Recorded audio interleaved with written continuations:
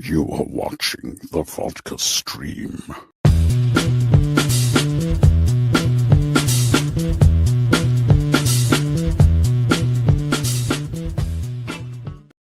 Hey, what's happening, guys? It's Friday. We made it through another week.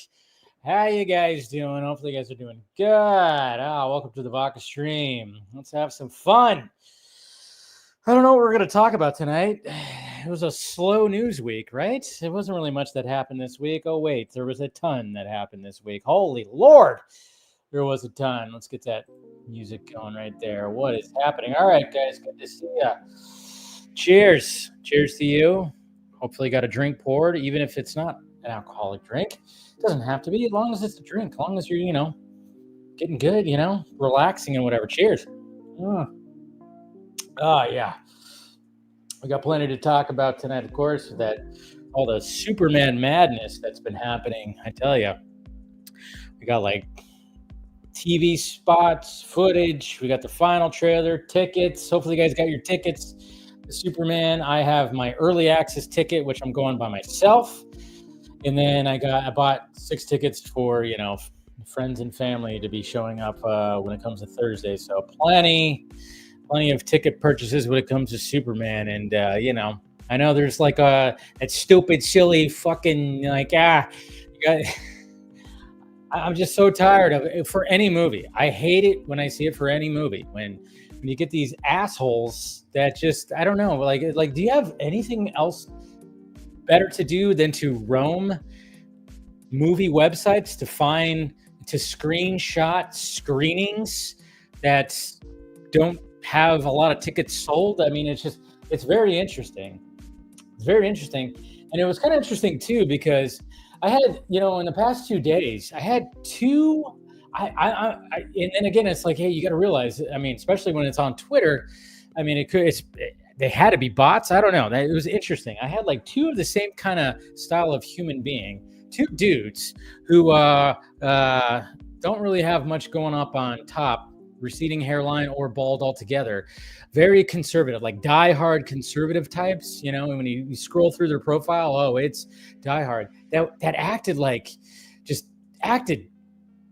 weird when it came to Superman tickets and like my tweet that said, like, was asking everybody, hey, did you get your ticket? I had 2 of the same kind of type that would try to like talk themselves up, like the littlest dick energy I've ever heard, saying that like, oh yeah, at least I know what, pusher tastes like or something. They were just saying like the most ridiculous shit. I got that 2 days in a row and I'm like going, man, was those bots? It's just kind of interesting. It was just a weird thing that I had that showed up on Twitter where I had 2 of those. And it's so funny too, because I'm not like knocking conservatives at all, because I have friends and family that are conservative. But I even said that, I was like, they don't act like this. They don't act like that.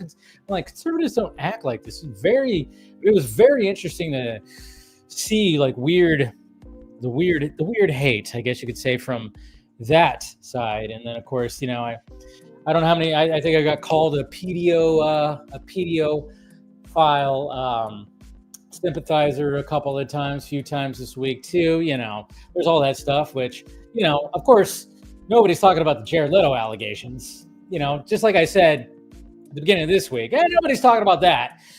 But mum's the word on the allegations. Everybody just kind of forgot about that, and I'm like, okay, but hey, whatever. Let's see who's out there. Kenny, Dave, let's see. Love the Superman tickets and sale trailer. Super excited. Yeah, hopefully got yours. Going with your dad on the 11th and ordering your tickets. Okay, you're getting your tickets on the 3rd. Sweet. Good to see you. Said nice to see the Giants playing well. Yeah, they're doing all right. They're doing all right.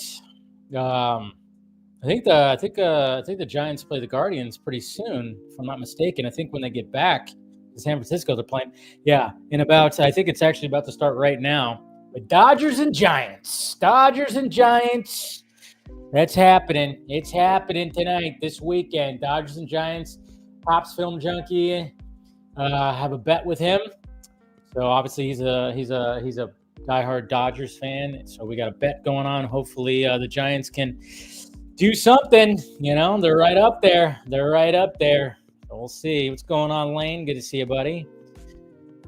Let's get a good stream going. What's going on? Versus Seed. Super fantastic Friday to you all. Wait, there's 2 lanes? Oh, okay. That's weird. That was weird. Hey, we got Hal Jordan from, Sector 2814. Got your Superman tickets? Yep. Yeah, like and subscribe, like he said right there. Tony Movie Chapter D9, Neil Blomkamp fan. Is it just me, or are we at a point now where we okay with shot remakes, especially now with a How to Train Your Dragon, which I heard is pretty gusty. Yeah, like the Psycho remake. Yeah, I'm going to talk about that. As I saw How to Train Your Dragon live action last night, of course. So I'm going to chime in a little bit more about that, as I do at the beginning of every Vodka stream. What's going on, Mr. Axel? Good to see you. Howdy, Phil, which will be joining later. Dell in the city. Always great to see you, bud. Got to get down on Friday. Hell yeah. Cheers, brother. Good stuff. I got RJ out there.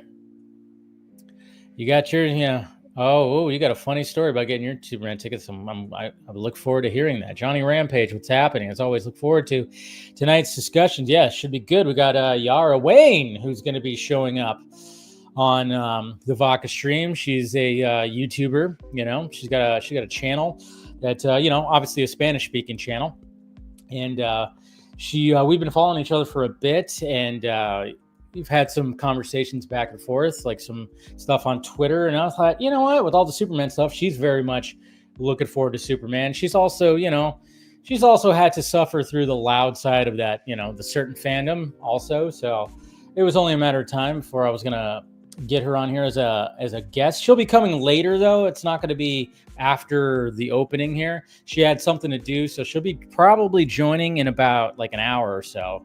So she won't be joining right after. She'll be joining on when like the panel's already on. What's going on, Monique? Good to see you. Happy Friday. Cute dog, of course. It really feels like we're getting something new every day. Yeah. I mean, the marketing has been absolutely insane for Superman. I mean, they are pushing for it. I mean, remember last week when we heard about the marketing budget being that they could spend up to $200 million? I mean, I'm going, Jesus Christ. It seems like they are. That's for damn sure. My God. Nerdy Mastermind, you got tickets going 4 times opening weekend alone. Yeah. See, I mean, I love the hype. That's the thing. Regardless of how you feel, it's just cool to have some hype around Superman. That's the thing. That's what I love to see, back in 2013, it wasn't like this. We didn't have this stuff. I wasn't streaming on Fridays. I was barely doing video. I was barely doing anything on my YouTube channel back then. I wasn't doing anything. I was like, oh, yeah, once a week, I'm just going to talk about and it was horrible. And I didn't have Twitter and Twitter following. I think I did have Twitter, but I didn't use it to post or anything. We're in such a different era now And yeah, I mean, the excitement's really there. What's going on, Jason McKenzie? Hey, thank you for helping out that pirate ship, sir. You're awesome. Cheers to you, Jason, helping out that pirate ship. Good to see you. Always good to see you. We got Mr. Balga right here. Any fellow Film Junkies question? For you in the chat, if you had to pick an episode of BTAS to adapt into a live story, what would it be? Well, luckily, we actually are possibly getting one that comes off the top of my head, which of course is Feet of Clay. But of course, Heart of Ice would probably be a lot of people's. But I would say, I can't remember the title of the one where Almost Got Him, right? I would actually want that one. Almost Got Him? Is that what it was? Where they're all around the poker table and I threw a big rock at him. I don't know. I wouldn't mind seeing that one with everybody talking about their stories about almost getting Batman. Yeah, the marketing is nonstop. There's going to be something to look at. I know. It seems like there's just some little thing or something. I tell you, it's crazy. Let's see. Paul F. Wood. He was commenting a bunch on Superman, hating on a bunch of. Oh yeah. I don't know, but it's so weird. But then there was somebody else that showed up too, and I'm like, what the hell? Who are these guys? Like, it was almost like the same. I'm like, kind of going like, is it the same guy? But it was like two different profile pictures, even though they looked relatively the same because it was two older white bald dudes. I'm going, and then I look at their profile, and yeah, they're diehard conservative. Which again. Nothing wrong with being conservative. I'm not one of those people that automatically cast you out into the cornfield. Like I said, I have conservative friends and family members, and but they don't act like that. That's the thing. They don't. Conservative in the name is they're conservative. You know, they didn't act like that. I don't know. But then, of course, nowadays there are people who just run rampant when it comes to whatever they want to say now. When it comes to a lot of this stuff, so. They all forget it's only cape shit at the end. I might give Superman and Gunn shit, but it's all good and fun. Yeah. See, there you go. It's all cape shit in the end, and we all... Jeez, there you go. It's one way to look at it, Lane. Bernard, I bought tickets for me, the wife, and my two girls for the 8th. Go Tigers. Best team in baseball. You're right. Tigers are up there as one of the best teams. So that's good. Talk about empty theaters. I hope to see the Holy Trinity this weekend. Oh, yeah, that's right. That's that one. I had no idea about that movie. That's the one with Pierce Brosnan, Sam Jackson, and I forgot who the other person is in that movie. Had no idea about that movie. I was like, well, that looks pretty good. Yeah, how's it going, Marvel and DC? Marshlands. All right. Who else we got? We got D-Man. What's happening? What's up, Mr. Junkie Pants? Yeah, see? Trying to get that. Talking like me when I call people, something pants. I don't know why that was a thing, but hearing Superman got brand new marketing team and the Asian trailer was much better. Yeah, that's usually the case. I don't know. It's pretty crazy. We can't forget about Spaceballs, too, also getting officially announced. Yeah, so you can't forget about that too. Who else? We have Mr. Gonzalez. What's going on? I also have tickets for the 8th for Superman, but planning to go more times. Yeah, but Superman is supposed to bomb, guys. I know. I mean, it is so funny because it's like it's all looking pretty good, at least for pre-sale numbers and everything. But you can't get your hopes up, which I totally understand. You can't get your hopes up because anything could happen. That's the thing. And a lot of people are like, but there are so many people that are just going above and beyond and just online trying to prove that this, I don't know how many times I've had it in my mentions that just like people they want this thing to crash and burn. And when I see that they're Snyder fans, I go, God damn it, man. You just don't, they didn't have the messaging or they lost the messaging. Like I always say, Snyder Cut movement wasn't about this because Zack Snyder does not share what you have to say about this. He does not share that. I'm not saying that him and Gunn are best friends or besties and they're constantly, no, but he would never, even if he doesn't really like James Gunn, which could be a possibility too. Maybe they don't even really like each other, but they respect each other and they'll pick each other's brains and whatever the hell, because they have two distinctly different filmmaking styles. Zach would never want his movie to flop. He's not like that. Zach is a super nice dude. Just like Gunn would not want it to have anything Snyder to flop at all either. It's pretty ridiculous, but they don't care. But anyways, hey, sunglasses are back. Sunglasses are back.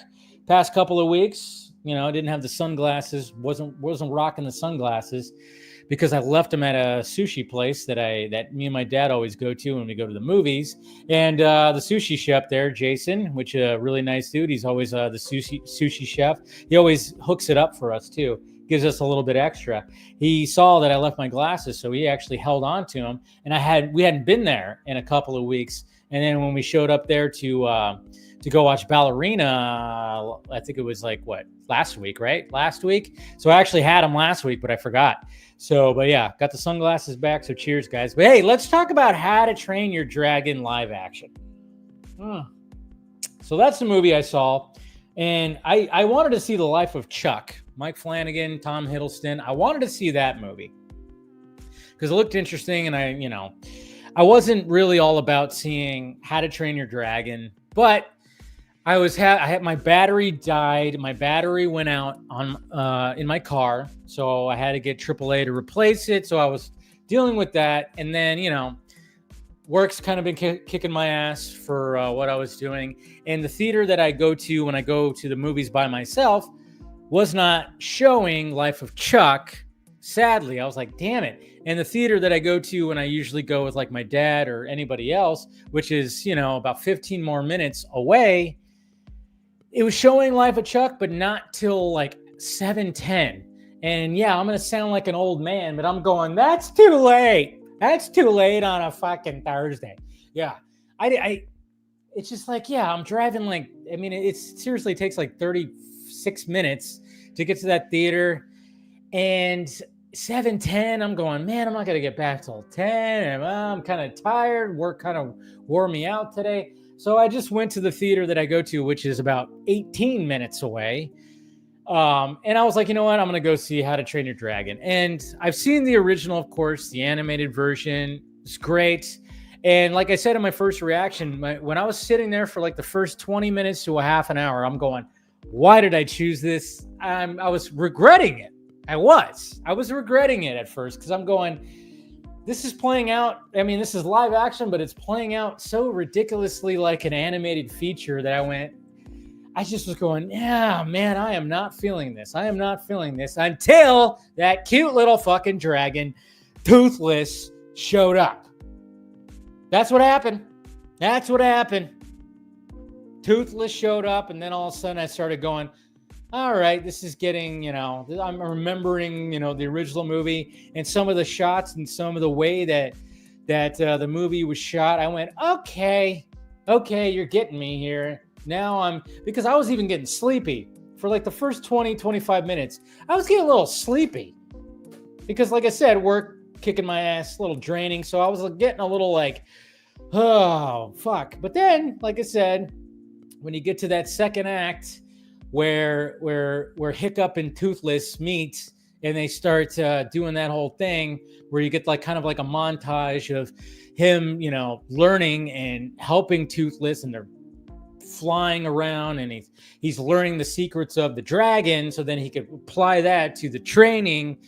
I was like, okay, now this is getting interesting. Not to mention I did not know Nick Frost was in this, and I love Nick Frost, of course. So that was cool. And then of course the final act was pretty damn good. I was on board. That final act was pretty freaking good. The visuals and way everything, and kind of remembering little bits because like I said, I'm not a frequent How to Train Your Dragon animated movie watcher. But I was remembering little tidbits. I remember, oh yeah, at the end where he almost, but of course it's pretty much a direct adaptation where the Dean, whatever his name is, Dean DeBose or whatever the hell his name is, was trying to just add flesh. He was wrapping flesh around the animated world, which yeah, he did a good job. And it was enjoyable. It ended up being enjoyable. Like I said, first 20, 25 minutes, I was regretting my decision. I was getting sleepy because I'm going, what am I doing here? But then it grabbed me. And then the final act was pretty damn good. So go see it. Take the kids. It's a good time. If you like I think it's going to actually do pretty good at the box office. It made $11 million opening, Thursday night showing. So Go check it out, guys. Oh, man. So if you keep it. If you want to ask some questions and stuff too, guys, go right ahead. Go right ahead. I wanted to talk about this. I'm not going to really rant. I'm not ranting. I'm not going to rant. I could rant if I wanted to rant about things, but I'm deciding not to rant now, because usually, I do that at the beginning of the Vodka stream, but I'm not going to do that. I just, I was thinking about it. Trust me, I had some ideas of like going off on rants, but you know what? I'm not going to rant. I'm not going to rant tonight. I know you guys are shocked. You guys are probably thinking that I was going to, have a booze full rant right now, but I'm not going to really rant. And I kind of already ranted a little bit at the opening when I was talking about like, individuals in my mentions this week, but I'm not going to do that. I actually wanted to talk about this. There's a little tiny 30-second TV spot. I don't know if it's actually going to show up on TV, but maybe it does. But it's something from Superman that they posted today, and it kind of made me start thinking about something. And I'm going to bring it up right here because I thought, like, all right, this was it's a pretty cool. There's a little bit more footage, not a ton more footage when it comes to this TV spot, but I wanted to show you guys, and it made me think about a question that I had. It's just a question. So here it is right here. Okay, so let's go ahead and play this. Is it? Yep. Eventually, people are going to find out that you're Superman. Superman. The glasses. Hey, loser. You're a loser. He's not a man. He's an it with a cocky grin and a stupid outfit.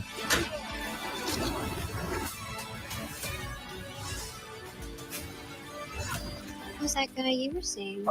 He's Okay. strange. Stop. Sit. Oh, I like strange. Rated PG-13. Oh, Cat Grant, you like strange? Well, okay.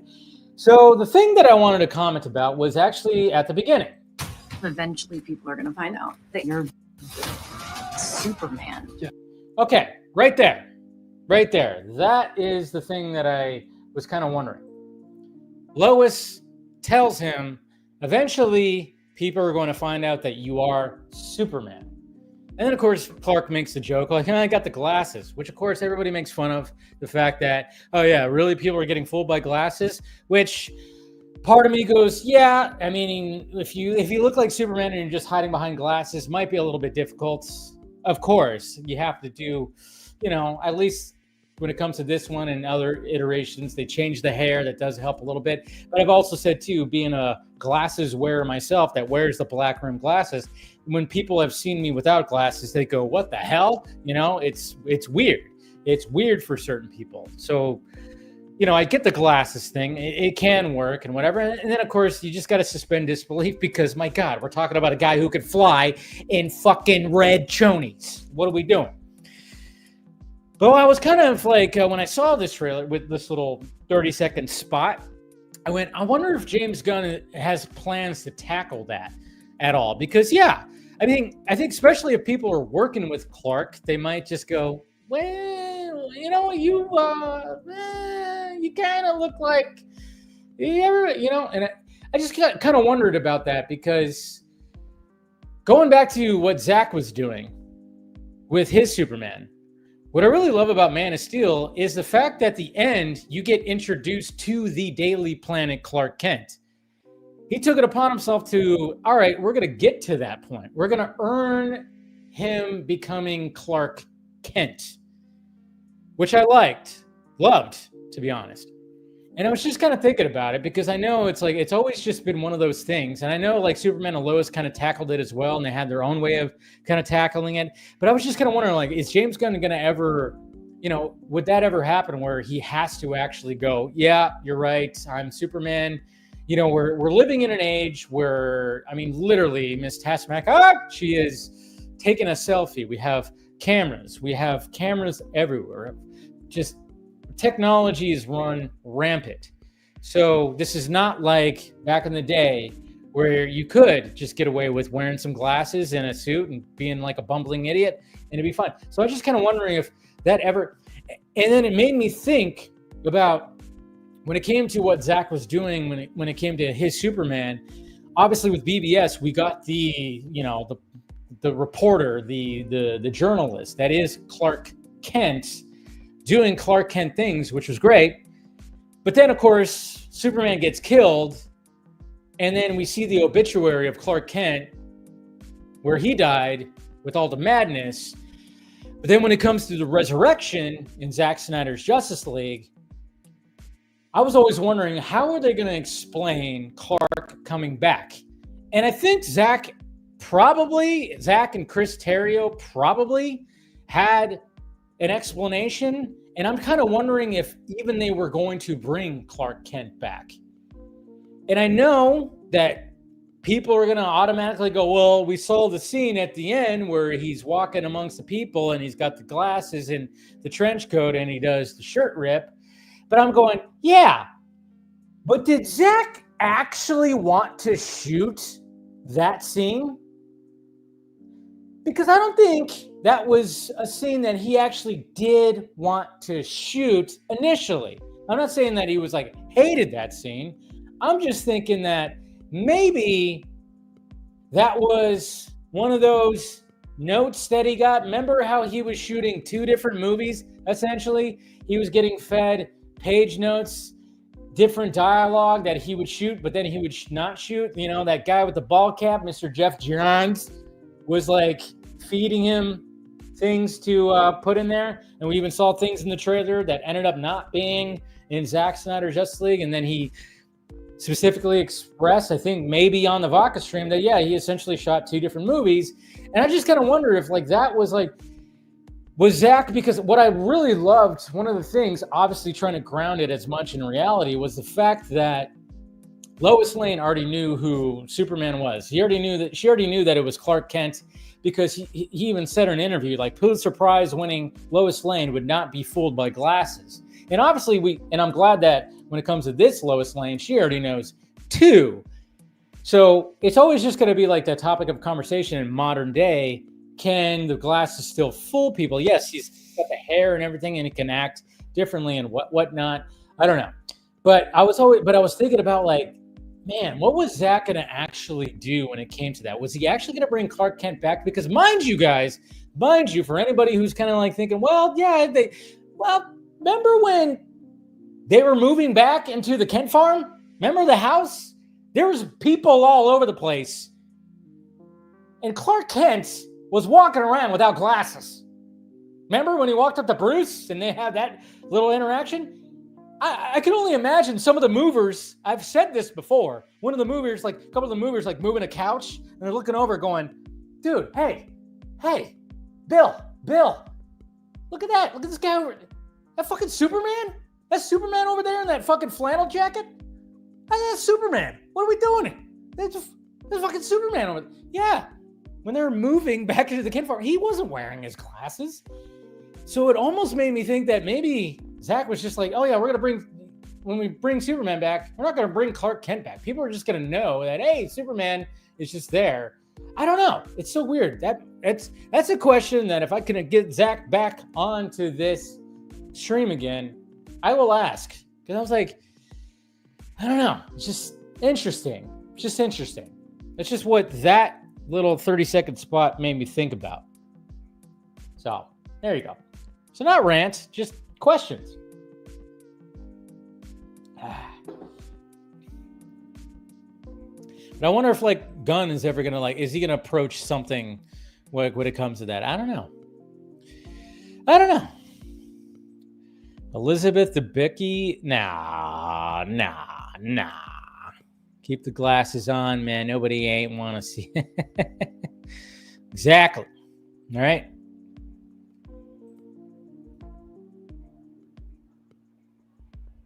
Okay, but let me do that. All right. Oh, well, that didn't work. Whatever. Anyways, okay. What are you guys talking about out there? They're like the episode of The House where the patient was mistaken for another girl in the same car accident. You're talking about Batman the Animated Series? I want to ask him if Robin died defending. Oh yeah, that'd be a good one too. I feel like this thing jumped a little bit, but it's all good. Bruce bought the bank. Superman had a mask. People would be wondering who is underneath the mask. There is no wondering if he's always showing his face. Yeah, I mean, it's just always just like one of those questions that I've had, you know, when it came to all this. I don't know. That's just me. And like I said, if you guys have any questions too, before we get the panel on here.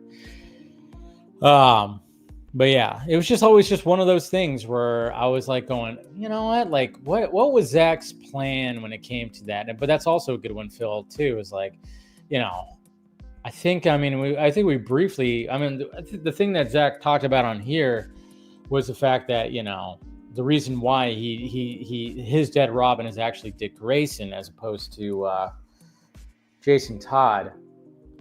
He talked about on here for sure, but yeah, it's because Zach self-admittedly said he didn't care about secret identities. He thinks they're stupid. No, I mean, I think it's just like the reality. That's the thing. It's just the reality of the whole thing, you know? But then again, you just got to, you know, like going back to How to Train Your Dragon. Okay? I'm not going to, it's not even a spoiler, okay? Because the movie, you know, the original movie's been out. And like I said, this is like pretty much a shot for shot. But Hiccup loses his fucking foot. He loses his foot at the end.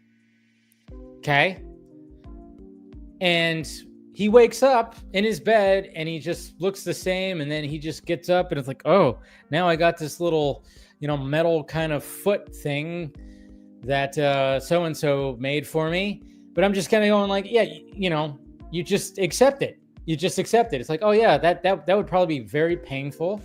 He probably would have lost a lot of blood. And there's a lot of things, a lot of questions. But it's How to Train Your Dragon. So you just kind of go, all right, well, that's just what happened. He lost his foot.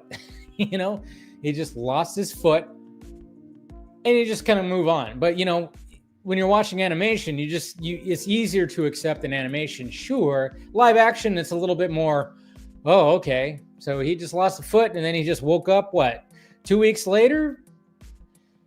All right, cool. And then he's just, all right, that's my foot now. You know, but I guess you really just have to do that, you know, when it comes to this kind of stuff. I mean, I will argue too, when it comes to the suspending of disbelief, like, I mean, yeah, and that was kind of like an argument too, because when you look at the Clark Kents in past, you know, a lot of the Clark Kents they do the kind of like got to change up the personality, talk a little faster, be a little goofier. And some people don't like that. And, you know, Cavill's Clark Kent didn't really do that. So, and I mean, you saw Cavill's Clark Kent, you'd probably immediately go, yeah, that's fucking Superman. But then you would probably do that for most of them. But I'm just saying, like, when it came to, and I think like Zach was just kind of like, he didn't really, when it came to Superman, he was all about Superman. I don't think he really cared too much about the hiding in plain sight kind of thing. That was like my whole thing when I was like thinking about it. Like when it came to what he wanted to do. I mean, obviously Bruce Wayne, during that scene when they go face to face, Bruce Wayne already just knows, like, oh, Superman's here. I mean, you could kind of tell, like, right off the bat, where Bruce Wayne already is going, really? You're here? You? I know it's you. I don't know. It's always very interesting. But again, you just got to like do that little bit of suspension of disbelief, I guess you could say. But then at the same time, like I said, you know, I mean, what I like too is like he did style the hair differently. I mean, the hair is always going to be a thing too. When you have Clark Kent hair, you got Superman hair. So no matter what, it's always just going to be one of those things where they have to carry the tradition of Clark Kent and glasses. But the challenge is always going to be in modern day. Like Zach could have still got away with it because, you know, back in 2013, 2015, 2016, yeah, social media and stuff was already starting to run rampant. But that was like the beginning of like the boom of social media, Twitter and all this stuff. Now we have James Gunn, and now it's like everything is like that. Everybody's, you know, taking pictures. There's fucking cameras everywhere. So now it's going to be more of a challenge. I don't know. It's just always like an interesting thing. What's going on, Belle? Good to see you. The glasses are enough. That goes to every Superman ad. Yeah, I mean that's the thing though. But you have to just do. But I just love the like how does that appeal to modern times? So I'm wondering if Gunn is going to take that approach after watching that 30-second spot. I'm just wondering, is that going to be something that's going to be approached? I mean, obviously you can make the jokes because everybody's going to make the jokes, and obviously it's James Gunn, so naturally there's going to be jokes. There's going to be jokes about the undies. There's going to be, I mean, I like the fact that, Lex Luthor says, he's the most powerful person on the planet, and he wears a ridiculous costume and blah, blah, blah.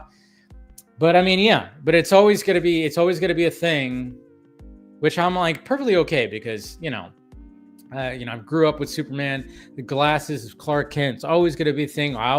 We're always going to love the taking off the glasses, undoing the tie and doing this, ripping, and I'm sure we're going to get the shirt rip thing too, probably, and I'm surprised that hasn't been shown yet. That's what I'm actually surprised about. I'm so actually surprised that we have not seen in any of the footage, especially this past week, that we haven't seen a shirt rip.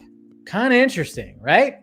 And I'm just kind of going like, Jesus Christ, as thick as that costume is, why would you want to wear that underneath? But then again, it is Superman. He doesn't get hot like us. He doesn't sweat like us. He doesn't sweat and do all that stuff.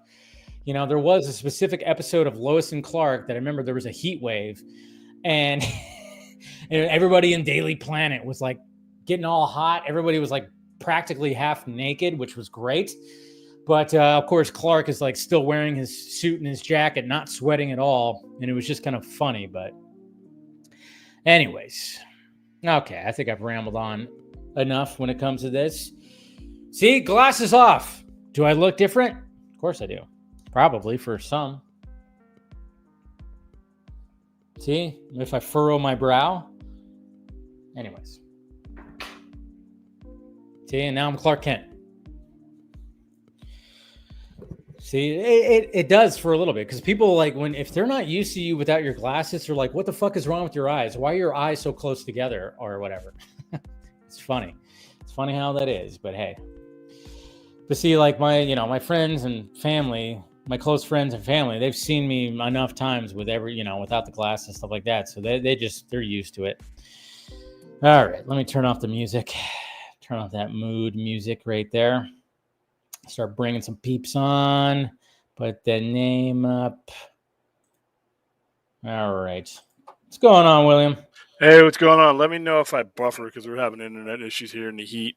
Happy Friday the 13th. Come get your magnet. Yeah, that's right. It is Friday the 13th. There you go. Come get your free magnet. Damn it. Well, brave the 100-degree heat to come get your free magnet. Yeah, forgive me either way. How hot did it get there today? I think it was 103. It hasn't bothered me this year like it has in previous years where it's I dreaded the summer. This year it just happened, and it's just like all of a sudden it's been 100 every day, and it's going to be – we get about 80, 100-degree days a year. So I think we're through about maybe 10 of them. So there you go. So you haven't got 70 more to go. Yeah, I got up to 97 yesterday. So, and I think it only got to 95 today, but it's supposed to be 100 degrees tomorrow over here. So, yay. Yeah, people used to pass out and die when I was growing up in California. When it got that hot, people would just explode in the sidewalk. They would just remember those warnings? I don't know if you were on there. They would give these warnings in San Bernardino County. Just say, if you're a certain age, just stay inside, stay in air conditioner. Don't be cruel to your pets. Don't be having them out there walking around. They still do that. I get the heat advisor warnings all the time. Anytime it's going to get to about 100 degrees, I get that heat advisor warning. And they give all the, hey, do this, make sure you're hydrated, make sure this, make sure that, and blah, blah, blah, blah, blah. So, hey, July 10th, man, you said you had a lot of paid time off. You coming down to Vegas? No, I'll be watching Superman with the fam and friends that day. That's for damn sure. I rented a theater out there for you, man. I rented a theater out in the anticipation that you were coming, and now what am I going to do? Yeah, I don't know.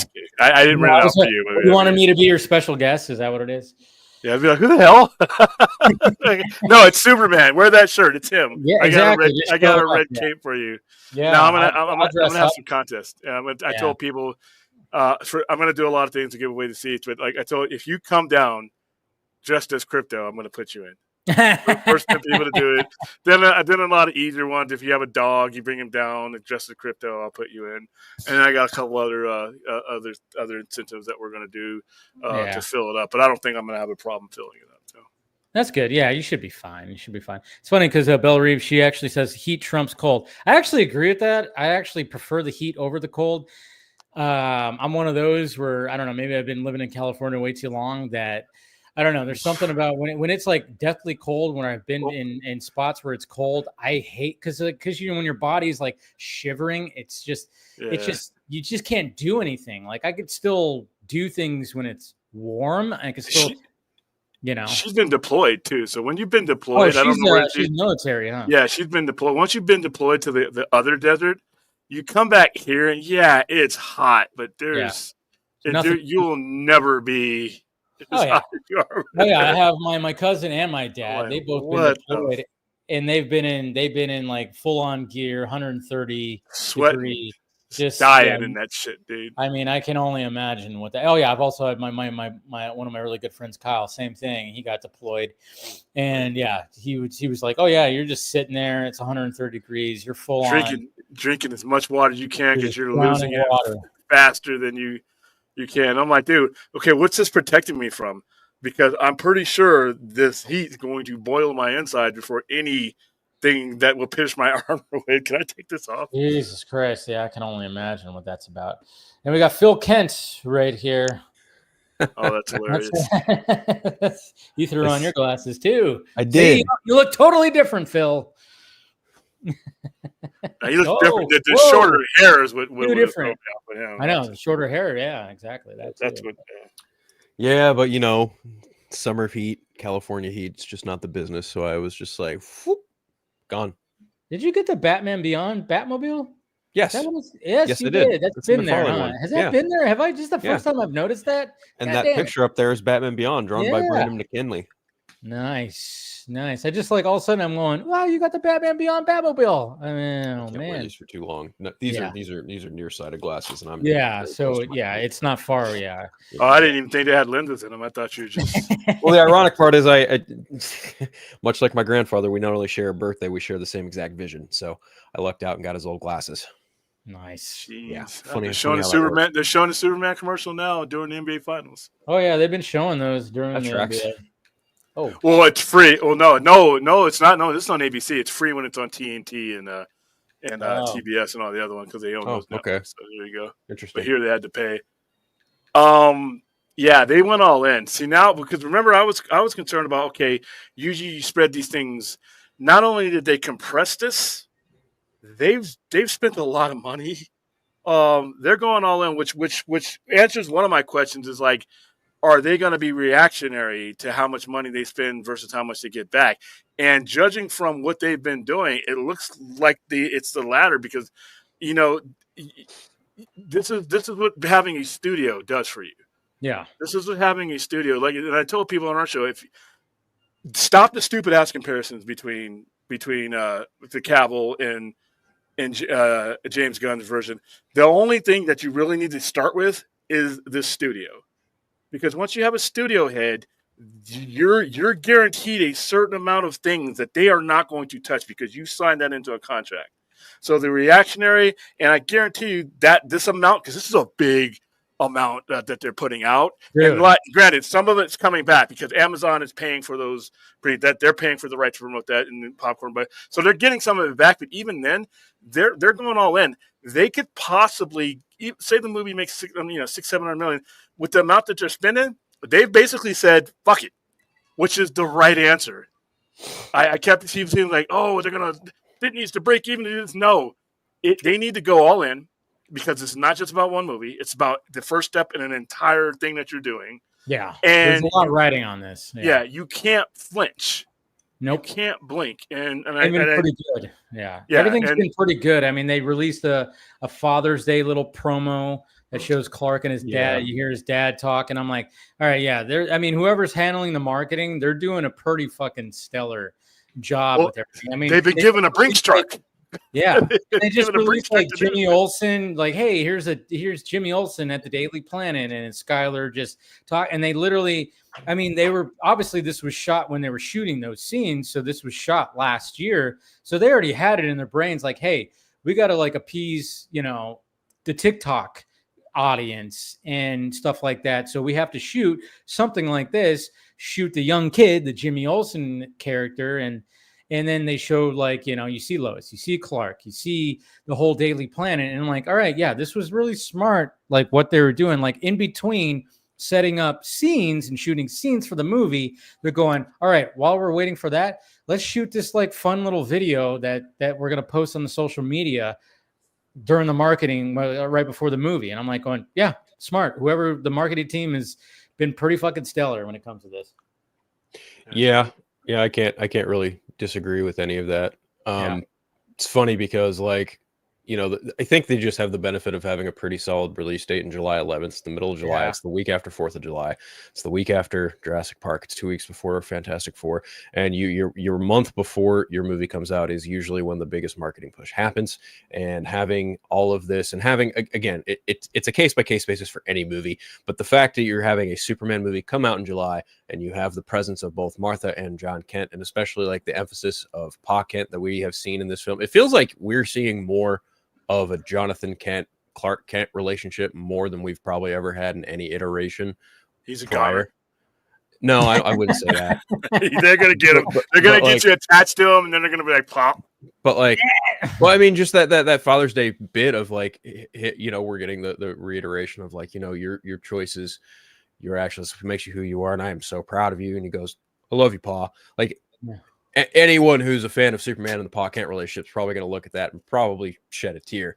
I mean, hardcore Superman fans who aren't fucking lunatics online, but anyway, I think they're just playing it really smart. They're any opportunity they have, they're taking. You know, be it, you know, cross promotion with the NBA, be it cross promotion with Milk Biscuits or whatever for the dog and crypto. Like they're just really trying to tackle it from all. It's aggressive expansion in I think a really good way, but. I mean, I was actually pretty favorable of the Glasses 30-second TV spot where it's Lois Lane telling him, you know, eventually people are going to find out and all this shit. Like, I actually preferred that a lot more than the last trailer that they released. Yeah. No, I mean, that's why I wanted to talk, because it just got me questioning going, you know, what's going to happen in the future? Like, I mean, nowadays, modern day, trying to just, you know, hide behind some glasses and some messy hair. It's not going to be as easy as it was, you know, before. I mean, you know, and I think like when it just made me think about what was Zach actually really originally planned, because as much as I love that that last little scene where, you know, you see Clark Kent in the crowd and he looks up, he's got the trench coat, the glasses, he looks like the mild man reporter, and then he just rips the shirt. Yeah, it's great, but I just go, did Zach really want to do that? And then, you know, it just. Yeah, he still had it in his version. Of course, he still kept it black and silver, which I appreciated. But I just kind of go, I just don't know if that was initially what he wanted to do, because because then everybody's kind of going like, well, how did he come back from the dead? Did they explain how Clark Kent still lived? Was that going to be explained in the next one, or was he just not going to have a Clark Kent anymore? I don't know. It's just kind of weird because. There's just so many questions, you know, because I love that in Man of Steel that we didn't get the full-on Clark Kent, the Clark Kent that we know from the Daily Planet, until the very end. And he even walks into the building without the glasses on. You see that he gets on the elevator and then he grabs the glasses, which I thought was just a cool way to shoot that scene. So I don't know. It was just always kind of like an interesting thing, but we got some other peeps coming on right here. Where's the? Oh man, there we go. Scott.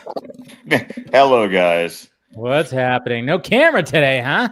No, I am on my phone I'm having one of those. I'm at my in-laws taking care of their dog, and I'll be bouncing a little bit because I got a ticket I'm trying a hat. This is trying to be a hat trick weekend. Because I saw Life of Chuck yesterday. Mm-hmm. How was it? It just warmed my heart. Okay, good. I wanted to see it, but I just didn't. Yeah, the showing was it was late. I had a long day, so fuck. Anyway. Yeah, I caught a 4:00 matinee. Lucky.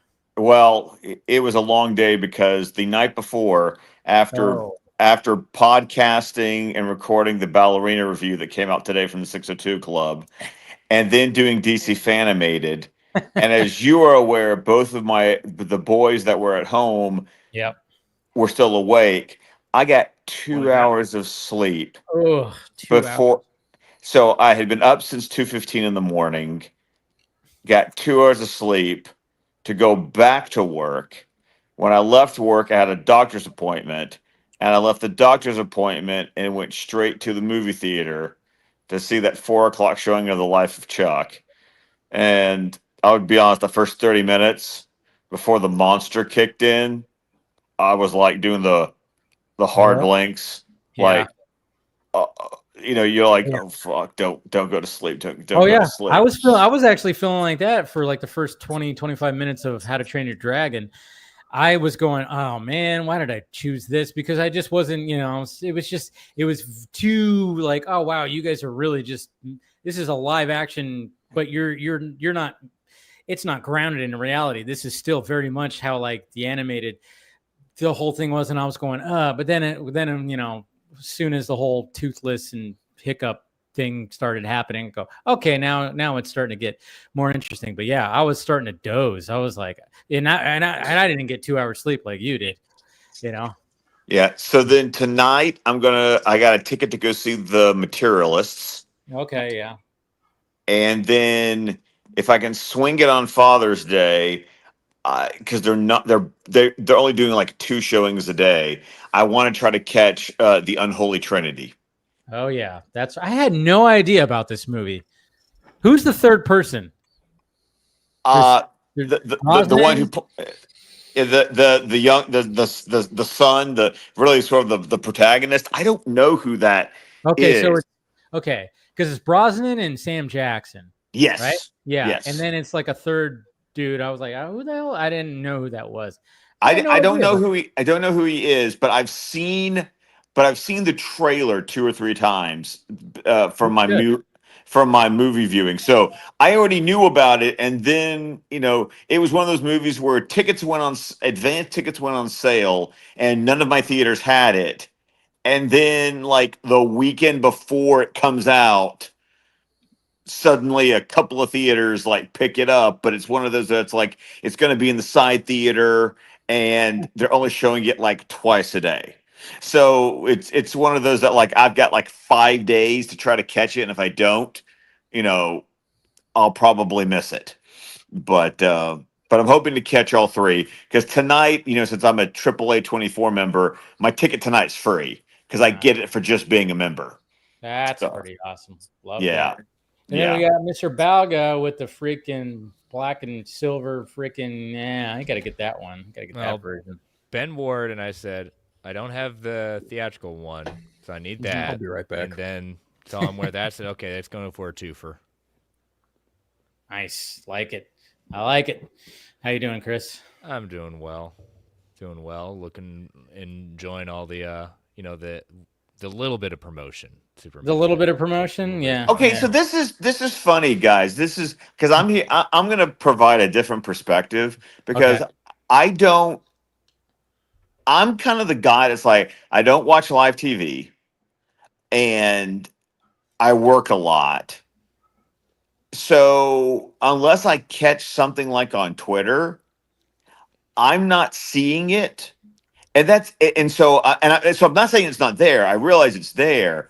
I'm just providing a perspective of someone who is like, what avenues are there to catch different audience members? Does that make sense? Yeah, I don't watch live TV either, so all I'm catching is the same thing: social media, YouTube, things that people send to me. So right, yeah. So it's just interesting. because it's like I'm just if I wasn't intentionally catching some of these things, like I follow the Superman account on Twitter and that kind of thing. Yeah.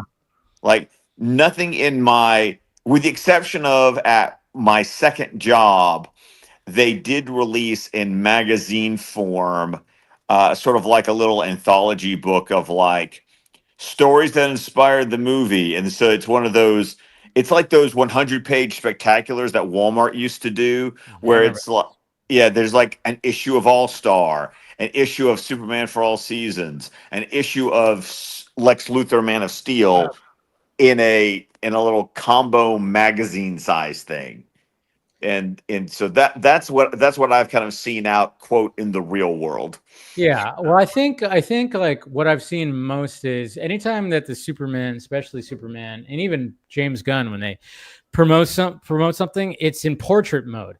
So you could kind of tell, like, oh yeah, this is going to be showing up in like TikTok feeds and YouTube short feeds and Instagram reel feeds, because I think they realize that's where mainly people are going to be looking at, because we're all slaves to our phone. So that's what I've kind of noticed when it comes to at least like some of these little promos. But at the same time, we do have the NBA finals. Like the finals are happening right now, and like William just said, because he has the game on, they've already showed. They're just showing TV spots on there, and then of course, I think it's pretty good that hey, let's release a Father's Day type promo and show it like that. I'm like, yep, that's good. I don't know. I think it's just they're really trying to. The internet marketing is big time, more than I would say probably. Again, I'm not one of those that watches live TV either. The only time I watch live TV is like a baseball game, but even then, I'm watching it through the MLB app, and that's very limited. So I'm not. But I will say that when there's been a couple of times when I have a podcast on my TV that I'm using the TV YouTube app, all of a sudden the full fucking trailer just starts playing. And I'm like, I'll be like working and I'm going, what the hell? Like what? And I'm going, oh, the whole trailer is playing. But that's not even just Superman. It's for every movie. They just all of a sudden the whole trailer is just playing. Of course you have your option to skip it, but yeah, I don't know. Just the marketing has just been pretty insane with all the stuff that they're tying it into. They got numerous popcorn buckets too. Jesus Christ. Yeah, we featured that the other night. I'm going to go broke this year with all these. The Galactus one alone, which I am getting.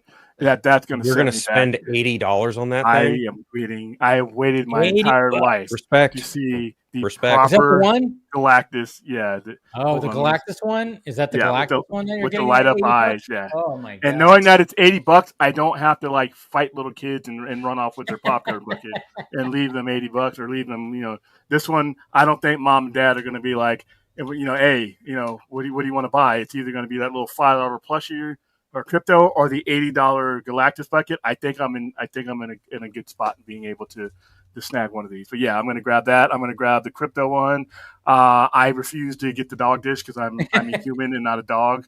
But the one with the laser, one where he's shooting through the popcorn. Yeah, that one's cool. That's the best. The newspaper one is cool. And so Yeah. each one of these studios has their own different one. Regal's going to have one. Cinemark has theirs. Cinemark has the best one, and then AMC. So I'm going to be all over the place getting those. And then, like I said, we rented the theater, so that theater is going to have theirs, and I'm going to snag some of those too, like we did for Nosferatu. I got like 4 of those damn coffins from Nosferatu. No shit. I love the popcorn bucket. That Herbie one. I mean, the Galactus one is. I'm not going to deny is pretty sweet, but that Herbie one, that like 3-in-1 thing going on. Oh, with all the meal carrier, Yeah, the meal carrier. yeah. Yeah, I'm going to get that one too. Yeah. That one's not $80 though. So yeah, we're going to. Which is interesting, just because There's more. I to would have it. thought it I would have just been want a up there Herbie. too. The Galactus one is massive. It is 17 inches high That's and why it's so 21 much. inches across. That you could wear it. If I can find a way to wear it on San Diego, I'm gonna wear that bad boy. That's almost as big as Just the have Venom food statue and just they have did. food. Yeah. They just have the food right there, and just like yeah, and I out of your just head. there you go. I got his face. That's gonna be my cosplay thing if I ever do The one. only one I've gotten this year was for Mission Impossible: Final Reckoning. I got the cup that had the binoculars. Oh, you didn't get the key? The one with the key, the tank? That's the one I want to try to get. Well, I remember I only have the only have AMC. My market is entirely AMC's.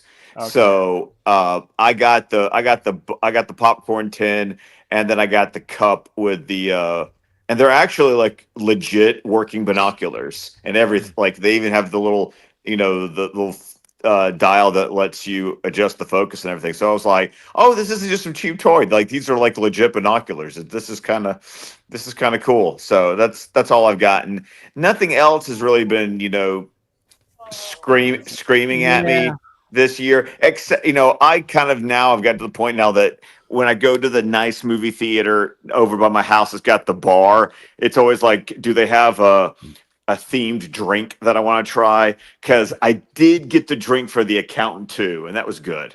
Oh, okay. What was it? Oh, I don't. It was some whiskey based. Of course, The whiskey based drink.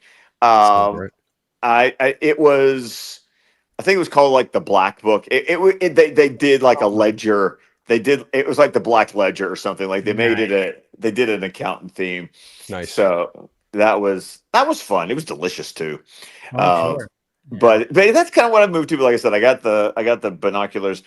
I'm kind of interested, once again, from my perspective, is that I'm enjoying like completely missing all the marketing, because that way I'm just going to go into the movie, and except for like that big trailer, because the only trailer I've only seen 2 of the trailers, and my favorite one was the one with the extended crypto sequence at the beginning, where he takes him to the fortress. Sneak peek. That was the sneak peek. That's the only one that, watching it, I went, okay, I'm interested. Nothing else that I've seen has everything else I've seen, which granted I haven't seen a lot, has left me going like fence riding, because there's stuff in it that I like, and there's stuff in it that I'm like I suck in my breath. I'm just like, how's this going to go? And the sneak peek is the only one that has made me like go, okay. And Heather had the same reaction because we saw it right before Minecraft. Otherwise, I've really, except for the videos that people share, whether they're, jacking off to the movie or trying to kill it with fire, because those are the only 2 reactions that apparently can exist on the internet. We either have to be masturbating to it, or we have to be hating on it 100%. And I'm like, this could be really interesting for someone like me who's just like, I'm just kind of waiting to see what it's like after I've seen the movie. That's kind of where I am right now. You mean like a normal functioning person of society? I mean, I know you're functioning and normal. That's questionable. I did have a moment today with my 2 youngest. They got some new Ben 10 toys because they've gotten all into Ben 10. And just after a long day at work, and then having the 2 of them just talk 90 to nothing, talking about things that I have absolutely no frame of reference for whatsoever, I really want to go, with Father's Day coming up, I just want to go, people on the internet, I can tell you don't have children. Because you talk as nerds like my 9-year-old and 4-year-old do, and it's fucking annoying. Yeah. Check yourself. That's funny. Seriously. Oh yeah. I've seen a lot of that. I've seen a lot of it this past week, for God's sakes. Well, and once again, that's why I love staying out of it. Yeah. That's why I like not seeking it out. Yeah. Because it's just, I want to miss all that. I just want to walk into the movie, and whatever feelings that I have about the movie, positive, negative, mixed, indifferent, however I end up feeling, it's going to be based purely on what's on screen and what I think about it, because I've barely been exposed to anything before the movie. I really am enjoying this phase of my life where I'm missing all the marketing so I can just watch the movie. Mm-hmm. It makes sense. It makes sense. I mean, yeah, I almost envy it a little bit, but at the same time, I'm just like, but of course I have to be on talk about it. Oh, dude, I trust Yeah. me. I spent 10 years Yeah. understanding that, and I'm kind of but like I said, the point is that the 10 years of like being in the the muck, it's kind of nice being in this where I'm just like, I'm waiting till July 8th when I watch it that Tuesday night. You know, it's kind of part of the reason that I'm spending the money to go to the early access because I couldn't use my A list. I actually had to buy tickets to this thing, and I'm paying full price for it. And I'm like, but if I see it that night, I can see it, I can express my thoughts, and I can wipe my hands of it. There's not going to be that 2 to 3 days of everyone and their brother just amping up their masturbating or hating. And before I get to see the movie, no, I'll see the movie at the same time that all the earliest people will see the movie. I can speak my piece, and then guess what? I can move on. It's amazing. Normal functioning people, to Chris's point, can do this because then they move on to the next movie. Because then I'll have Fantastic Four, which I plan on seeing because I want to see Fantastic Four. I've already got my tickets. I'm going to see F1 and Jurassic World in the same day. Like, it's just. Oh yeah, I'm taking my dad to go see F1 in IMAX because that's his Father's Day present, and then we're seeing it like 11:30 in the morning, and then I'm going to catch a 4:30 matinee of Jurassic World. So it's funny. I was doing my show a couple hours ago, and I actually just checked because I wasn't sure because I saw the Hollywood Reporter was reporting that Jurassic World Rebirth was tracking on the higher end for 120, 125 million, on the low end between 90 and 100 million. And I was like, our tickets already on sale. So I went and looked. Shit you not, this is the first time I've seen in a fucking long while where theaters are doing a 12:01 showing of Tuesday going into Wednesday from July 1st going into July 2nd. Like a midnight showing. For Jurassic World? Jurassic World. Wow. Yeah. Wow. Well, I think, and the low tracking, I've been seeing that too. I mean, tickets have been on sale for a while.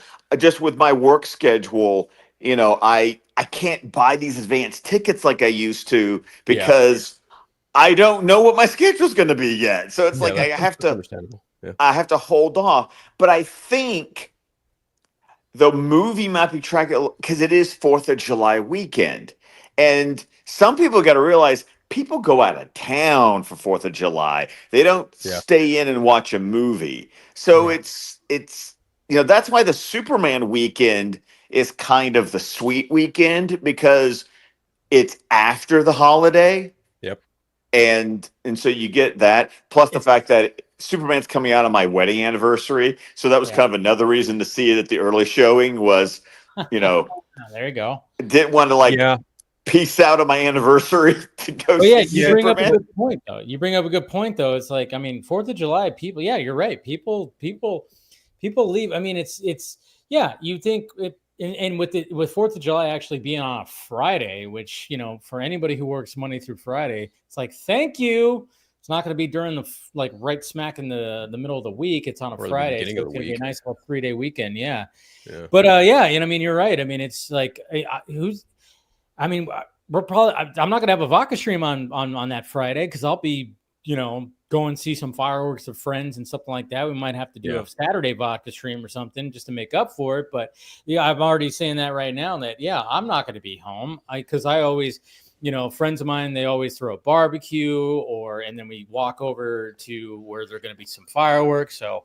Yeah, it is kind of see some human beings, Yeah, trying to just get out, disconnect from the fucking matrix here. I mean, I know. So it's like, but then at the same time, you still have the rest of the weekend, so a lot of people will still be. I mean, but yeah, what you were saying, Scott, too, is like, I think the tracking numbers right now for Jurassic World are the lowest of the entire franchise that I was seeing. But yes, who knows? Who knows? But at the same time. We'll see. I mean, it still could. I mean, I don't think it's not going to flop. No, it's got the benefit of having being released on a Wednesday and then going into a holiday weekend. But then to Scott's point, like people could, you know, they are going out of town. They could or could not choose to go see a movie pre-post fireworks, whatever. But yeah, I actually, in the Hollywood Reporter article, it does state, it lists like the previous domestic opening weekends of each prior world film. The very first one did like 208 million opening domestically. Fallen Kingdom did, I think, 148.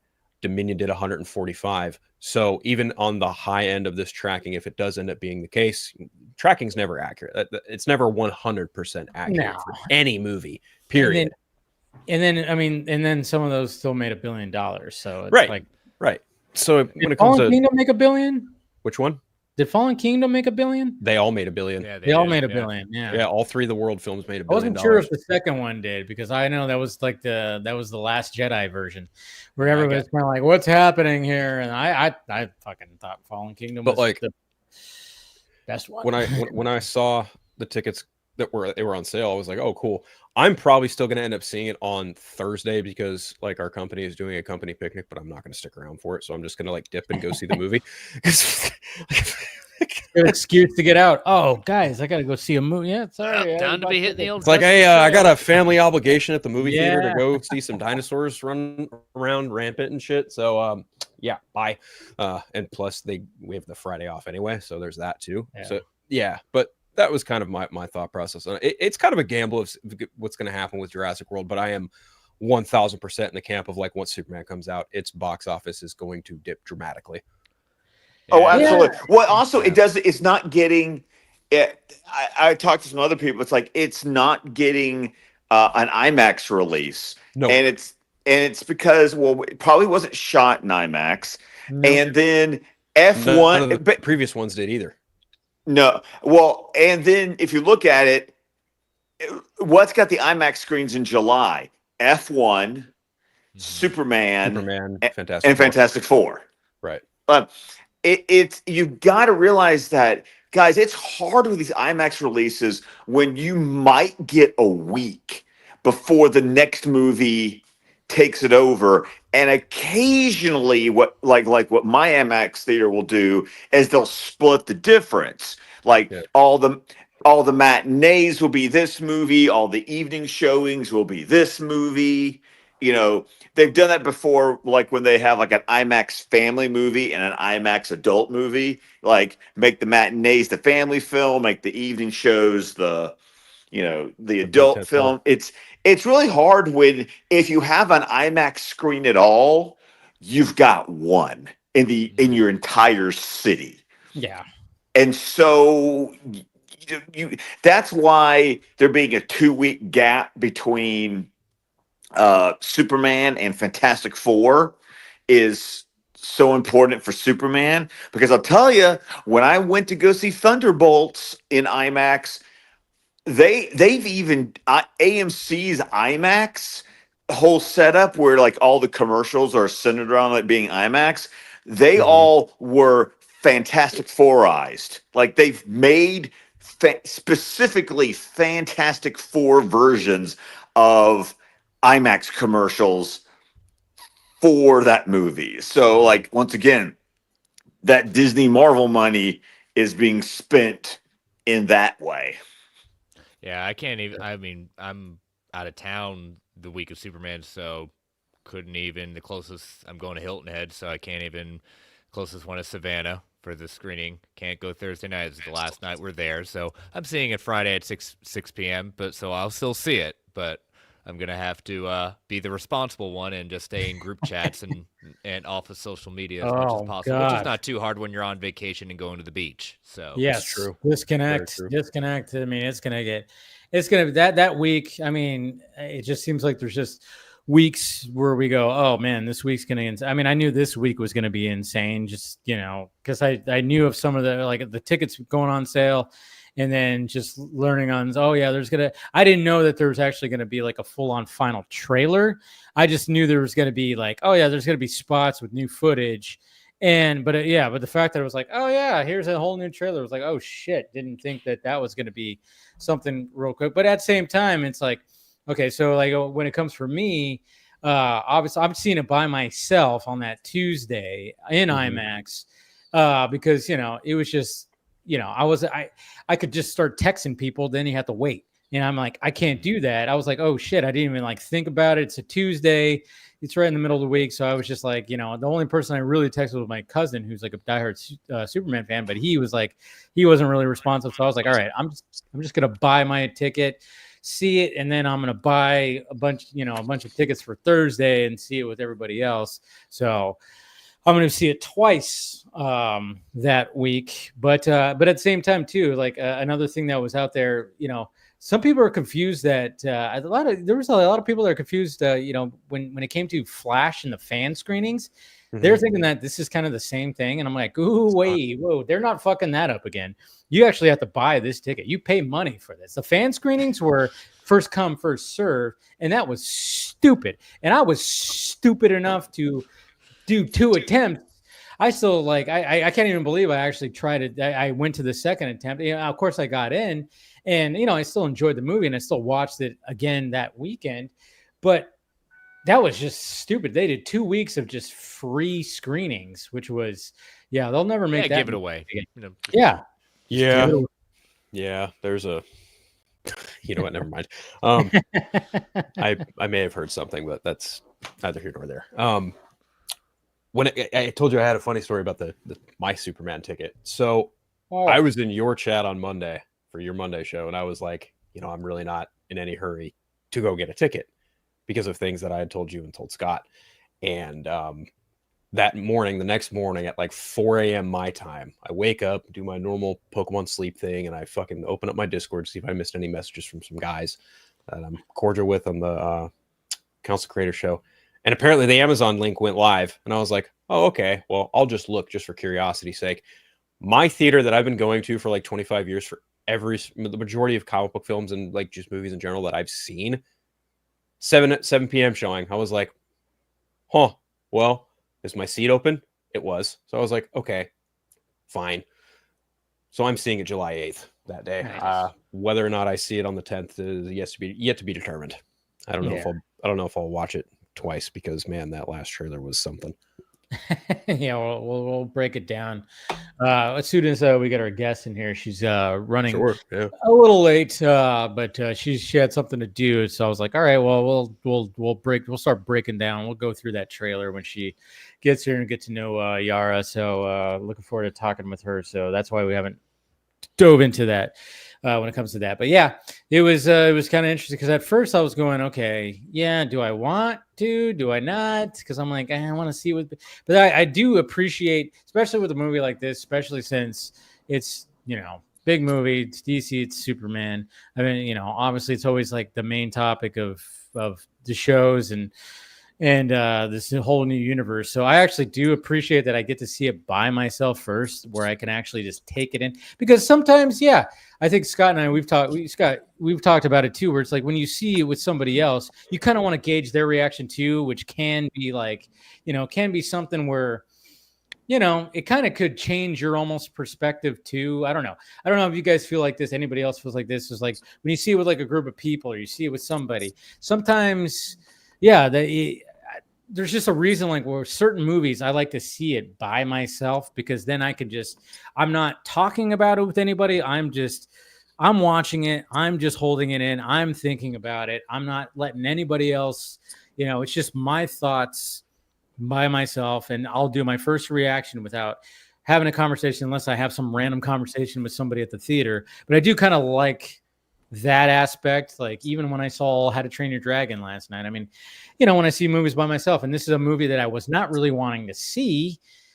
And, at first, like I said, the first 20, 25 minutes, I was going, why am I here?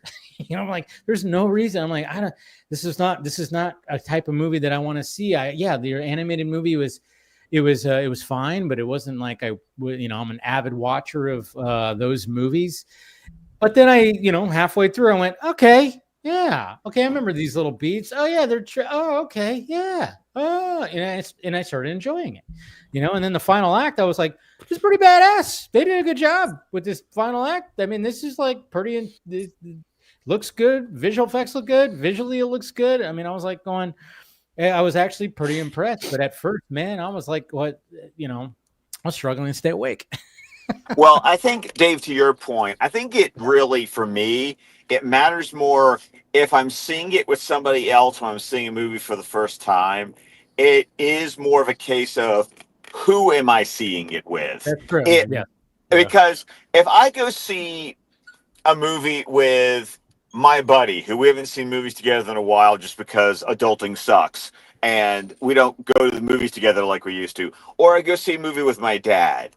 These are people who watch movies the way I watch movies, which is I'll talk to you before the movie starts. Once the movie starts, you're dead to me, I'm dead to you. We're watching the movie. This is going to be interesting because I'm taking Heather with me, and boy. I'm still to this day, when this movie comes out, it's going to be 16 years of marriage for that anniversary. And still that woman will diddle on her phone or ask questions. And I'm like, I am literally receiving the same information that you were receiving at this moment. I have told her, you can ask questions when the movie is over. Until then, shut up.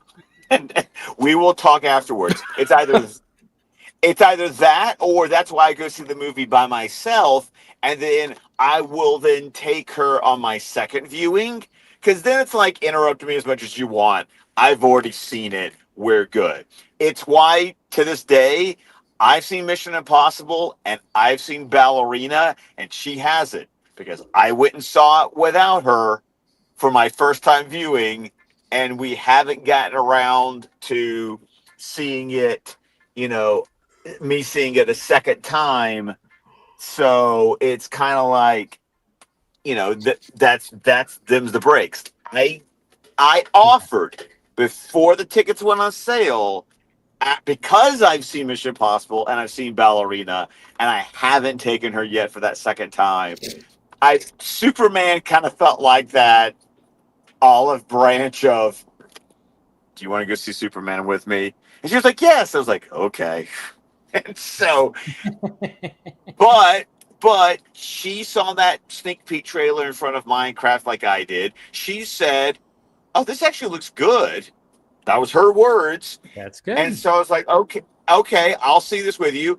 And then what I want to achieve, I'll see if she plays ball. When I do my first reaction video coming out of the theater, I want her to, kind of like I got the kids to do the first reaction with me for Transformers 1. I want to see if I can get Heather to do that reaction, because Heather will provide a completely different audience perspective than somebody like me. Yeah, I might do that too if I'm seeing it with a brother film junkie or something like that. For the second reaction, that Thursday that I see her, I might even try to get Pop's film junkie in there too. That'd be kind of cool. Have my initial reaction on Tuesday, and then my review. I don't know. I'll probably post a review on Film Junkie Live. I'll probably talk about it on Wednesday, and then there's going to be a whole week of just kind of, because like I said, it's a big movie. It's Superman. We're DC fans. It's a very divisive type of movie, but we're going to bring our featured guest in right now. She has arrived. Yara, what is happening? Hey, guys. How you doing? Hi, how are you? Good. Welcome to the Vodka stream. Thank you for the invitation. Can you guys hear me okay? Yeah, you sound just fine. Yeah. Okay, first of all, remember, English is my second language, so bear with me, okay? No problem. I had a feeling that was going to be the case. Don't worry.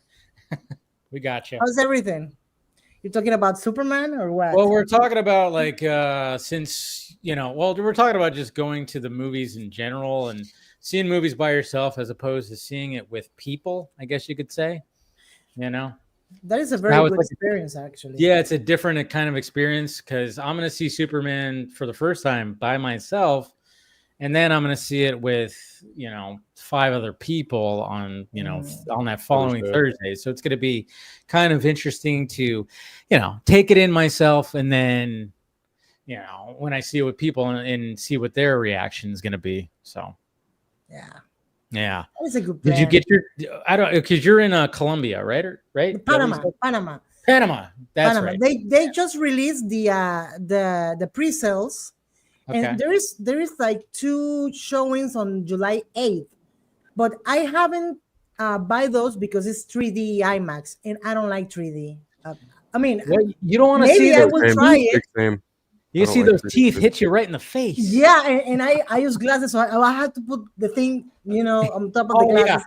Yeah, I'm totally with you. I hate that. I have to put the glasses on top of my glasses. But I was reviewing like tonight because that was like 2 days ago that I saw that, and I was like, oh, I'm not going to buy it for that. But now I was verifying, and now they opening another another venues. I mean, no 3D. So I'm guessing I'm buying it right now for July 8th. Yeah. Okay. So you have to do that. Yeah. Well, that's cool. But thank you for joining, Yara. Let's before we start like diving into more things, we do want to get to know you a little bit more. Of course, you have your YouTube channel, which you can of course find. I'll show the page right there. Please subscribe to her. There's her. I love your banner, by the way. I love how you have the bat logo right in the middle, in between the two names right there and everything. So subscribe to her channel, Yara Wayne. Do that. When did you start your channel? Well, my channel has like 6 or 7 years. Okay. It's been difficult because I don't know what is your case and what is the case of all these guys over here. I have a regular job, so I cannot like be we all do constantly doing videos and live. I would love to, but that's something that you need to do to be able to grow, right? Consistency. But it has like 6 years, I think.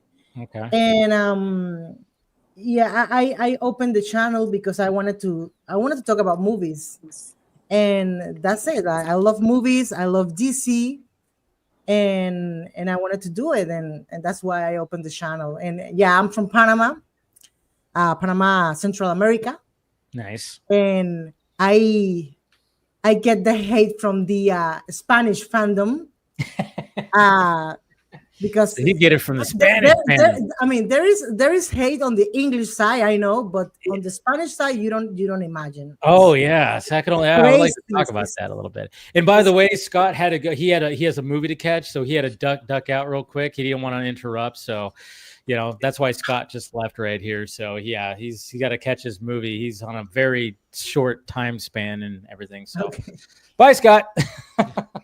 Anyways, so you get it from because I've seen some, obviously we follow each other on Twitter, and I've seen some of the obviously I'm not fluent in Spanish. I know a little bit, but I'll translate and I'll like look and I'll be like, geez. Yeah, it's crazy, and it's getting crazier. Of course, every time that we are closer to Superman, it's crazy out there. Like I cannot understand why. I try to understand, like I don't understand. Well, no, it's just I always go back to what Zach said on Joe Rogan's podcast when he said that this stuff's like religion to people. It's their religion. They have their versions, and in the past, and what happened. What happened when it comes to the Snyder Cut movement and everything, and just. I mean, what I've really noticed recently is there's a lot of these guys that are very loud and stuff. I think now that I've seen a lot of where was this energy back in 2013? Where was this energy back in, and I'm kind of going, okay, yes, I get what you're saying, because I defended Man of Steel, BBS for, back in the 2010s. I was there, I was pushing back and I was defending, and I was, but at the same time, I'm going, okay, the energy, maybe the energy wasn't there, but I don't know what specific people were not doing that. And I've let it go, because guess what? Zach had the ultimate mic drop. He gave us a great trilogy that I could watch at any time. And I'm still a DC fan, so I want to see the newest stuff. If you don't want to see it, fine. It's fine. I get it. People don't like James Gunn. Perfectly fine. But the fact that it's just like I see it. I've been seeing that a lot more lately, especially with the more footage that we get. Where it's kind of funny because I think a lot of these, a lot of the people were thinking that, oh, James Gunn's doing a Superman, it's going to be so cartoony, so this, so that, and then they're seeing that it's not. That there is going to be dark elements. That it is going to take some of the what was happening in BVS is going to be happening here, where Superman's not fully welcomed in the world and everything. So now they're going, what the hell? This is like that. I'm like, yeah, it's the same. There's nothing wrong with using those same elements that were in there in modern day. So I'm just like going, okay, well, I'm glad that they're using, same story points that they were using here. But then it's, in 2025, it's a decade later. So let's see what James Gunn has to do. And I think, I've seen a lot of, where was this energy before? And I'm going, who cares? It's not there. It wasn't there. Are you going to cry about it the whole, for the next 10 years? I don't know. Yeah. What are we doing?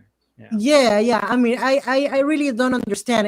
And you know what is the sad thing is that back in 4 years ago, when everybody was fighting for the Snyder Cut, we are, I was part of that movement. I also supported, and I also wanted to see the cut, and I was crazy about it, making reactions of trailers and crying. I remember that I was crying in one of the trailers. I think it was the second one. One of the one that shows a little bit more about cyber. I think I don't remember. Yeah. And suddenly, 2-3 years pass, and we move on. We move on. Because they're gonna forget those movies. No, I mean, I keep watching those movies. I love the Snyder Cut. I love Man of Steel, BVS. I love it, but I don't love it that much. Yeah. And only because I move on, and I am expecting other things and open to other things, we get all this hate and all this. I don't understand, right? So, and I feel like it's resentment. There's people that literally sit only to watch the trailer, only to look for the bad things. Oh, yeah. And I don't understand that. Okay, you are talking to me about the last shot of the last trailer, but what about this other shot? Why you don't say anything about that? Can you tell me if you like it or no? Have you seen the interviews? Have you seen the actors talk about the movie? Do you have some interest on that? Do you like that? Right? They only love watching the trailers only to try to take it apart. Exactly. So I don't know. Yeah, I don't know. Yeah, I don't understand that either. But at the same time, it's just there's a little bit of they're a little jilted of they want to just go. And at the same time, I understand at a point, but then I go, well, why just people are enjoying it. Let them enjoy it. Talk about stuff you enjoy. I don't get why you have to every day, all day, every day, just nonstop, just going. Even Heavy Spoilers, who's a big YouTuber. Heavy Spoilers, who Heavy Spoilers is. Earlier this week, he even was tweeted something out where he just straight up said, man, I miss the Snyder Cut days when everybody was trying to fight for a director's vision. And now, when I look at my timeline, there's these people are now trying to destroy a director's vision. And I'm going, it's a little kind of the opposite of what we were trying to do. And that's what I keep on commenting about too. But it's just funny. It was I've commented about that. And then you have somebody like Heavy Spoilers who posts that. And it's whoa, even this guy who's got a very successful, big YouTube channel is looking at his Twitter going, Jesus Christ. I'm seeing he's seeing an influx of just people just trying to rip it apart, and not in a smart way. There's a way to critique something to just be I don't like this, I don't like that, but these, they and you know what happened, Dave? The problem, and this is something that I keep fighting with the Spanish side. Okay, you are mad and you are complaining about Guy Garner giving the finger, right? Yeah. And then we start all this conversation and all this discussion about that small thing, yeah, maybe that is not in the comics, but that is his character, That's in the comics. Yeah, there's he does that in several occasions in the so my comics. thing is, why we have to discuss that when we can actually be discussing other things that maybe we are like, I don't like this approach from James Gunn. I don't like this lighting here.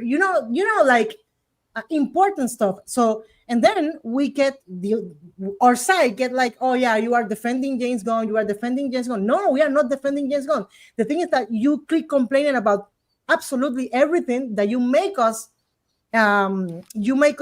see like we are only defending James Gunn, when I also have my my reservations. I didn't like the stuff of Wood. I saw that if I was like, if you are going to change Henry Cavill, you are not going to bring him, then you have to change everybody. I wasn't on board of that. I am not on board of that at the moment. Yeah, I have my reservations, but I cannot talk about that because I have to talk about that goddamn finger, Exactly. I don't have a problem with the finger. Huh? I don't have a problem with the finger, but when I saw that clip from comicbook.com, literally, and I've seen it in the trailer, for whatever reason, the clip that comicbook.com shared makes it look like it was generated by AI, but if you watch it in the trailer, it looks like it flows like it's coming from they probably the frame rate maybe they might have yeah and like I think I know what you're talking about, because I think I saw it too, and it looked a little it looked like it wasn't real, like it wasn't from the movie. And I was like, why does this look like it was generated by AI? And I was met with people being like, oh well, why would you say that? And it's like, it's a legitimate question. Oh yeah.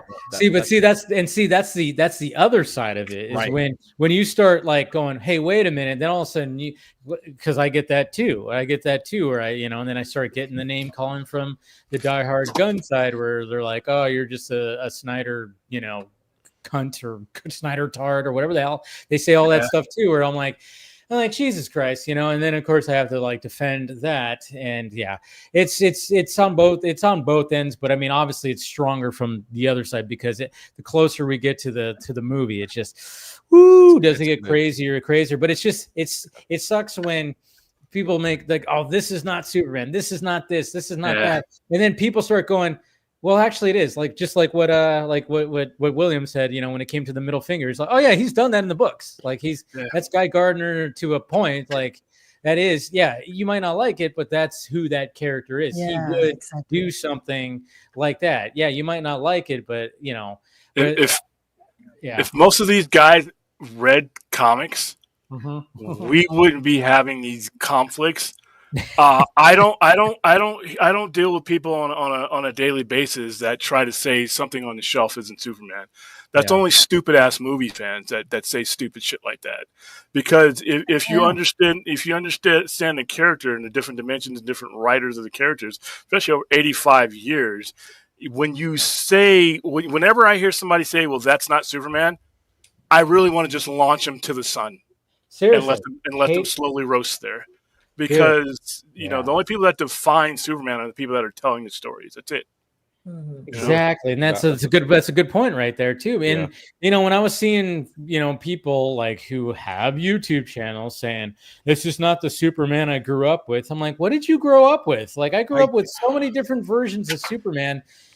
I don't know, like what are we talking about here? Like I the first time I got introduced to Superman was the Christopher Reeve movies, and then the Fleischer animated shorts, and then Lois and Clark, and then Superman the animated series, and then the numerous of comic books that I collected in the 80s, 90s, and everything. And I'm going, I wasn't a Smallville guy. Sorry. And I know some people go, damn, Dave, you got to watch Smallville. I'm like, yeah, maybe, but I wasn't a Smallville guy. It's like, a friend of mine, Phil Walsh, and I, we had a 3.5-hour conversation about Batman versus Superman, and the topic of, definitive version of the character came into play. And the thing is, I think it's really important to remember, and Phil and I are kind of on the same spot of this mentally, is whatever you think is definitive is what you think is definitive. To try and say or claim that my definitive version of this character is the definitive version of what the character should be. That's, I think, where a lot of fans on the internet really start to like puff their chest and act like they know it all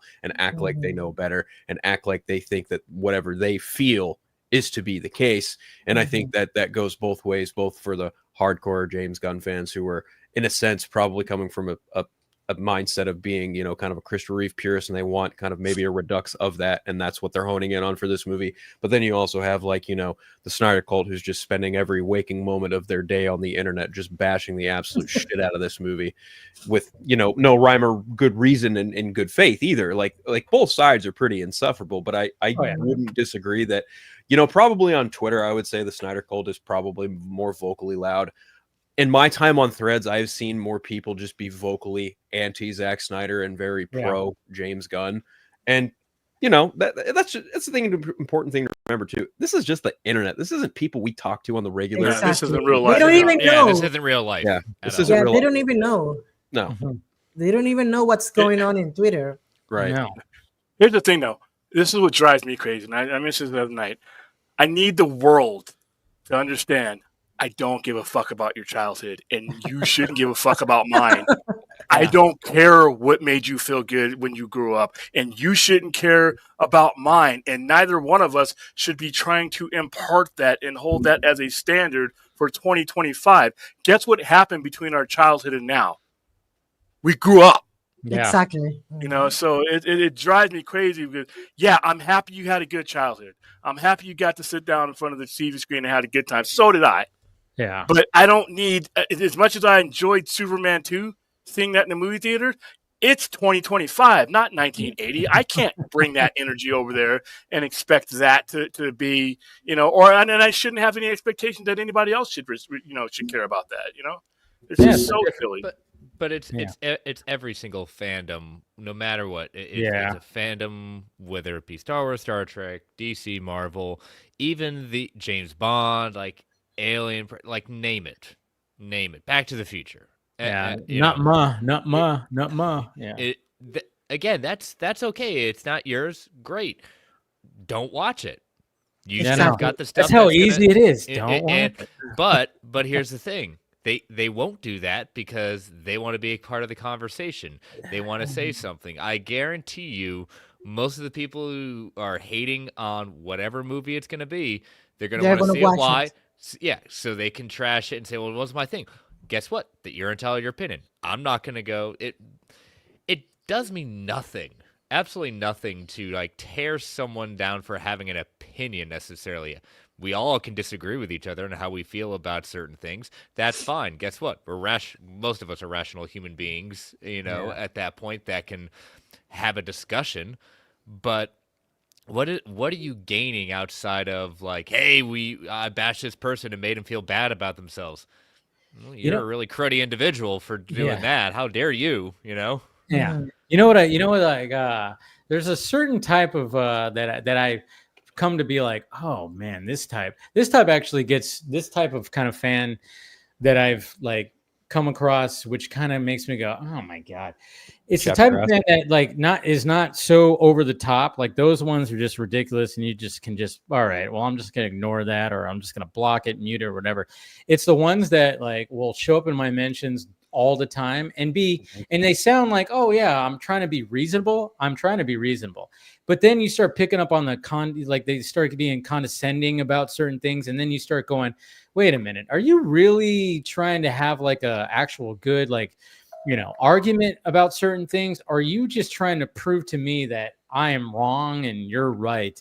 And I've gotten that where over time where I've seen like a certain individual just show up where I've gone, and then all of a sudden they'll like tag me on the crazier ones to be like, look what's happening here. Did you see this? And I'm going, oh, okay. So at first you sounded like a reasonable human being, but no, you're still one of the crazies. You're just a little bit more level-headed. Well, sorry, we're not doing this anymore. And I'm like, and I'll have back and forths because I'm thinking we're going to have a good discussion, but then it's like, no, you're still one of those. You just know how to talk a lot better than these crazies that just throw ridiculous, you know, Photoshops. I mean, I got one of, oh man, somebody threw a Photoshop of me, which was ridiculous earlier this week, of course, when I was like, oh my God, what the hell? And then, you know, just ridiculous shit. But it's those quiet crazies that I go, oh man, you had me fooled at first. I thought you were being logical, but man, you keep on trying to prove what you're trying to do is prove to me that this movie is going to be bad.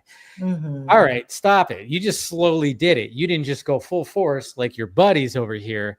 You were slowly trying to like ease me in. And then of course, what I get a lot too is what I've gotten actually recently when it comes to Instagram comments, TikTok comments, and YouTube comments is people go, what happened to you, man? What happened to you? You used to like, you know, I'm disappointed. I'm like, have you not been following me for the last 3 years? I mean, what are we doing here? Like, I've been following this stuff. I've been saying I'm looking forward to this stuff. And now all of a sudden you're telling me that I'm disappointing you because now I'm all for the new stuff because, you know, they're like going like, man, you used to fight for something. I'm like, what are you talking about? Yeah, you changed. Actually, you changed. No, actually, that is exactly what happened to me. But because when we were like fighting for the Snyder Cut, and you know they released the Snyder Cut, and I was like all in, and I was so happy. But you know, there were some months, the months passed by, and you started to understand that Warner was not going to continue with that. And I always try to like be responsible with the things that I say because, yeah, maybe my channel is not that big, but I have an audience that, you know, trust me, and I don't want to be like selling lies, you know. And I was like, hey guys, I think we should call, because you know, Dave, you have been here for a long time. Yeah. You know that there's all these sites, you know, making up bullshit. I'm sorry, and making up lies and. There's a Batfleck series, you know, in production and whatever, right? And I was like, you know what? I don't think that's going to happen. I don't think they are going to continue. And only because I'm saying that, I am becoming a hater of Snyder. Like, what? What the hell are you talking about? I had the Snyder Treaty right there. Like, I'm a big Snyder fan. But you don't, I mean, I cannot show you that because now you are telling me that because I'm saying that, hey, I don't think that's going to happen. I don't know. Yeah, I'm suddenly a hater. And now that I am very excited about this movie, I'm a hater, you know, I'm a hater. So it's crazy. Don't worry. I mean, it's not nearly as bad, you know, yeah. I mean, yeah, it's bad, but like, yeah. Like when it comes to like somebody like who's had Zach on and everything, I mean, I've like seen the comments where like, man, I can't, you've changed. Yeah, like you said, it's like being in a relationship and they're like, you've changed. I'm like going, what are you talking about? I didn't. This is not a Zack Snyder YouTube. I was just gonna say, like, talk about movies. You know, you should respond to those people. It should be like, is my name the film junkie or is my name the Zack Snyder junkie? That's what I've done that. I've done that. Okay, good. I've done that when it comes to even like, you know, like, you know, even if I've gotten things wrong, I'm like, well, in the comics, I'm like, yeah, okay, sorry, I got it wrong. I'm not the comic film junkie. I'm not the comic junkie. I'm the film junkie. Sometimes, yeah, I don't know I mean, I have William and Scott. They're the encyclopedias when it comes to, and even Chris, they're more encyclopedias. You know, you guys are always way more knowledgeable about the books than I am. I'm the movie guy that also loves comic books. So yeah, I've gotten that stuff too. And what were you going to say, William? Well, the situation changed. We didn't change. The situation changed. And situation changed. Right. The thing that the people are not being analyzed, and I keep saying this over and over again, is if you didn't have a studio head, there wouldn't be a Superman being released on July 11th. Yeah. There wouldn't be any of these things happening afterwards. There wouldn't be Lanterns, which better fucking happen. There wouldn't be Wonder Woman, as far as there wouldn't be any of these things. So these people are making bad faith arguments and bad faith comparisons with, well, this Superman is going to be successful because of these reasons. This Superman's going to be more Superman. No, because if you didn't have a studio head, all these comic book IP movies are to Warner Brothers. It's just more other movies. And that was the biggest difference. The biggest difference. You could do a marathon stream of all the other nonsense, but the biggest difference between this Superman and its predecessor and the studio is there is a studio head that can insulate the entire situation. Yeah, I now know that I'm getting certain movies because I realize now that in order for him to take this job, his lawyer looked over this contract and said, "This is what I'm going to give you, and this is what you're going to give me." We didn't have that. Yeah. All these movies worked in the 2013s were just more movies in the soup of all of Warner Brothers. So yeah, I actually made a video about that like 5 months ago, talking about the difference that we have now and the difference that we in the past we have all these executives like trying to do their own stuff, and we didn't have a DC studio, like a DC studio. So now we have a DC studio, and we know that we have people that are interested in bringing all these characters, and we don't have to worry about executives trying to change things. Exactly. It's a shame what happened to Snyder back in the day. It's a shame, but mostly, I mean, this is my perception of things. Maybe I'm wrong, but all the things that happened with the DCU, it's not even Snyder's fault. It's the studio's fault, by changing things and no, let's do this, and I'm getting scared about this, and let's go and do that, But right now we have a studio, and I think that's a very important thing. To tell you. Well, you went from panicking and coming up with the whole after BVS. Oh my God, 69% drop, and then you had the executives panicking. Whereas David Ayer, let's change your movie. That's why they changed David Ayer's movie, because of BVS drop. They turned it into a Guardians of the Galaxy Deadpool movie. Yeah, we went from that to now. There's a good chance that you might lose a little bit of money here, and they have now come to the common sense that it's an investment into the next 5, 6, 7, 8 years. Exactly. That's a studio mentality. That's a studio mentality that I'm pretty sure James Gunn probably imparted on them before he signed that contract. You didn't have that in 2016, which is a damn shame we didn't. But I mean, they're throwing balls to the wall, and we're gonna go over the final trailer. And I mean, how are we feeling about this final trailer? Phil, you seem to have a little bit of resistance to it. All right. Deep breath. I didn't like it. Okay.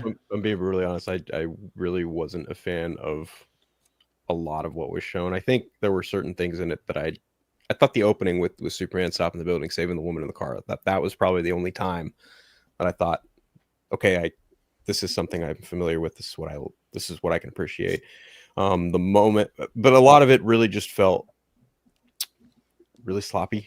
A lot of sloppy CGI points for me. Like this specifically, I am one of those people who thought the last shot of him flying just doesn't look great at all. I think I feel the same. It doesn't look good at all, and I have gotten all manner of flack from a couple of people in my own live chat. There was one guy who went to town, like in another stream I was in. It was his name was not Donovan. Oh, it was.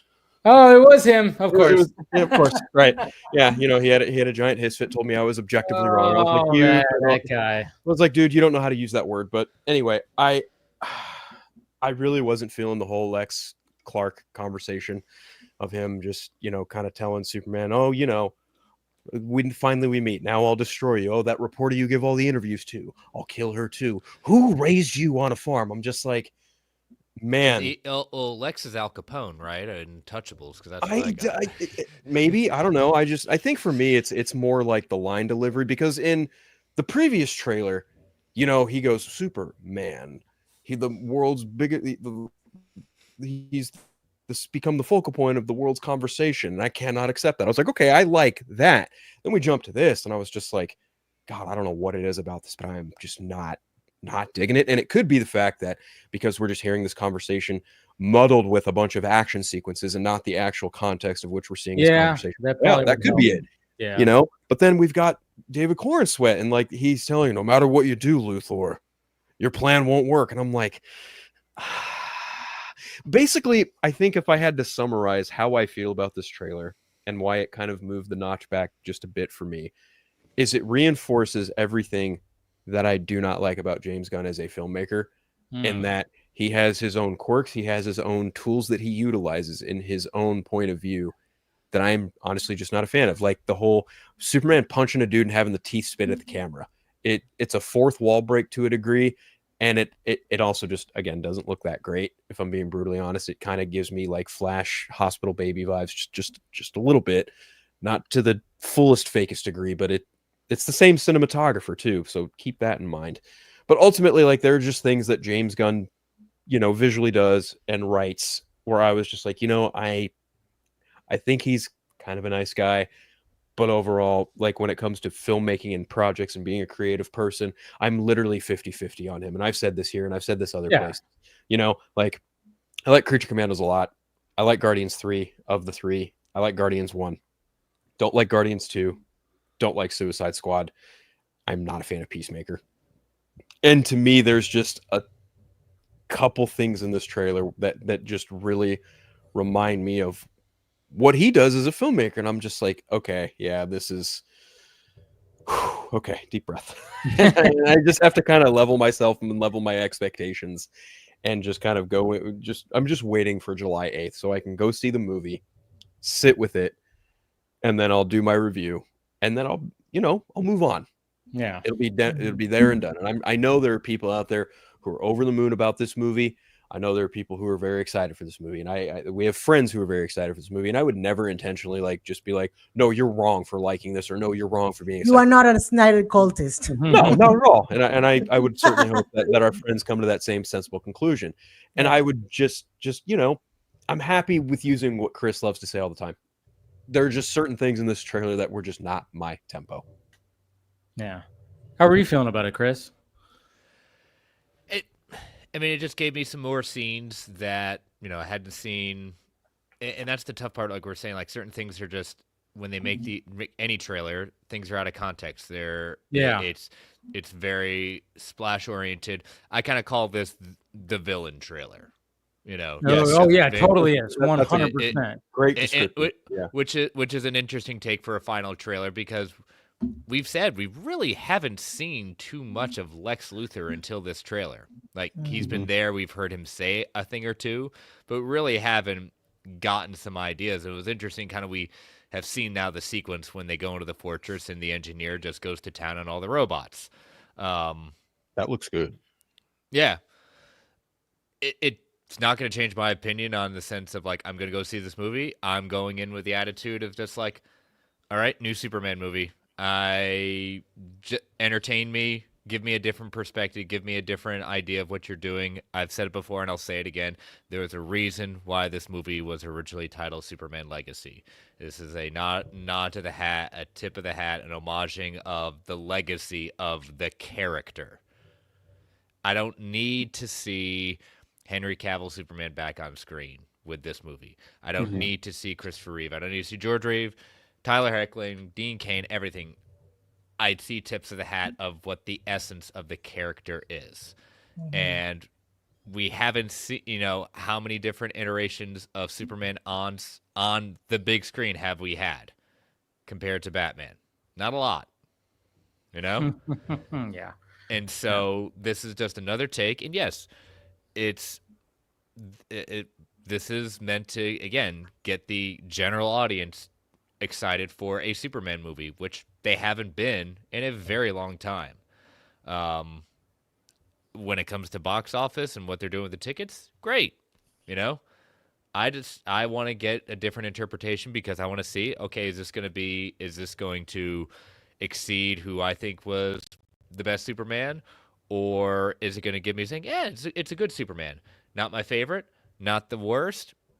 And I don't even like saying the worst. Is, like Phil said, not my tempo, not my thing. But guess what? I got a shelf full of books and DC Unlimited Infinite to see exactly what my version of Superman is. And I don't need a paid screen. I just want to be entertained and have a good time with it. That's all I want at this point. Yeah. And Yara, what was your thoughts? Was this like your favorite trailer of all the three of them, or I think the I think the first one I like it the most. Okay. But this one I got hype because I got to see all these, they show us a little bit of the action, but Yeah. There's a the lot of fighting action in the trailer. Yeah. And up until that point we didn't see anything of that. So yeah, and I can agree that I was talking to a friend and I was telling my friend, like, yeah, I think there are some parts that looks like, for me, no bad, but weird, right? But for example, Unpolished. but for example, the shot where he's like flying with the fire, I think looks amazing. Uh-huh. But the last shot, I don't know why they decide to end the trailer with that shot, because I do understand why they are trying to do that. I understand that, but that doesn't mean that I have to like it, right? Yeah. Although I think on the big screen, maybe it's a different story, So and that's like very very fast. So I don't know. Very true. No, yeah, But- the last shot, which we're gonna go over, but yeah, the last Yeah. shot, like it almost looks like Mr. Fantastic. It's kind of like Exactly. Yeah. Exactly. I was in another live like 2 days ago, and I was like, you know what? They have shown us more Richards in this trailer than in the Fantastic Four trailers, because that's how it looks. Mhm. That shot, like where he's like spinning, I love that shot. with the heat vision? heat vision. Yeah, I love that shot. the circle around that was cool. Yeah, I think that's a very creative way of something that we haven't seen at least in live action. I think. And yeah, I mean, I get what Phil is saying about Lex. I think Nicholas Hoult is a very good actor. However, I don't know if maybe his tone of voice, voice tone, I don't know why, but there is something like, Yeah, it's not as menacing as maybe it should be. Exactly. If he's like saying those lines. Yeah, I was getting a little bit of that too, where I'm like going, as I even said in my little breakdown, I went, man, they're really emphasizing Lex's like hatred towards Superman. And then, but I yeah, like that. yeah, I mean, I they like really the do that. intention. Yeah, I like what they were trying to like sell, that he's like very a mean person, but his tone is like weird. Yeah, but I mean, overall, I really love the trailer. Taking those other scenes that we're gonna talk. But let's kind of like kind of go through it right here. I mean, luckily it's only a 2-minute trailer, so but yeah, I mean, starting it off with destruction. Which is, it's cool. Like I like how it just subtle. Everybody people are running, fine. Completely fine. but then of course, yes, this is very much a villain trailer with the. Well, like listen. you to notice the that they music, changed too. a little bit the color, right? It's Yeah. not that. They did. Yeah, the color grade. I think they started listening to people going, "Hey, wait a It's minute." not that blue. Yeah, everything was like Corin Sweat looked like he was pale, so pale at Exactly. times. And then it was a little too blue, and I think Gunn and crew realized, yeah, maybe the color grade wasn't exactly working, and it wasn't. That was my complaint from the beginning. Like when we saw those first shots teasing to the teaser, I was even going, what the hell is like this color grade is a little. I mean, I like that it was trying to, especially with the aesthetic of what he was trying to accomplish with Metropolis. I was like, okay, I get it. You're trying to make some things pop, but it was just it was too much. It was just too much. And looks like they toned it down finally. And yeah, like this right here I love this. This is a good shot. Yeah. We shot a Corin Sweat trying to save this woman from this fallen The building. most powerful being on That shot planet was Earth. great. Look, We finally meet. Now, as planned, I think all of this is this before, and Lex is just like not even phased. I'll destroy you. And of course, That reporter you always do interviews with. Who raised you as a child? I'll kill them too. So, Mr. Handsome, did you guys hear about Mr. Handsome Mr. right here? Heard about that? Yeah. Yeah. I mean, this has got to, it's going to lead to something, right? There's got to be something that this leads to. Obviously, so we're in one of these, is this like part of the pocket universes kind of thing? I think it's a pocket dimension, yeah. Because he's holding Metamorpho and Sapphire Mason in there too. Yeah. So they're like, this is obviously in that scene. So that's what, again, there is context. And I know, like, yeah, like we're saying, this is supposed to be this is a villain trailer. And I'm just kind of going, okay, so they're very much emphasizing Lex's hatred towards Superman, which is all right, cool. I like it. But yeah, sometimes like it maybe you're going like, wow, he's just going way over the top. But I'm kind of going like, well, maybe in the context, he's trying to break Superman. I don't know. Like he's just saying all this right here that he's just like, I want to break Superman. Am I really going to do that? Maybe not. But then of course we see a scene later where he's just like, hey, if they fight for him, kill them too, or whatever the hell he says. Well, I'll even take it back. I said like an Al Capone Lex Luthor. No, he's Philip Seymour Hoffman in Mission Impossible 3. Yeah, killer. That's what. You don't think I'll do it? You don't think I'll do it? I don't know. I don't know if I agree with that. I don't know. I'm just thinking like what he's saying channels that. That I can understand, but I think, after hearing from, Gunn and crew, like he's supposed to be this imposing figure, and then I hear this and I'm like, the thing is the voice. I think the problem is the voice. Yep. Could be that. But I'm kind of curious of what happens with this guy right here, Mr. Handsome, as they call him.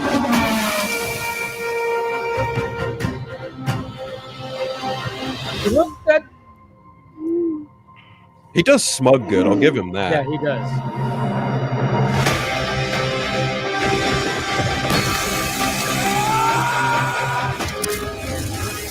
See, no, sir, good. Your plans won't work. Wrap it up. Okay, so also right there, so we kind of see a glimpse of what looks like Ultraman without a fucking without his mask on, which is kind of interesting because they've obstructed it too. They've obstructed a lot of those shots. So I think so too. Yeah, when you see the movie, you'll see his face, and it's if he's gone by canon, it's just Corn Sweat with long hair. I mean, it's like you think that's what it is. Yeah. It's just a lot of people are thinking it's going to be a Bizarro clone. Yeah, I want to just rip what little hair that I have out.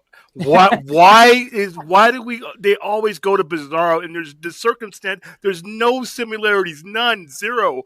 There's not even a logical cliff to jump off there.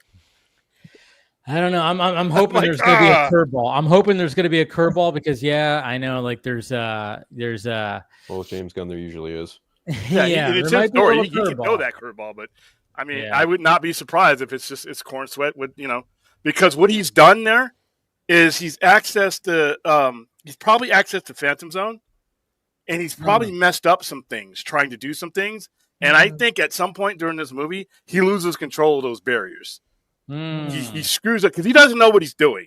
Yeah. So he's in there tinkering with stuff. But with it's certain storylines, the Phantom Zone can obviously access things in other dimensions and other realities, depending on who's writing.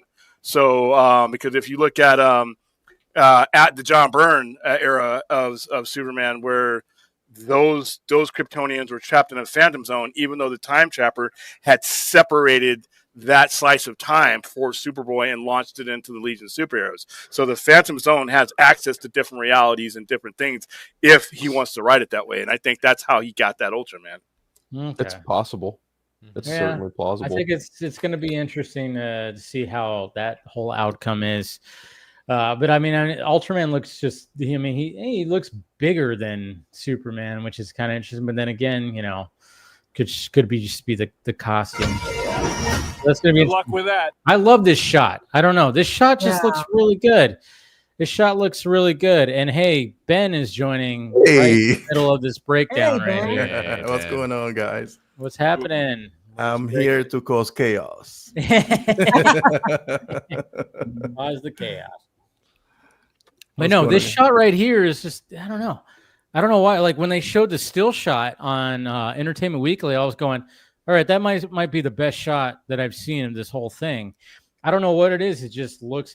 It was kind of funny too because when I first saw the shot with the Entertainment Weekly still, I thought he was flying, and then I went, "Oh no, he's not flying. He's standing on a surface that. Oh, he's in the fucking like that one, where we saw him in the trailers and everything, in the pocket, like that little cell thing." And I'm like, "Oh, okay." But so there's also the theories. I've seen some people thinking that how his eyes around his eyes look all red. Yeah. And a lot of people are like, there were some people that thought that, when he uses his heat vision, maybe it just leaves his skin looking like that. And I'm going, no, there's something else going on here. Yeah. I don't know if anybody has any theories of like, maybe because he was captive, they put something over his eyes. Or I don't know if this is the second trailer or I think it's the second one. And I heard this from another person. This is not my theory. They were telling me that maybe it's because they were like beating him up, and if you see the trailer, that trailer is in his face, so maybe I don't know. Raptor guys, that was my thought too. I think that he's still weakened on a weakened stage by this, and then when he uses his heat vision, probably just damage the side of his eyes. Oh, it could be that where like he just utilizes the power, but he can't heal or whatever. As fast, correct. Yeah. Well, he was exposed to Metamorpho. Metamorpho changed his hand to Kryptonite. So well, there you go. Well, and that's my other theory why he punches that guy so hard, because he probably not fully powered yet. And go on. I'm sorry. Go on. No, it's fine. I just thought like, oh yeah, like for some reason, with all the crazy, up close flying shots that have been very like, there's been a discourse on those. I just thought like, wow, this looks. You see like his hair looks so sharp. Everything looks so sharp right here, and just the angle. I don't know. I was just like, it's a really good shot. It's a really good shot. And then of course here it is. Oh, I love that. It is. Not a fan. I know. I know you're not. I do like the teaming of Crypto. Yeah, I love that. I love that shot. I'll give you that. That's nice. Them teaming up, but the shot he comes up. Come on, like, man. If you go back a little bit, you can see that he took one guy out, and then he does a 360. Crypto takes his mask off, and he just use him up for a punch. Oh yeah, I didn't notice that. He takes out this guy right here. Like, what's not to love about this shot, bro? So he's taking out this guy right here, and then Crypto is using his mouth to rip off the helmet. Oh, man. You know what I like? It's fascinating how vibrant the colors. Like if you go back a little bit when he's flying from down there, you can see the colors of the suit. I think that's amazing. Yeah, look, it's beautiful. And yes, look at Crypto right there. Just like, I'm about ready to bite this motherfucker right here. Yes, he's ready, and just.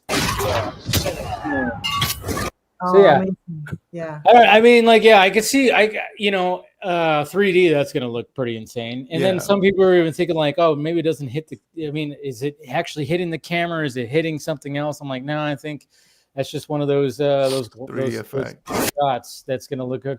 Look at all this right here. It's a swarm of soldiers. This is where the heat vision ending shot. That's where that's leading to right there. Because where's that from? Huh. The Authority. You think so? And then if you notice right here, this is where that little rift of whatever's happening in the pocket portals. It's like right here. So but is this the final act? Is this the second act? Like, what do we like? Is this that's where I'm kind of wondering, where is this in the movie? Because we know that originally it was supposed to be like, hey, the day in the life of Superman, there's going to be title cards, but apparently they removed those because it wasn't really working with general audiences. They were kind of like, oh, what? You're trying to be Tarantino or whatever the hell with your chapters or whatever the hell, That would have been different. I would have I know. I wanted that. I wanted that. I wanted that too. I love it when you have a Tarantino or a Robert Rodriguez, or even what Zack did when it came to Zack Snyder's Justice League, chapter it out. It's a comic book character. I was okay with that, but apparently, fucking they caved to general audiences. So this is that is part of what we just saw right there. Whatever there, which I think Metamorpho did that. I just hope if there aren't any like giant goofy title cards. I don't need any more of that. Look at some shit. It's a comic book movie. I'm just saying, man. I don't like. Shit.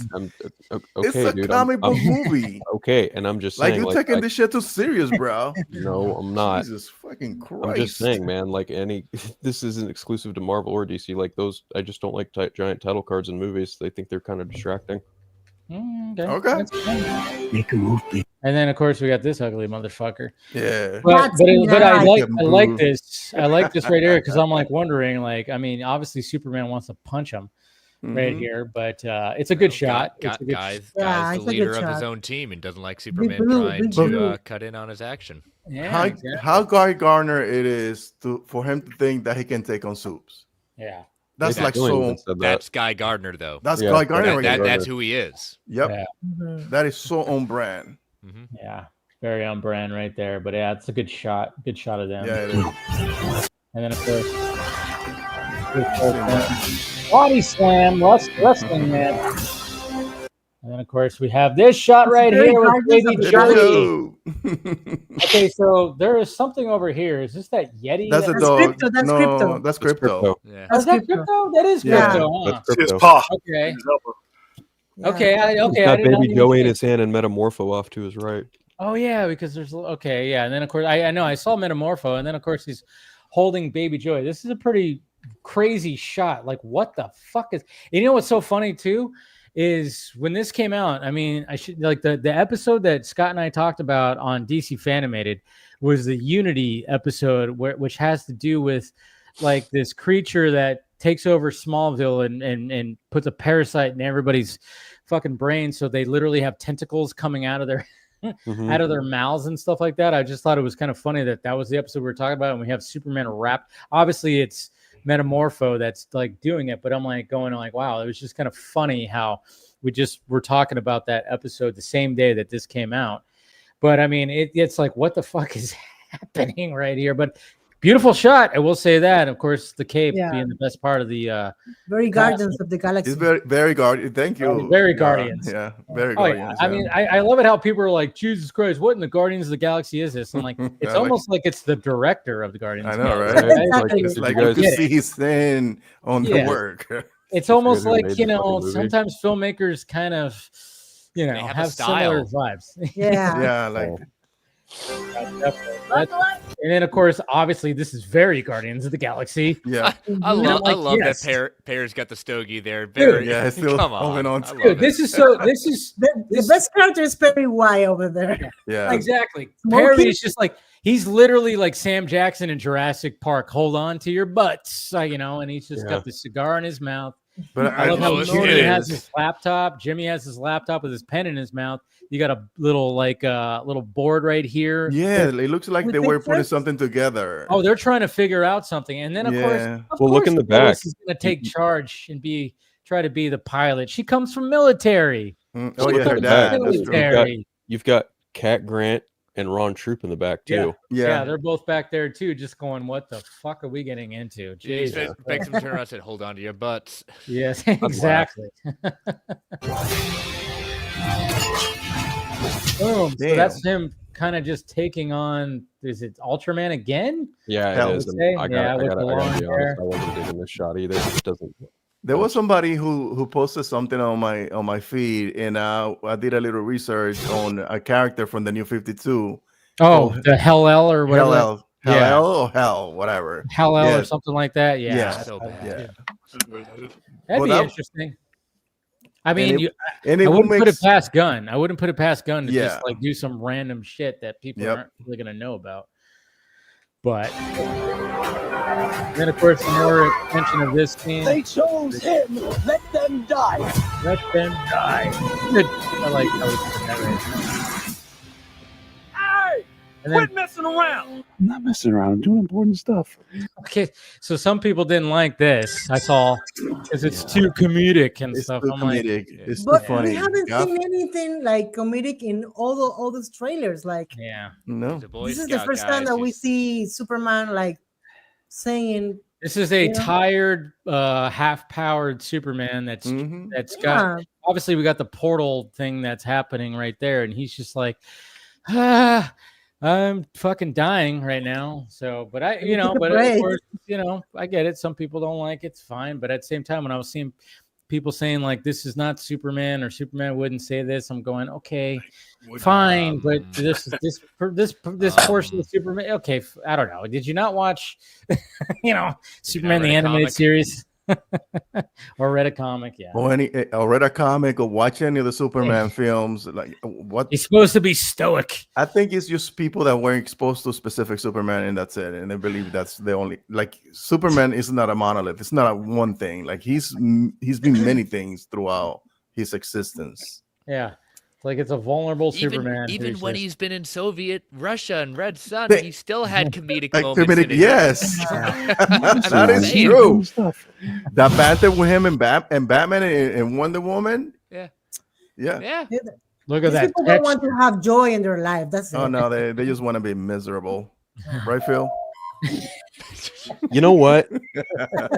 You know what? Okay, fine. You want me to comment on it? I'll comment on it. My problem with that is a James Gunn trope, and I just don't like it. He turns all of his main characters into these wimpy, witty mouth people, and I just don't really like that. It's something he does in all But of his it's movies. not that's who the characters the are, characters.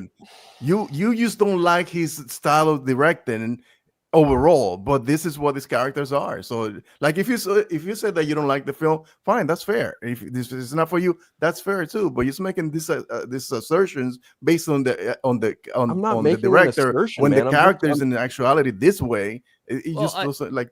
I'm not Well, making an assertion. keep in mind, on it's a anything, trailer, dude. though. It's Yeah, a trailer, and it's and out this of is just a order, and trailer. out of context. But- Everything's But out of to- context. We don't Even know the about stupid, But Phil's- even that last shot that we saw at the end. That I'm not particularly a fan of it, but even that shot is out of context. Do we know if he ends up like on something really epic? Do we know if something really epic happened before that makes us forget about that stupid little shot? Like that's the thing that bothers me. Like, why are we fixating this little fucking minutia that makes no fucking sense or make any difference? Like the trailer, yeah, it wasn't perfect, but the great majority was great to me. The great majority, like the flying scene with him going dodging the fire, him going try to rescue people. Yeah, yes, the flying, yes, it looks stupid, but it's just a half a second. It's half a second. We don't know the full context. Well, That's what I'm saying. to Phil's point, I understand what you're saying, Phil, in the sense of how James Gunn does use humor in a certain way. This is especially when he breaks serious moments. Yeah, I don't like that. I get it. I That's get exactly it. that. I see exactly what you're saying with it. And yes, you either like that brand of humor or you don't. I get it. I would also I like to understand posit I never once said that Superman wasn't like that, just for the record. No, you never said that. You did not. You're talking about the humor and what James Gunn does with his Correct. humor. And it's again, I as I pointed out earlier, it's just something in his toolbox that I'm just not a fan of. Yeah, that's fine. That's I mean, fine. like, yeah, but I'm kind of wondering, yeah, the full context of the scene. But I mean, I don't mind. Like, I think I don't know, for some reason, I kind of like this delivery from Cornsweat because he's like, I'm not messing around. I'm doing important stuff. I don't know, I just like it, and then he falls off camera. I don't know why. I just kind of, for some reason, I just kind of like the way that he just like, come on, man, you know, he's just like, execution. come on, I'm The trying. execution of it, Yep. yeah. And then he just fall. I don't know. For some reason, I didn't have an issue with it because I just thought it was just kind of just the delivery from Cornsweat. I thought was good, you know, at least, you know. So there's that, and then of course we get this little close up right here, the texture of the suit. There's a popcorn bucket in this. Yeah. Jesus Christ. So, I mean, that's I wish I pretty would have damn- seen that in cinemas though. Yeah, That's true. amazing. Yeah, that scene is Yeah. amazing. But you know, yeah. I mean, like when he's just, and a lot of people are like, did he just kill a bunch of dudes? Oh, and God. like, that's No, another no, thing. no, I'm kind of going like, context is probably I'm key. leaning Well, more a bunch towards- of people have Still probably on died them. in those buildings. I'm just gonna say, just Yeah. I'm no, leaning never mind. They'll toward- be fine. They'll be fine. Totally I'm fine. You leaning see, toward- you Look, see you Crypto's Crypto. just Did you flying see too. Crypto? Yeah, Crypto, I didn't see that at in the first. middle of the thing. I know you see Crypto's I did legs. not see that at first. Yeah. Crypto is just like, oh shit, I gotta get out of the Oh. way. Crypto's Oh, like, help! One of the two. Yeah, Crypto is like, oh my god, I have to move. yeah, I Crypto's watched this like, trailer a wait, bunch wait, of times. I did not see that until now. yeah, Wow. Crypto is totally right there going, hey, wait, no, not yet. Like he's getting out of the way. Look at him like there. Those beams probably can't hurt him. Yeah, No, I it mean, probably wouldn't hurt him, but he doesn't. He still doesn't want to get hit by it. Exactly. hilarious. Exactly. You think, Just saw that right now. do you think that Crypto will use his heat vision because he has heat vision, right? Yeah. Yeah. Do you think that he will use it in the movie? Oh That yeah, I would be- think he's Yeah. gonna use that the would be full dope. gamut of powers. That Yeah. would be He's the dope. world's worst dog. Come on, he's got it. He's got to do some of that. But he can apparently fight. He can follow instructions because he's assisting Superman and beat. Well, I mean, yeah, you're saying finally I'm going to let loose. Yeah, my owner's telling me to let loose. You know You're what? darn right I'm going to let Okay, loose at that point. attack. I understand that. You know what that shot reminded me of, just like a little bit, was Matrix Reloaded when Neo is taking. Oh off. yeah, with a pole. Kind of just reminded me a little bit of that, where it's just like starts spinning around and he's just fucking doing a bunch of craziness. I don't know. For some reason, I'm like, I would actually, if I were ever to ask like James Gunn a question, I'm like, were you inspired a little bit by the Matrix with that shot? Hey, buddy, eyes up here. You already saw this. And this is the Then, start. yeah. That's a shot. Oh, the Fantastic Four. Yeah, I mean, Yeah, this is a Fantastic Four shot. He's got sock'em boppers for fists. He totally does. He's Yeah, got he sock'em does. boppers for So, fists. okay, man. But how would this look in a 3D film? Probably would look I a don't little do bit 3D. better. I don't do 3D. Age of Ultron. Yeah. original. I hate 3D But a lot of also. people do though. It probably would look better, but at the same In time, IMAX, I think IMAX. So the way I kind of look at it is, again, I don't know what it is about the hair and the flying when his hair always looks a little weird, but I would say, like, yeah, it's the perspective there. I think what he's trying to, what Gunn and the cinematographer are trying to emphasize is he's flying at a very high rate of speed right here. Right. Yep. And so they're kind of like going like, okay, he's going so fast that even like it's warping him. Exactly. And I'm like going, okay, so that's the logic of, that's the superhero logic of this. But yeah, does it look good? No. It doesn't. Both things can be But true. guys, but the Both thing things is, can you be know true. what? But the thing is that, yeah, we're doing this, like we are stopping Yes. this. And on the movies, the general audience will see this in like 3 seconds. Yes. And we'll Not forget even about it like- because Not even. it's like Ben says, maybe it will end up in something epic or something like that. Yeah, So very that's true. the thing. Yeah. But we are the ones who are in Twitter. the Yeah. 3% Yeah, we're psychologists. picking this apart. We're picking it apart, Yeah. of course. Yeah. But yeah, it looks weird. I mean, It does look weird. It does look weird, but No, it I'm does. like, again, but that's just what I love about always love about, especially when it comes to these big movies. I love it when we see the behind the scenes when they're filming it, and you go, "What the fuck is that going to be?" When you're seeing them being filmed, and then when you see the trailer, you go, "Okay, maybe I didn't like that, but what's the context within the story?" It's always what I love about this, and what I've always loved about it. Yeah, and then of course we see the rest of them, but what I've always loved about it, all the way back to like when I was covering first Avengers movie. I remember I wasn't covering it. I don't think I was really covering it back then, but I remember specifically seeing, behind the scenes when they're filming in New York. And I remember specifically it was Captain America being pulled, like launched out of that building and then landing on like a car or a bus or something like that. And I remember just like going, oh shit, what's that going to look like on the big screen? And when you finally see it, it's just like, oh, okay, sweet. That's what it looks like. And now, fucking 12 years later, 13 years later, when we're seeing, we saw them filming stuff, and then we're seeing the trailers, and then it's like, okay, yeah, that looks a little weird. Or, Nicholas Holt's like, well, what he's saying right there is weird. Everything just was weird. And I'm going, okay, so we get to see it in the steps of until we get to see the actual movie. So we see like, okay, we come up with our own theories. We come up with our own discussions, and that's what I love about doing this is the fact that we break it down. We have our different opinions on it, and then when we finally see it in the full context, and it's pretty pretty cool. That's what I like about this kind of stuff. Yeah. But anyway, that was just my little spiel, my little vodka soaked spiel right there. But overall, a good trailer. I still think the official trailer is the best one. The first one, yeah. Yeah, the official. I like it. I like the teaser. The teaser. first one. I like the the first one. teaser The first more. one. I like the teaser the most. Actually, no. I would say I like the sneak peek the most with the Crypto. sneak peek. Oh yeah, the sneak peek is good also. I'm with Scott. I actually like that one probably the most of them all. Okay, I actually like the official. Because I really liked the Lois Lane just going, hey. Oh, that's good. The interview. I like that. I like that. Which I know a lot of people were like, Jesus Christ, what's wrong with him? I'm like, no, I mean, when you have your girlfriend, you're having like a nice little night, and he's like, hey, interview me. And he's thinking, oh, you're going to get softball questions. And Lois is like, oh, you're not going to like this. And I'm a Pulitzer Prize winning writer. People don't understand that. Yeah, they started the interview him being like Superman, because he's like, how he changed, like Miss Lane, he becomes Superman. Yeah. But when she started to make those questions, he is out of character. He becomes Clark again, and that's why he gets frustrated. Well, one of the things that they talked about in some of these interviews is they talk about the third version. Exactly. And that's interesting.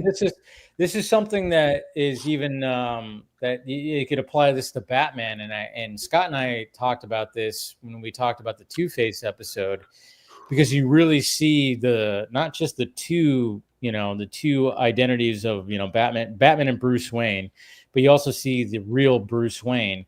And that's the thing, is like we have to remember, like when it comes to these characters is, especially when it comes to Batman, you got Batman, which is the dark side, and you got Bruce Wayne, which is also a costume and kind of like, hey, I'm putting myself out there as the billionaire playboy, but that's not really me. And then specifically in that episode, that Two-Face episode, where he's trying to help his friend Harvey, who's struggling with a duality, Bruce is like talking to Alfred, and the way that he's talking to Alfred is not how Batman talks. It's not how Bruce Wayne talks. It's authentically Bruce Wayne, like as the himself. real person. Yeah. Exactly. Yeah. So, and I know, and I love the fact that they brought that up in these recent interviews, that they're actually looking at not just the duality of Clark Kent and Superman, but there's like the actual, there's I guess you could say Cal, but no, he doesn't even really know who that is, but just like the authentic Clark Kent, which he could be in front of his parents and in front of Lois. So that's why, that's why I really loved about that opening scene in the official trailers, when he, turns into, he brings up the Superman voice, and it's like, oh, okay, that's really cool. And I'm like, cool, I like that, the fact that they're going to be doing that. So, well, another thing they brought up in the interviews too is that Clark Kent is like superbly smitten with Lois Lane, and he wants to open up to her and hopefully get that reciprocated. So that when the interview happens, that's literally what he's doing. He's, in a sense, he is interviewing her as Superman, but at the same time, when she starts hitting him with those hard questions, he cracks, and he kind of defaults into Clark Kent a little bit too. And that, in a way, is it good for the interview? No, not necessarily for Superman, but at the same time, it's like, it's good in the sense of like, he's showing her, this is who I really am. And that, in a way, is going to test their relationship of whether or not, is this thing going to last, or is this just, as Rachel Brosnahan has said multiple times, like, is this just something that we had fun doing and we should probably call it quits? Exactly. I think by the end of the movie, I think we all know probably where it's going to go. Probably, yeah. But we also got Austin joining right here. Right What's after up, guys? Austin. Yeah, he was backstage while we were doing that, so I was like, oh, watching. It's all right. Yeah, no, I had to fix something. So I left and came back real quick. My bad. It's all good, man. We were just breaking down the trailer and giving our thoughts and everything. How did you think? What did you think about the final trailer? Oh, this was the one, man. This was the one for me. Okay. This was the one for me. This was the trailer I'd been waiting for. Not to say I was already like pretty excited. I was gonna see it either way. It's just the trailers haven't done too much for me. I like the trailers, but that last one was, it felt just right. A lot of people felt like that. I saw that on the timeline where people were just like, I was already, like I said, I was already on board. I thought the official trailer was the best one, but I thought they've all been strong. They've all been unique. I always said the first one felt like a teaser trailer for a very expensive, fan film, Yeah. But at the same time, I'm just kind of like, but at the same time, and then when the official trailer came out, I'm like, all right, now it's starting to feel more like a movie, because the first teaser was just scene, no context, scene, Superman theme. Yeah, it was just like, hey, here's Superman doing Superman things and all this kind of stuff and everything. So, but I see why people are like going, this was it. I'm like, yeah, it was cool because I think it was just because it was so action heavy. And by the way, William, suck it. Just saying that the Giants beat the Dodgers. I'm just saying you're muted right now. I had to say that right now. Anyway. Who are the reigning world champions? Not for long. There we go. Yeah, sure, buddy. Yeah. Anyway, sorry. I just had to say that because I was like looking. I was like, oh yeah, it's final now. 6-2 Giants, baby. Anyway, sorry. Whatever. I have to gloat a little bit. Sorry, because you don't have much as a Giants fan anymore to gloat over. Oh wow, yeah, but you guys, spent like $1 billion on your team. Anyways, okay. Whoa. Back to Superman. I had to do that. Sorry, baseball thing. He gets on me for the Giants. I have more opportunities to get on him. Yes, you do. But so I have to take up these opportunities when I can. And the Giants beat the Dodgers 6-2. So suck it. Anyways, but yeah. So okay. So this was the trailer for you, Austin. Yeah. No, I really, really liked this one. Everything from the action, even and I know some of the lines seem like corny, but I just thought the deliveries were just perfect. What is it when Lex is talking about who raised you? I'll kill them too, and all this other stuff. Like, oh yeah. Yeah, we were kind of talking about that, or how I think some of us were kind of going like, oh yeah. I mean, obviously they're emphasizing this is very much a villain trailer where they're emphasizing Lex to be, he's just ruthless. But maybe like the delivery, I don't know. It was just kind of like, maybe we need more context of like how he's doing this. And maybe he's just trying to push Superman's buttons. Like he's just really trying to get Superman to break or something. Right. I don't know. Yeah. It seems like that. To me, that's what he seems like he's doing, because he just wants Superman to just he's trying to do a similar thing that Lex Luthor always tries to do, and what we even saw in PBS, where it's like, bring the god down to his knees, bend him to my will. If I could break him just enough to where he's just like, So exactly. They're keeping those themes of doing that. It's not just Lex Luthor going, hey, guess what? Who wants to buy property? Right. Yeah, exactly. And the other thing that there were some interesting things too. Like I saw some theories. I guess I was wondering why his eyes were kind of all messed up. Like the edible just kicked in. Yeah, bro. That's why Superman's flying through building. But yeah, no. I guess I read somewhere that his heat vision is going to affect him in some sort of way, I guess. That's the theory, but we were talking about how maybe if he used his heat vision while he's underpowered, maybe that's then it's just staying longer because he's not at full power. Could be something like that, or it could be something where we're being in those that little pocket portal universe thing was, I don't know. Yeah. Interdimensional stuff, maybe that's affecting him too.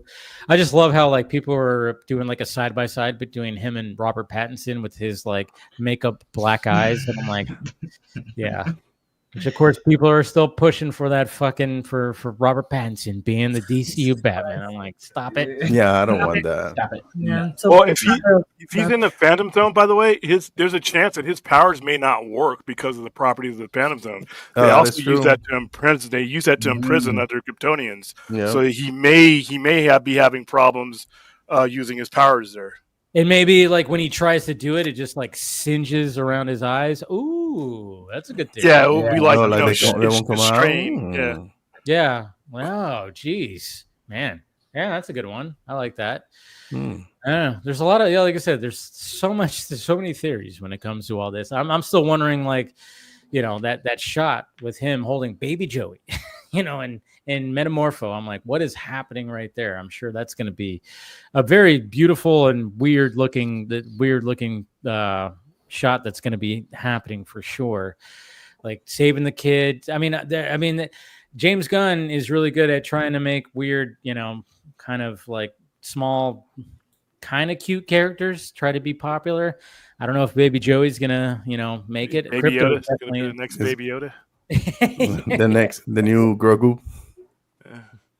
But yeah, I think that's blackmail. I think I'm just judging, theorizing that's how he's getting Metamorpho to do these things. Possibly is kidnapping his kid, maybe. Yeah. I think that's the impetus behind it. Yeah, but I also think, like I said, Lex fucks something up. I think he accidentally collapses the Phantom Zone into our reality, and it was never meant to. Those is things, it the Phantom never Zone? Meant to. Or is it the quantum unfolded chamber thing that they? Yeah, the quantum, which has pocket universes. So I guess it's maybe that's gonna be like Gunn's new Phantom Zone, or his. He could have changed some things. I don't know. Well, canon-wise, I'm just going by comic book canon. It could be you could throw all this out. You can, many times you've accessed the Phantom Zone through the Forces of Solitude in certain stories, and I think once he finds out that's there, he goes in there. I think it is the Phantom Zone, and through the Phantom Zone, you can reach other realities you're not supposed to because of it's volatile. But I think that once he raids the Phantom Zone, he figures he's smart enough to figure out that he can do certain things, but he probably is going to cause a lot of problems. He's probably going to end up having to be saved by Superman because once he collapses that, it's probably something that he can't really stop. It's like the Upside Down and Stranger Things, It's possible. Yeah, and then even in some other iterations too, the Phantom Zone sometimes, not all the time, but sometimes has been depicted as a pocket universe of its own. Yeah. Pre-crisis, pre-process. Man, there's so many ways to write that. I mean, it's like clay. You could like do whatever you want to with it, actually. Right. Exactly. But Phil, I know you got to wake up early tomorrow. So it's been fun. Love talking with you guys about anything and everything, entertainment related. But yeah, I got to get up early. I got stuff I got to take care of. It's been fun though. You guys have a good rest of your night. Have a great rest of your discussion. Much love. Take care. Try to Phil. Bye. Have a good one. Bye. Where can they find you, Phil? Not Twitter. not Twitter. Not Twitter. Vero Threads, Instagram, and Blue Sky right down there. Of course, YouTube as well. And here every Friday, Council Creators every Wednesday, and Party Nation every Tuesday. That's pretty much it. Take care, everyone. Take care, Phil. Good evening. See you, man. Geez, Ben, why'd you drive away, Phil? I'm just. I think I did. No, I'm kidding. No, I think he said. No, probably he did. He probably had to go. No, I do like that it's the Vodka Stream Latino edition tonight. We got the totally. Oh yeah, we got accents, man. I love why all Latinos are the bottom. My other half. No, they always put us on the bottom. Why are they all Latinos at the bottom? Hey, Exactly. that wasn't my choice. They like to That's keep us true. together. Dave is half. It's great. No, but Austin, Yara Lawson. Yeah. Yara and I have interacted many a times over on X and stuff, and she's very sweet. Do I follow you? Yeah. Yes. Yeah. We've had a good interaction. Good interaction. Yeah, good. Yeah, I have to ask because I receive so much hate. So yeah. Yes, I know. No, I have seen your stuff, and I think you're doing great work. So it's good to finally meet you. It's an awful lot of space on that wall behind you, Austin. You still need those big posters, right? Or is that Dune poster that you promised him? It's here. He refuses to come down again. Now I got ballerina ones and. Okay, I'm coming. Hey, you want your hat? I got a ballerina hat. I need two of them, please. I need 2 posters, 2 hats. I'll come tomorrow. I swear to God. Okay, they're here, and the coins. I got. I have the coins. coin too. Yeah. I have the ballerina. They had a coins. stack of them, dude. They were just tossing them out. Dude. Man. Yeah, I need I'm to. telling you, if I lived in Vegas, Continental I would have probably a whole room dedicated on shit that William would give me. I tell you. Yep. And Megan 2.0, we got that. We got the little wristband and T-shirts for that coming out. That's the week after next week. So. So I think anybody else feeling like after James Gunn dropped the fact that there's a Wonder Woman movie that's being written, and then of course they just announced yesterday Mr. Miracle is going to have his own animated. Was it a series? Right? Yeah, I know. I've never even heard of Mr. Miracle until yesterday. Yeah, he's part of the new. Wow, seriously? You have to read that book. Yeah, the Tom King run. Yeah. But I'm just Really saying, good. like, does that sound like they have check it out. confidence? To me, it's sounding like Well, it depends. If it's a canon to the DCU. If it's canon to the DCU, that's gonna open the new gods and boom. That's true. And if some people were questioning that, but I'm just saying, I think there's confidence in Superman where DC Studios can start being like, hey, we can start. We've got talking more. about We can plan shit. more. That's the way I was thinking it. Whether Mr. Miracle series is going to be continuity or not, I'm just saying, okay, maybe it's not. But the fact that he just, hey, guess what? Yeah, we're doing a Wonder Woman. It's being written, and I'm like going, well, we're all just kind of going, holy shit, because we heard about Paradise Lost, so we're going to get both. So that's Chris the book is a real one to be kind of loosely based off of. This is the absolute edition of. Chris is a real series. G. Yep. Does that have that? Do you have the glow in the dark side cover with that one? Or does it? That's the okay. That's the absolute, yeah. Because one of those covers, if I recall, it has the glow in the dark It side was, cover. yeah, that was really one of cool. the deluxe editions. But yeah, this is pretty the new sweet. absolute. That's sick. Like it. Yeah. See, so I mean, yeah. So I to me, I just the fact that this week that we got those two kind of. I mean, obviously the Wonder Woman is not. It's not technically greenlit because they're writing the script, but in development. Just the fact that he dropped that. Just But the who's fact writing that he it? dropped that. Well, that's the thing. We don't know who's writing. Oh, yeah, we don't know who's writing it. Oh, for Wonder Woman. Yeah. No. Oh, I'll talk about Mr. Miracle. No. We don't know who's writing Wonder Woman. No. But I'm just going. I think there's confidence now where I think after. If Superman has this, obviously there's tracking and who knows, tracking's all over the place, but the way I'm looking at it, it's not going to be a flop. It's not going to be, it might not be like a big, it's not going to make $1 billion. Then again, there's a chance. But from what I gathered from seeing, of course, and I love the assholes out there that just love to just go around and post screenshots of like, there's only fucking 4 seats in this theater. I'm like, stop. That's the dumbest shit ever. I hate that. They did that with Fantastic Four. The same thing. Yeah, they did the same thing for Fantastic Four is doing just fine. By the way, they're both doing fine. There are in the United States. The thing is that there was this asshole who posted I think it was one time for 7 o'clock or 2 o'clock or something like that. So I was like, let me see what else is playing. Let me see how Jurassic Park and Fantastic Four is doing in the same movie theater, just for shits and giggles. And of course, no seats were taken. Yeah. So I'm like, you could have done the same shit for these other movies and say that they also flopping, but no, it doesn't push your fucking narrative. I mean, to the people that think like their local theater is like all around the world, what do you know how big the US is? And same with the assholes that are going to toy sections and fucking taking pictures of toy sections, shit. or like taking pictures of, hey, look at all the stacks of fucking Superman shirts. It's like, come on. You're not your local area. It's not around. Stop it. I just hate that. Well, plus it's not like we get a cut. It's not like this movie can make $6.5 billion, and I'm looking at my Venmo, and these $1 billion, they've yet to Venmo me my cut from any of these movies making a video. I don't see why people attach themselves to the box office when there's so many things that they look at it, like I said, in black and white. When the main difference, if this movie, any of these movies going forward for DCU. The main difference between the success of the DCU and whatever came before is the studio head. Period. Yeah, exactly. That's it. You're right. And that then position is so because important. I will say that what I do kind of like about when people start doing that right away, start posting screenshots.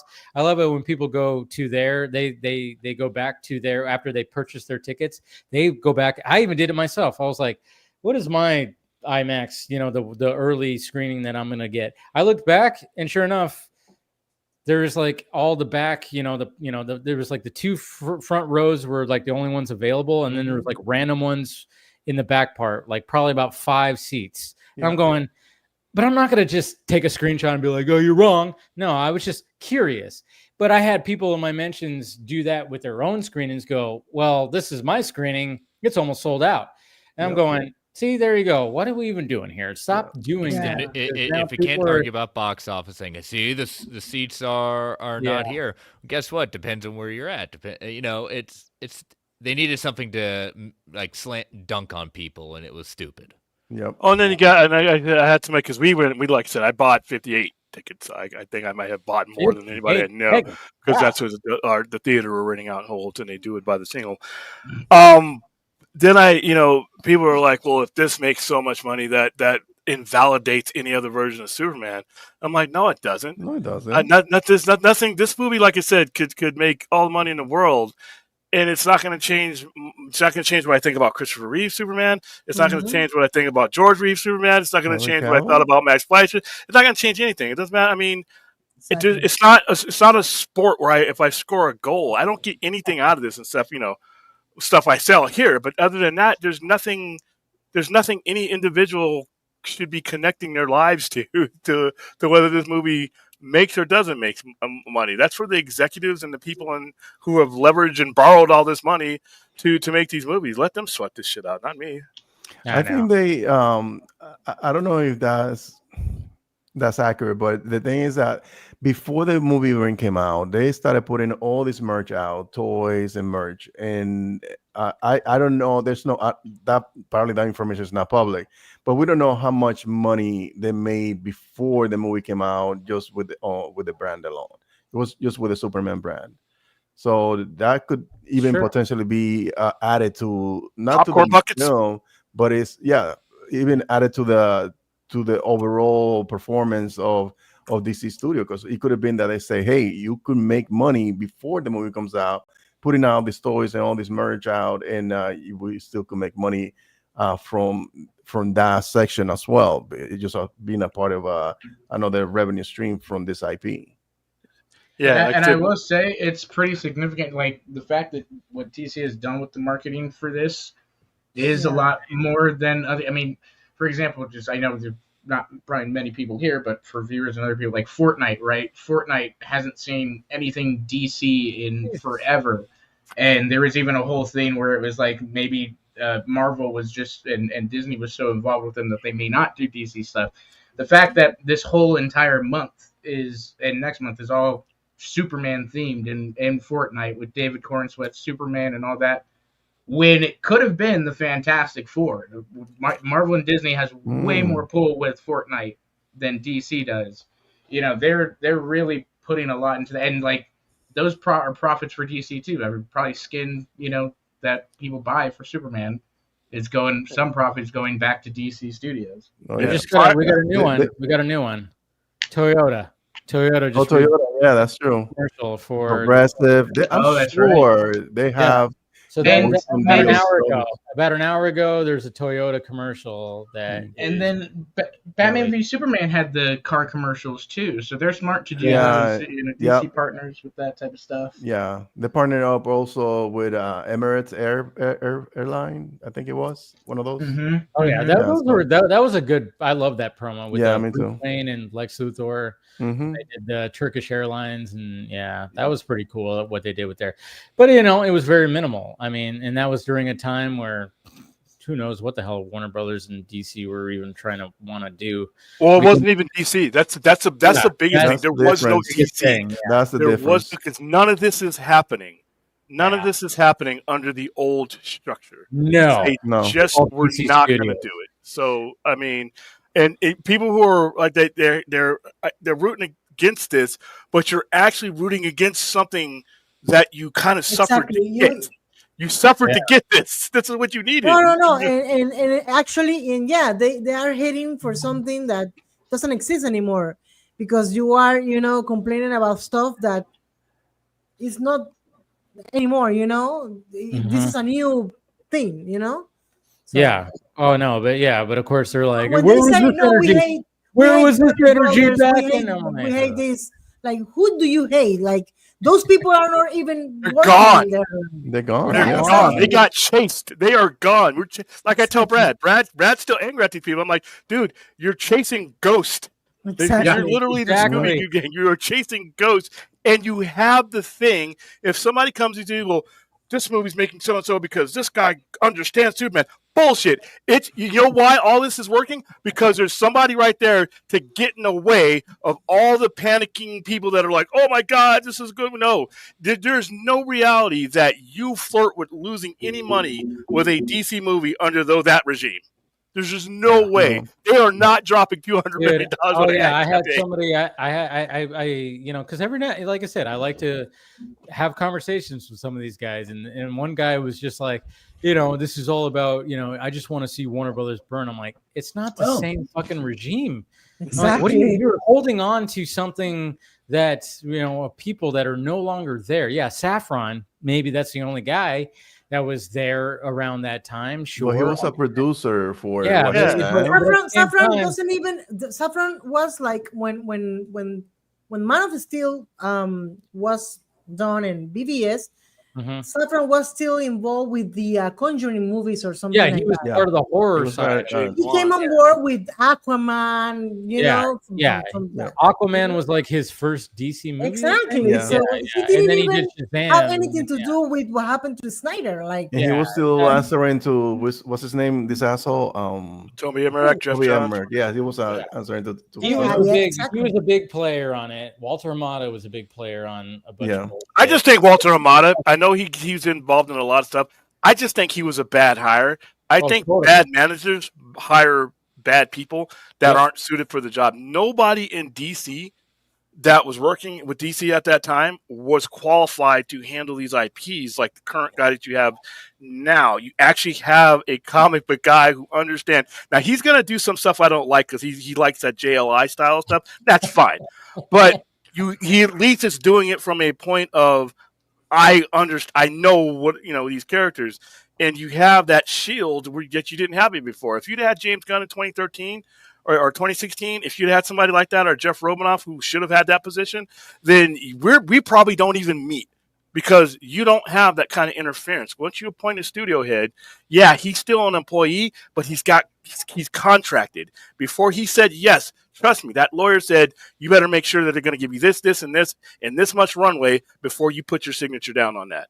And that allows him to proceed and with other projects. Now, granted, 4-year contract, but within that 4 years, that's his runway. He didn't have that before. You know, it's kind of ironic that we want to shoot that guy down. The position that you absolutely need for this to work, don't shoot that down. That's, you know, there's other people. Even Zazov. Zazov, I think at times Zazov's a clown, about to make off with a bag of money after what he just did. But the one thing that he did that is undeniably was the right move was to appoint a studio head when he realized that this is not what Warner Brothers Pictures needs to be doing. So he fucked up a lot and did some things, drove stock down. But that one thing, most important thing he does, even if he rides off into the sunset, that is his legacy right there as far as us geeks go. Yeah, true that. But who's gonna play Wonder Woman?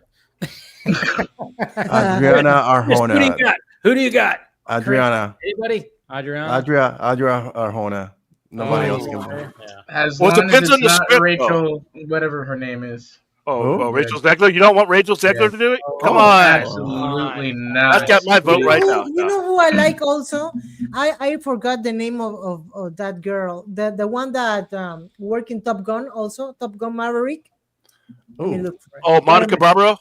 I like her. Monica Barbaro. Oh yeah, she was in she's Phoenix. the Dylan movie. She was in the Dylan movie. Yeah. She was also in Top Gun. She's great also, right? You know, let me see. She's pretty good. Do you have anybody, Chris? Do you have anybody like that? I'm picking on you. If what Ben said is the actress from Andor, then yes, that's her. Yes, That's Adriana Arjona. Adriana Arjona. Yeah. I mean, I've seen so much fan art with her lately in the sense of putting her in really Wonder good. Woman Yeah, I mean, one thing about, I mean, okay, so when people, a lot of people were saying, or Liz Wonder would be great. People are, yeah, Liz Wonder would be great. Ana de Armas were also. No, she's too short. I'm like, she's too short. She's a You have shorty. to have a tall. You have to have a tall. You have to have at least what 5'9", 5'10". Yeah, somebody tall, like not. You don't have to be 6 foot, but somebody taller than the average. You know, you could say, you know, and that's the thing. It's like Ana de Armas is probably like what 5'2", 3". I don't know. She's short, but she's short. She kicks ass.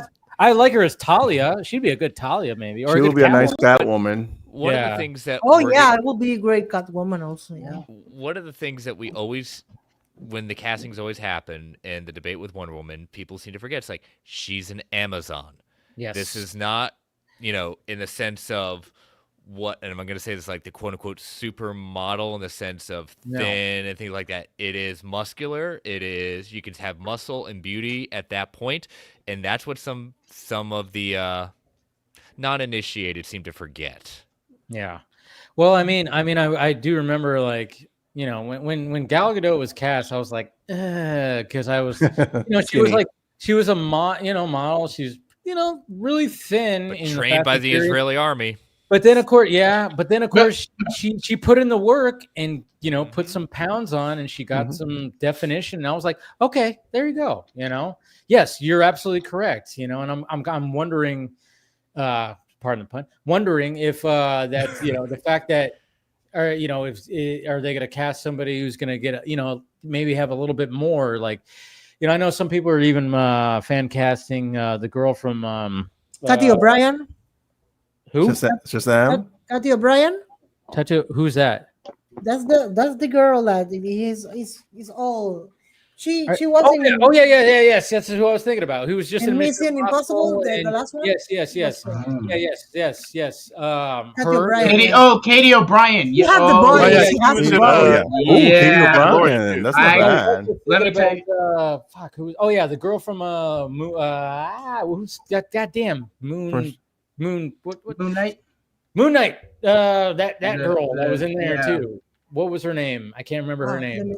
She was in Moon Knight. The girl that was in Moon Knight. There also, I've seen a lot of fan casts with her too. I can't remember her name. Yeah. Some people were saying Melissa Barrera. I'm like, I like Grace Kalamawi. That's there you go. That Kalamawi, yeah, she's a Egyptian. Her.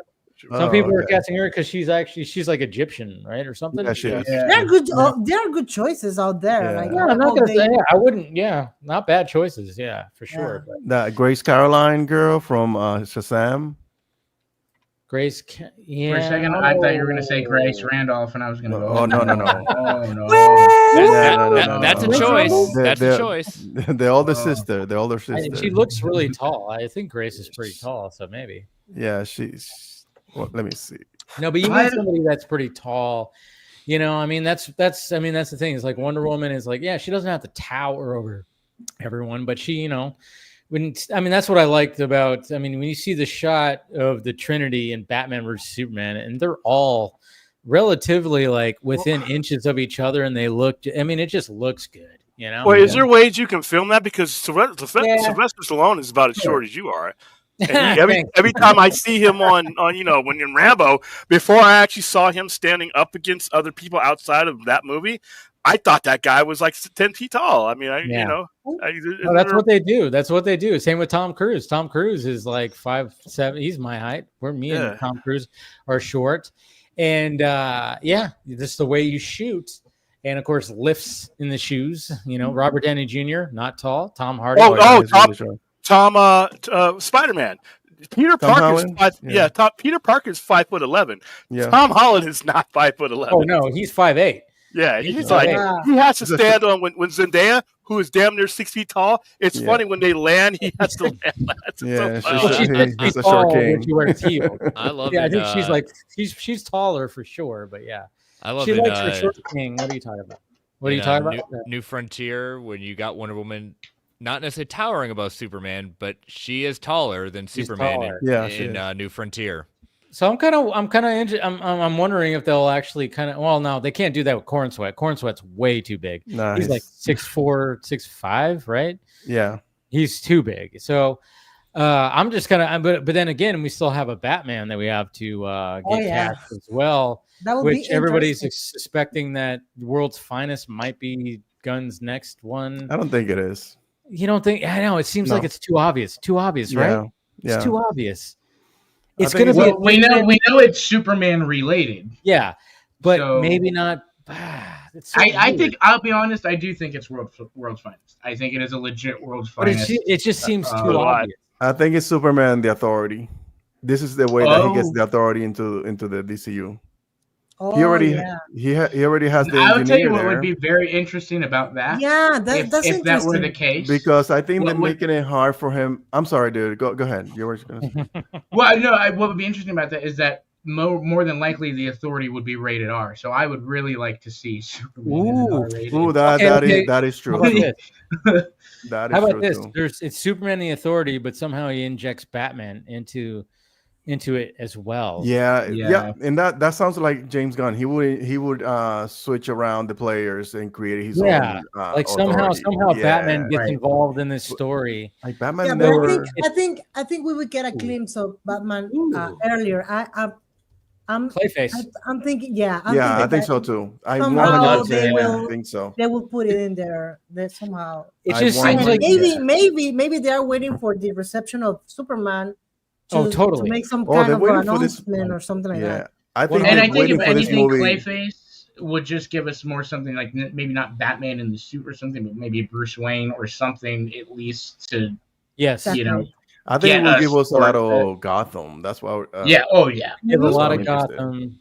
Yeah. There might be some other Easter eggs in there. Well, I mean, I think they have to cast a Commissioner Gordon. Yeah.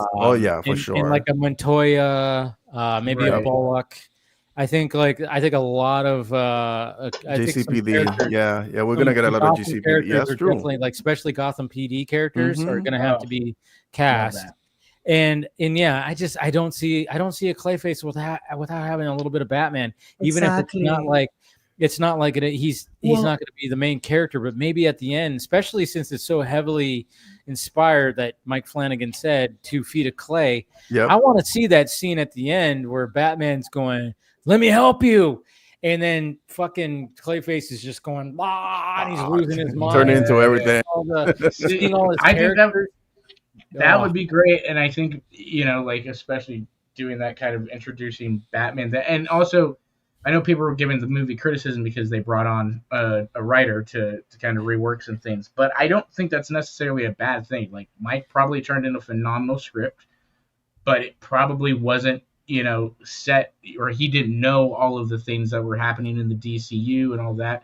So they needed to get somebody to kind of like fit it into that universe or whatever. They always talk about a director's rewrite. Make his own. Yeah, director, and then the director was like, "Let me get somebody else in here that I trust. And let's reframe the script to where we can pull this off." It could be something like that. Since it sucks that Mike Flanagan can't do it because that'd be amazing, but he's so busy with so many projects.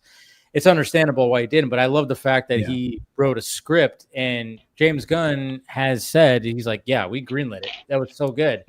I think Mike Flanagan is really, really excellent at creating tense moments and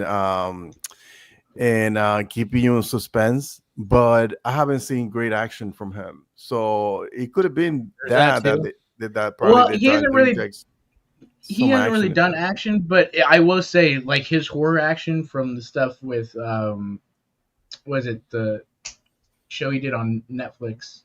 Not I've House seen them of all. Usher, but the Haunting Hill House. Yeah, that one, and then even Dr. Sleep has a little bit like. Because I'm not thinking Clayface is going to be a big action movie, but I can very much see that type of action, like that just thrilling, kind of more intense and personal.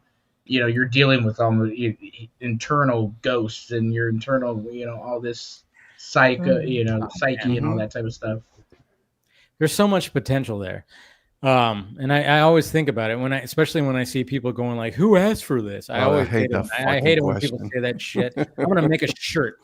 I'm gonna say, "Who asked for this?" I did. You know what? That's not a bad idea, dude. I might make a shirt like that that says that. Just wear it all the time. Who asked for this? But no, I'm just saying. Like when I heard about it and I heard that he did it, I was like, oh, this is good because I that's one of my favorite. If I had to say top 5 favorite Batman the Animated Series episodes, Feet of Clay Part 1 is fucking 100% like up there because Clayface was not that character until Batman the Animated Series. And if you want to, create something that's different and unique, and I'm sure that's one of the reasons, again, James Gunn, this is what I love about James Gunn, is the fact that he doesn't want to do the obvious thing. Like, yeah, I could do this, but what about this? And that's what I see when it comes to even Superman is like, oh yeah, I could just do, when people are going, I just want a Superman movie. What's all these other characters? I'm like, that's what we've got. We have those. You've had those. We have those movies. This is now a Superman who has other characters that we know from the comic books in it. What is that? That's bad. When people are, I get it. The character posters, that was a bit much. I will say they didn't, and not every character needed a character poster. Sure, I'll give you that. But at the same time, I'm going, Jesus Christ, we have the whole crew of the Daily Planet that we've seen within the animated universe and in the comic books. And then we have a Green Lantern, we have a Hawk Girl, we have Metamorpho, we have all these other characters that Superman has to deal with through all this. And I'm going, yeah, only somebody like James Gunn, who has a unique knowledge of all this shit, could do that. So that's where when I heard about the Clayface movie and they were like, oh yeah, greenlit that, I can go, yeah, totally. James Gunn probably read that and went, fuck yeah, we're doing that, because that's something that nobody would expect, and somebody like a Kevin Feige type would not immediately greenlight because it's not one of the main hitters or not the normal thing or not the formula or something like that. And James Gunn is trying his best to not do the Marvel formula. So greenlighting a Batman villain who's not a common villain, but sees the potential of a low budget movie where you can inject Batman in it, which I would not be surprised if Batman shows up in it, which would be an interesting way to introduce a new Batman in this kind of crazy, T-1000, monster horror, body horror type of movie. Come on. $50 million, you can make it for $50 million. Doesn't have to make that much at the box office. And then it could have a good word of mouth and be a cult classic. That version of Clayface, the shape-shifting one, that composite version of that actually appeared a little bit earlier, though. Did it? Yeah, it appears in the comics. Look up Mudpack. Yeah. The shape-shifting version, the cartoon took elements of that and made their thing, but the shape-shifting version of Clayface is in the comics about 7 years prior to that, I think. I have the comic. Like a little, okay, yeah, I remember there was like a little bit of that, but the animated series just kind of took that and ran with it, huh? They just gave him a different name, if I recall. It's the same guy, it's the same origin, it's the same everything.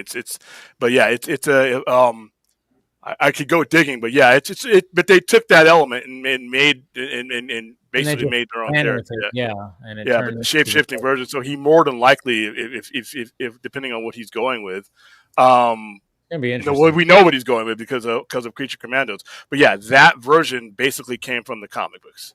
Okay. And Yara, you got to take off. Yes, it's 12 over here. Late where you're at. Yeah, I get it. And I have to wake up to take my dogs to the vet. So it's been wonderful. And I am very. Hey, thank you for joining. This has been great, and we'll welcome you back anytime for sure. Sure. And thank you for the invitation. And I had a great time, guys. Yes. And I hope to see you soon. Yeah, subscribe to Yara's YouTube, follow her, and obviously if you're speaking Spanish, you speak Spanish. Actually, you can watch my videos because you can put the subtitles. Oh, that's true. You can change the language. That's true. That's good. Okay, guys. Really appreciate you. Thank Bye, you. Yara. Nice meeting you. See ya. I've got about probably 10 more minutes. Yeah, whatever, Chris. Yeah. Everybody. All right. Oh, by the way, yeah. No, but it's good. It's that. I mean, that I mean, when people, I mean, I've had so many people like in my mentions or whatever go like, really a Clayface movie? I'm like, you guys don't see kind of like a little bit of a brilliance behind it? I'm like, I don't know. Did the substance not show people what this could do? Yes. Yeah. And then, of course, people were like, oh my God, he's copying the substance. I'm like, no, the substance copied fucking Feet of Clay. What are we doing here? Stop it. I'm like, ugh. Well, under the previous structure, when you threw out an obscure character without the skill to build to build the structure that you were going to do, that's what a lot of people remember, because those guys did it because they had screwed up with the heavy hitters so bad that they had to pull characters out of their asses to, that nobody had touched yet. When he's doing it, it's part of a tapestry, because obviously you're not just bringing in Clayface. There's something you're building here to where all these pieces work. Gotham PD, you're going to have a Gordon, a Montoya, a Bullock. You're going to have, there's other, I don't think people realize like the Batverse of the DCU is going to be starting to get its foundation and built. And I still just go, there's no way that a Batman doesn't show up. Or a Bruce Wayne or somebody. Like there's going to be, if you're going to have a Batman villain, you have to have a foundation of, there's going to be other characters. So there might be a Lucius Fox that shows up. There might be just, somebody is going to be. I mean, there's a lot of stuff there. But like I said, under the Ghost, which I call them, under the Ghost, something like this would be a fucking disaster. But under these parameters, it's just another piece in what's being laid out. So I think that's where a lot of people get shoved, because like I said, they just can't. You got to separate the ghost from the living, and right now we're in the world of the living. So that's probably why. Oh man, I mean, Jesus Christ, we're less than a month away, and like for Superman, and it's like it's it's weird because it's July is just it's such a countdown, and I kind of love it. I love the fact that I don't know. It's been a while since there's been this much. I don't know. To me, I don't know if you guys feel this, but it just seems like there's a lot of excitement for just movies in summer blockbusters, more than there has been in the last couple of few years. I don't know if you guys are feeling that too. No, that is true. If you see what happened to what's it in Minecraft, now Lilo and Stitch, and now How to Train Your Dragon, I think there is a real general interest in going back to the movies.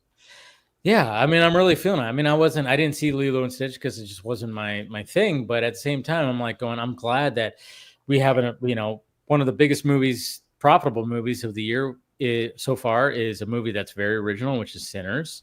And there's a lot of people just showing up to the movies, just watching other shit. And I don't know. I think July, I don't think there's going to be a flop at any one of those movies. Not even I Know What You Did Last Summer. Smurfs, maybe, I guess. Smurfs might maybe not. Smurfs, yeah. Yeah, but who knows? Maybe it will find an audience. But I don't know. It's just I'm just kind of liking the excitement. And when I'm going to the movies, even when, like I said, when I went to see How to Train Your Dragon, it was a pretty full theater. And of course, I always feel weird showing up by myself to a kids movie. I'm like, hey, I'm not creepy, I swear, But I had to sit in like the second row because like the whole back row was like pretty much sold out. And I'm glad I didn't, because there was a fucking kid that could not sit still and was yelling through the whole time. And I'm like, that sucks. Get your money back. As soon as the movie's over, you go right there and say, luckily it was way back there. So I, when the action was happening and the noise canceled it out, I was like, thank God. But man, I felt sorry for the people that were back there. I'm like, yeah, there was, I mean, at this point, it's like, do you not know that your kid can't sit still? Don't bring them to the movie theaters, especially if they're. Dude, we had kids at the ballerina screaming. 2 years old. I mean, because I got up real quick to walk out before the crowd, and I saw the kid, and I was like, that it was a little girl. She probably was 2 years old. I'm like, why are you bringing her here? 2 years old, geez. 2 years old. She had to be like 2, maybe 3. Yeah, and she could not sit still, and she was yelling like, rah! like, oh my God. Like, God, I can't even imagine how that, because I think she was there with like grandparents and the parents. and I can't even imagine how they felt. They're like, God damn it, stop. Like, good Lord. I have this thing. Well, I haven't done it. This is the first time I'm gonna do it because my daughter is 5 years old. Mhm. So I'm gonna take her to see Superman. For this is her first experience. so I already told my wife, if she starts crying or she gets upset, you come out because the movie theater is like literally like 6 blocks from here. Nice. So I told her, listen, if you and then you can come back the next day and watch the movie. By yourself. And Hey, you and got a but plan. we'll rotate. So the next movie is Fantastic Four, and we'll take her to see that too. If she starts crying, I'll come out with a baby. And then I'll watch Fantastic Four the next day by myself. There you go. See, you got a plan. You got a plan. You got a plan. Yeah. Don't Oh, take no. her to see those dinosaurs, though. That might be a little too scary. Yeah, no, I'm not So- taking her to see that one. That's cool. Here's my question: have we talked about the reports that apparently that the rumors of the budget were true? Oh. That this The is one Superman of the most budget? expensive movies ever made. Which Are you talking about- Together with the marketing and all that stuff. Yeah. It's probably Yeah. actually true. Okay, well, It's- before we go, I know Chris has to take off before we get to the next subject, before we ramble on for another 30 minutes. 30? We'll no, you send guys off are Chris. rambling on for another hour. Come on, don't sell yourself short. No, 30 minutes is But, fine. yeah, no, but all right, we'll send you off, Chris. Thank you as always for showing up. Take it easy, Chris. Yep. See you later, Good Chris. weekend, everyone. Bye-bye. What, yeah, promote whatever you got. Yep. Yep. Yeah, check Gotta me do out Marvel Alliance every Thursday night on Geekverse Podcast YouTube channel. This week we delved into another show that seems to nobody wants to pay attention to. I guess Ironheart again, another trailer for that. Remember that show? Remember that was a Yeah, thing. there was another trailer that came out, huh? Yeah, that was a thing. So That was the thing. That was a choice. that was a choice, yes. But check us out on Thursday nights on the YouTube channel. All right, thanks, All right, Chris. check it out. Take it easy. All right, man. have a good night. Peace. No, but yeah, the budget. Well, you know what's interesting? Like I talked about it last week too, and I'm like, I mean, well, first off, Superman's just under a fucking microscope. Like every little nook and cranny is just being looked at like crazy. I've never, this is like a movie that is just so heavily, every little decision, everything is just being looked at. And I mean, like when it comes to the marketing budgets, it's always been like an estimate of marketing budgets that's been attached to movies, and it's still kind of like that. But at the same time, I mean, yeah, that THR article that was like when the 363 thing was coming out, of course, the loud side of the fandom was like, saying, hey, this budget is this, but it wasn't the production budget necessarily, right? And then, or was it the production? But then, of course, So that actually was the production budget. Now it will go down because what they're doing now, and the reason they were able to get that number, the tax incentive. So they've applied for all of that. Once that hits, yes, the budget will go down. The studio estimates 225. It'll probably be closer to 250, 270. Yeah, you can always tack on a few million, like 10, 12, right. 30, $40 million to the production budget. Yeah. And then they announced that there was there's a $200 million global marketing campaign. Well, this is this because I did speak about that on my YouTube channel, by the way. Anyway, what's that called? The thing is that the math for films, right, is 2.5 times its budget, right? So it's 222. Right. So in general, the rule of thumb is 150 for the budget, but in reality, you can add an additional $50 million. So it could have been 225 times 2.5, which is 560 something, and then you add if you want to add the additional 50 million, then it puts you at $600 million. So the movie just needs to make 605 to break even, and anything after that is profit. Well, actually, more because of the percentage gone off to the box office, thing like that. Correct. Right. But here's the thing, though: if it's whatever it is, that's what it needed to be. Yeah. I think I don't think even I don't know if the studio is banking on making a profit or banking on creating awareness. because I think they're more banking on creating awareness, and I think at least breaking even, which I think they will. Right? We know Man of Steel made 600, and then BVS was 800.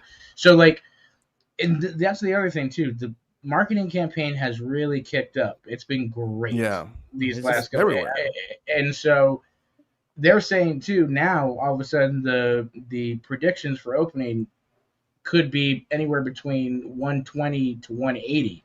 Yeah. Which if it goes over 166, that's the highest debut for a DC movie ever. Yeah. So the first one under a studio. First one, yeah. But I mean, that's also domestic. That's not even worldwide. Yep. Exactly. If it hits worldwide, which we know it's getting the China release the same day, we know it's getting the China. Let me tell you, it's gonna be huge over there. We're gonna tariff them. It's gonna be. They're gonna love it. We'll get even more because of the 200% tariff. Because we're gonna increase it 50%. Yeah. Oh my god. No, but give me. No, but at the same time, it's like, it's going to be interesting.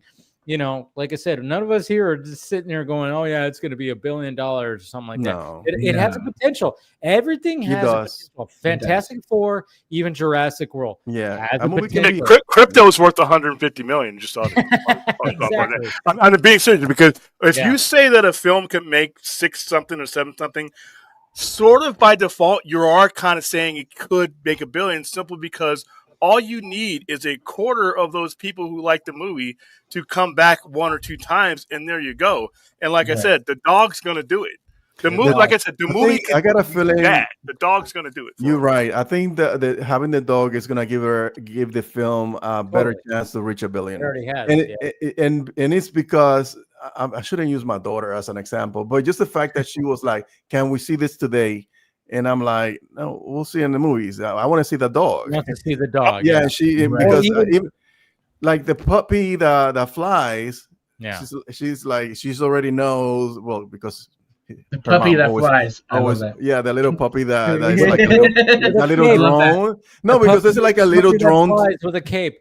There's a little drone toy. Yeah, even when I went and saw Dragons last night, it sucks because I was like, "Am I getting the new trailer?" No, I got the first trailer. I'm like, "What the damn?" The first trailer. I was like, "Seriously, we're showing the first trailer?" Well, that one is more. I was hearing the kids in the back, and what do I hear? The dog. I heard about the dog, because I don't care if I hate this. So I was disappointed because I'm getting the first trailer again. We have 2 other trailers that you could show. Yeah. You're showing the first trailer, but then I'm going, okay, well, let me gauge this. And I literally was like, kind of just stuck my ear out. How is this going to react because I know there's a lot of kids here. And I heard, kids talking about the dog, and that's not even bullshit. I'm not trying to bullshit anyone. No, I believe you. I was trying to be like, okay, since I'm seeing the same fucking trailer, I'm like disappointed, but I'm going, okay, let me just gauge on what's happening. And I heard kids talking about the dog. So, and what William's holding up right there. Like I said, this movie could be Mystery Men bad. I could hate this movie. Fuck off, man! I love that movie. I could. This movie could make me. Is good, bro. It could make me vomit in the aisles. I'm gonna sell the shit out of this dog. I'm gonna sell this shit. I got shit coming on its way. I got the buttons already. He's on. They put him on every damn comic this month, which is great. By the way, that's one thing that he is doing. He is partnering up with Jim Lee to make comics now that have been around for 1,000 issues. They're jumping on parts now so that these people coming in looking for this damn dog, I can actually sell them a comic without having thousands of issues to intimidate them and make them run away because it's too big. They've made it smaller and more digestible now. The Superman Unlimited, I can hand that to somebody who's never picked up a comic before. So they're structuring the company in a way to maximize money, which was not happening prior to 2024. It was not happening. I can tell you that straight up. Exactly. I think having the dog in this film is a smart move, not only because of the box office, but because merchandising, but because when they use the same dog in the Supergirl film, I don't think. I didn't even think about that. Yeah, it's gonna be a little bit different because that movie, I don't think it's gonna be as bright as this film. That movie's kind of that story's kind of dark. It I don't is know. dark. I wonder if they're It's going to very have dark, Comet. I could do without Comet, but he's kind of important. To this It is. Oh no, they're totally gonna have Common in there. I think they're gonna. I don't think Supergirl is gonna be. I mean, it's gonna be dark, sure, but I don't think it's gonna be as dark. Yeah, They're I gonna don't think lighten it so. up a little bit. They'll lighten it up. I mean, they put Lobo in it, and Lobo. But yeah, what Lobo looks like. If it looks like Yeah, and I think I don't know, man. I totally forgot that Crypto is a part of that. So yeah, it's gonna be. I don't know. Crypto is gonna be a fan favorite, and I think that was the smart. I mean, I remember, dude. At Full Circle, when I, in 2023, April of 2023, this is 2 years ago. Okay. I'm putting on the spot, Mr. Sean O'Connell. Okay. He shows up at Full Circle and I met him for the first time in real life. He just came back from the Guardians of the Galaxy 3 press junket. So he interviewed Gunn and everything like that. And, and then, I see him, give him a big hug. We finally meet in real life. And then he's like, yeah, I just came from the Guardians again. And then he was even I remember he said this, he goes, Crypto's in it. He goes, Crypto's in it. Because he obviously not in front of the cameras, but, he told me, I just remember him saying that. Because I even asked him, I was like, so what, give me the dish. What's going on in fucking Superman? And what's happening is, and he goes, Crypto's in it. And I was like, there it is. They just fucking, the movie's not going to flop. The movie's going to be successful. I was like, I immediately was like, oh yeah, all right. Because everybody, it was up in the air. Is Crypto in it? Not, remember? But I remember him telling me in April 2023, before they even shot the goddamn thing, and he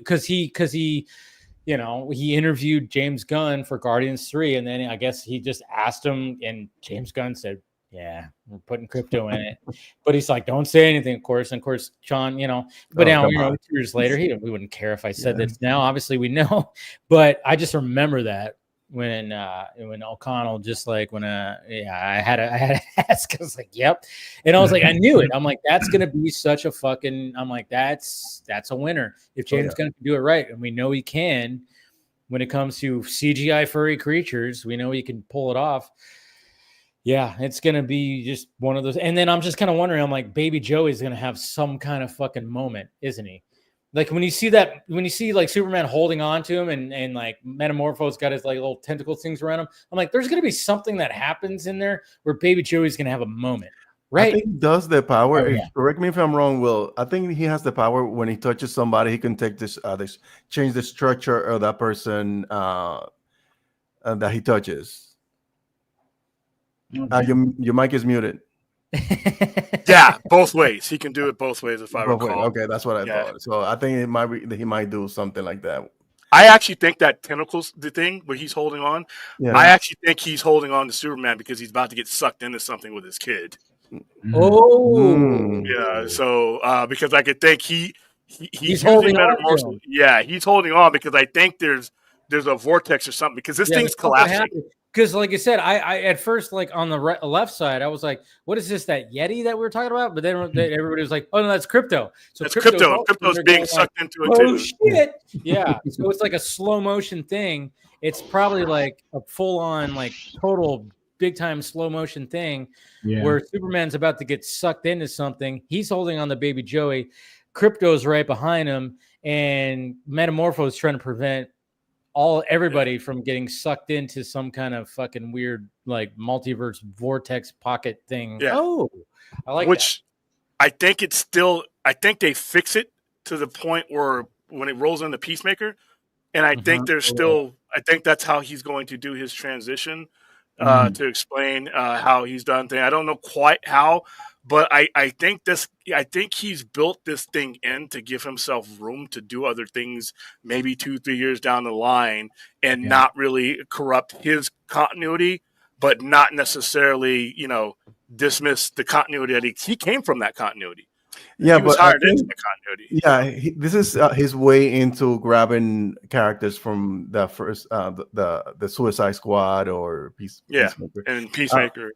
But what the thing that caught my attention the most is it was when he said in the last interview that metahumans have been around for over 300 years.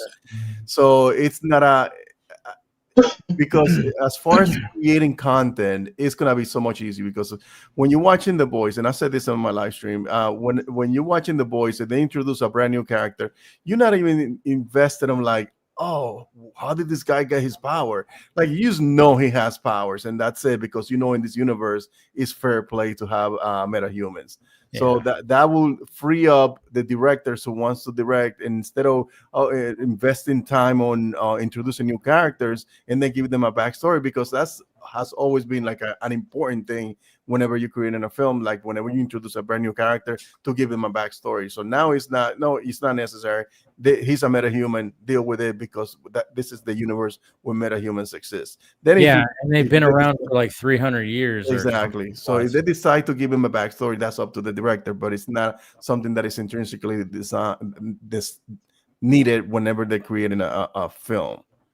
And having those $300 years cushion makes it so much easier for them to do so. Anybody else feel like Corn Sweat might be the most likable Superman? I think so too. Yeah, I think so. Because I'm no shade thrown on any of the previous actors. They've all been great. But I don't know. Just there's something about Corn Sweat that I'm going. It's just like that dude, like the one that like goes, "You do what?" I mean, ever since I saw the Star Wars thing when he was driving, such a nerd. Like, oh my god, this guy's a dork. I love it. You know. Well, he represents a Superman that is not having to come into his reality, his powers, and how he's viewed. He's been Superman. He's beyond that. So 3 years, they said. Yeah. They're used to him. He's used to them. And when, it's a little bit more relaxed environment, whereas previous versions of Superman were mostly origin stories where you had to, this person's like, I'm viewed as by half of them by a god and the other half as a menace. How do I deal with this? So I think that would wear on a character's glow. Whereas now you got this guy, I think it's 3 years he's been Superman. Yeah. So he's a little bit, he's gone through that, and he's a little bit more relaxed and cracking jokes and stuff, which is fine. I think this story defines likability when it comes to Superman and the atmosphere, because if you're going to tell a certain type of story, you have to allow for that journey. Because if you'd have gotten more movies, so like with Cavill, maybe he's cracking jokes. I don't know, not those kind of jokes, but he as he comes into his own, you get more comfortable. It's like when you're at a job, brand new, you're nervous, but you've been there a couple of years. Hey, you know what? I run this place now. So it's a little bit, I think that's some of it too. When it comes to Cavill was very stoic, and I liked it. I liked the fact that he was just like he took it upon himself to be like this god. And of course he was not accepted, but he was always like, just like this, I'm like, I'm the guy, I'm this, and I like that. And, I mean, I would say like the only joke you really had was, is she with you kind of thing. And like, there wasn't really much there when it came to that. Everything was very serious, which I'm okay with. And I love Batman vs. Superman. I mean, it's one of my all-time favorite CBMs. But I'm just looking at everything when it comes to Corn Sweat and when it comes to footage we see of Superman. I'm like, God damn, I think he might be the most likable Superman we've ever gotten. Like, it just, I don't know. There's just something, even like when people were having a problem with that scene where it's like, I am working hard, or whatever he said to Mr. Terrific, and then I don't know. It's just, to me, it just seems like he just has that charisma to him. I don't know. There may be things we see in the movie though, because like I said, maybe people, all the screaming, and maybe he loses his temper. From what you've seen, yeah, but there might be elements in the movie that be like, oh wow, he's got a bit of an edge, and it may be all right. Well, the thing is that James Gunn said that the movie will have light-hearted moments, it will have dark moments, just like life. Everything's not just roses. Talking about that, the thing about this character, about this version of Superman, like, do you see a universe where Henry Cavill could have played this exact same Superman? Yeah. Yeah. All right. Were you asking me? I'm sorry. You think that he would have played this Superman that James Gunn is creating? Yeah. Maybe not as quippy, but yeah. Right. But maybe a little bit, but not as quippy. So you think it would have been easier easy for him to take a darker, brooding, stoic, standoffish? No, I don't think I don't think James Gunn and Henry Cavill would have gelled. That's exactly what I'm saying. That's what I think so. When they're actors, I hear that a lot, and I'm like, they're literally they're paid to become something else. I think it would have been all right. No. This is why I don't think it would be, because as much as I hate that Josh Whedon's Justice League, whenever we saw that version of Superman doing Superman things and cracking a joke or saying something funny, we cringe at that, because like it felt like it was out of character for that Superman. I think Zack Snyder did an amazing thing with that Superman, that version of Superman, and I think that was intrinsically designed for that Superman. So now when you take that Superman and put him into a different element and a different environment, like if you would have put it in this version, this wouldn't work. It wouldn't work. Well, exactly. but Joss Whedon think that was done poorly too. So I understand that it was good, but what I'm saying, the times that I saw him making a joke or being trying to be funny or quippy, I'm like, I don't know. I see what you're saying, Ben, because I'm like, there's nothing, and this is no shade to Cavill. It's just not at all. Like when it comes to like what Gunn is trying to, and I could see like a different kind of style, but at the same time, when you say like, "Hey, buddy, eyes up here," do you see like a Cavill doing something like that, or even saying like, "Hey, I am working hard," or whatever the hell, whatever the hell he says in that fucking shot. Maybe it's because I just give benefit of the doubt. After Heath Ledger, I'm never able to say that somebody can't do something, because I look like a fool, because I made fun. Oh, Brokeback Joker, and man, that trailer for that Dark Knight dropped, and it was just his voice. But, I was ready to. But he never played the Joker before. He never played a different version of the Joker before. Henry already had played a version of Superman. Like to me, listen. Now, if you ask me, if they would have hired to begin with Henry Cavill to be this type of Superman, would he be able to do it? I say absolutely, and he wouldn't feel out of place. But to take him from that frame, that Zack Snyder created. But then you watch that one movie, that Guy Ritchie movie. Cavill has some chops, but at the same time, I totally see what you both are saying. But yeah, I think Cavill would not have fit in Gunn's world. No. I'm totally with that. But at the same time, I see what you're saying, William, because it is actors, and maybe there could have been something that could have, like, they could have found like something that would have worked. So, yeah, there could have been something there. I don't know. It's such a weird thing. But anytime that I ask some of these Gunn haters, would you want James Gunn direct Henry Cavill? They go, "Fuck no." I'm like, well, there you go. There you go. That's why we're here. Like you just answered your own question. Like you keep wanting Henry Cavill back, but it's like Gunn's running the ship. You don't want him to direct Cavill. So I will say this though. This when it comes to James Gunn, and it's kind of stereotypical because of what you've seen him do. People go fart jokes, dick jokes like that. Mm-hmm.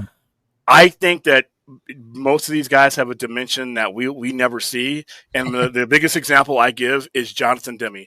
Jonathan Demme did Married to the Mob and then turned around and did one of the great horror movies of all time in Silence of the Lamb. I think a storyteller has it in him if he is asked to do it. And a lot of these guys are just not asked to do it. You got to step up to the 100%. And I think a lot of the times too, what I like about the whole James Gunn story and how this all came about was that he initially said no because he didn't know how to write that character. Right? In a sense, it's kind of say it's a challenge for himself, And I think anybody in this business that is willing to challenge themselves to do something different and like really try to do something different, something like Superman compared to Guardians or Super or any of the other films Gunn has done in the past, is really out there. So I just want to know what was it? What was the moment when James Gunn, like, what the aha moment when it hit him and he went, "Oh wait, fuck! I know what to do with Superman. I might have a way of doing." Yeah. I think I think what it could have possibly been was, I gotta write it like there's other characters already in it, and it's like the animated series. I just want to believe that he just maybe even saw a clip from the animated series or had the animated series, because going over the Superman the Animated Series, I mean, we literally talk, there's an episode where the Flash shows up to race Superman. We don't even know who the Flash is. He just is there. And then he never shows back up. And then Aquaman shows up. Dr. Fate shows up. I mean, there are like characters that show up in Superman the Animated Series that are just already existing, and they're just there, and they show up, and that's it. And I'm wondering if that was part of it, where it's like, oh, wait, I don't have to be limited on reintroducing Superman. I could just have a world, and I can have whichever DC characters I want to be involved. Because they exist. exist. Shit. And instead of starting it like Marvel, where it's I have the whole toy box. I think maybe he just went, I have the whole toy box to play with. Yeah. Why am I just plus I think position too. I think as you ascend to that position, there's not going to be any conflict with what you're doing with the main character. You run everything now, which is, I think that's where his, because remember, he originally said no to being DC studio head. And then when he came back with, hey, let's get, Safran on board. So I think it was, that type. And if you were looking at how things were handled prior to that, you keep apprehensive about whatever story you're telling. But the fact that, you got the Superman and you have the main characters, that whatever you do is not going to come into conflict because you are the guy running the whole show. I think that probably was at least a quarter of the aha moment. But hey, I got to go run Friday the 13th, part 2 in 3D.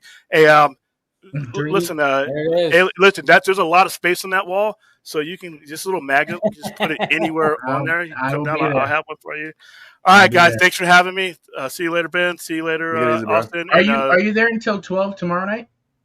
Yeah, I'll probably be going over. I'll probably be here till Sunday morning, pretty much, because I got a lot to do. Cool. All right. He's going to be there. I'll believe it when I see it. See you later.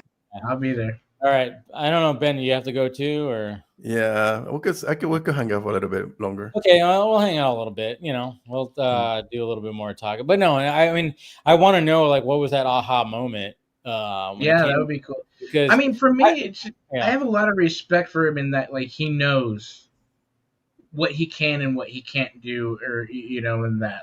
So like even when he was talking about, he knows he has nothing to write for Thor. In Guardians 3, and he, was. I like how he said that. I like how he said that when it came to all that, where it was like, I got put in a position where I had to fucking, accommodate, and I didn't want to do that, Yeah, he was like, I don't know. I like what you said. I don't know how to write that character. I don't.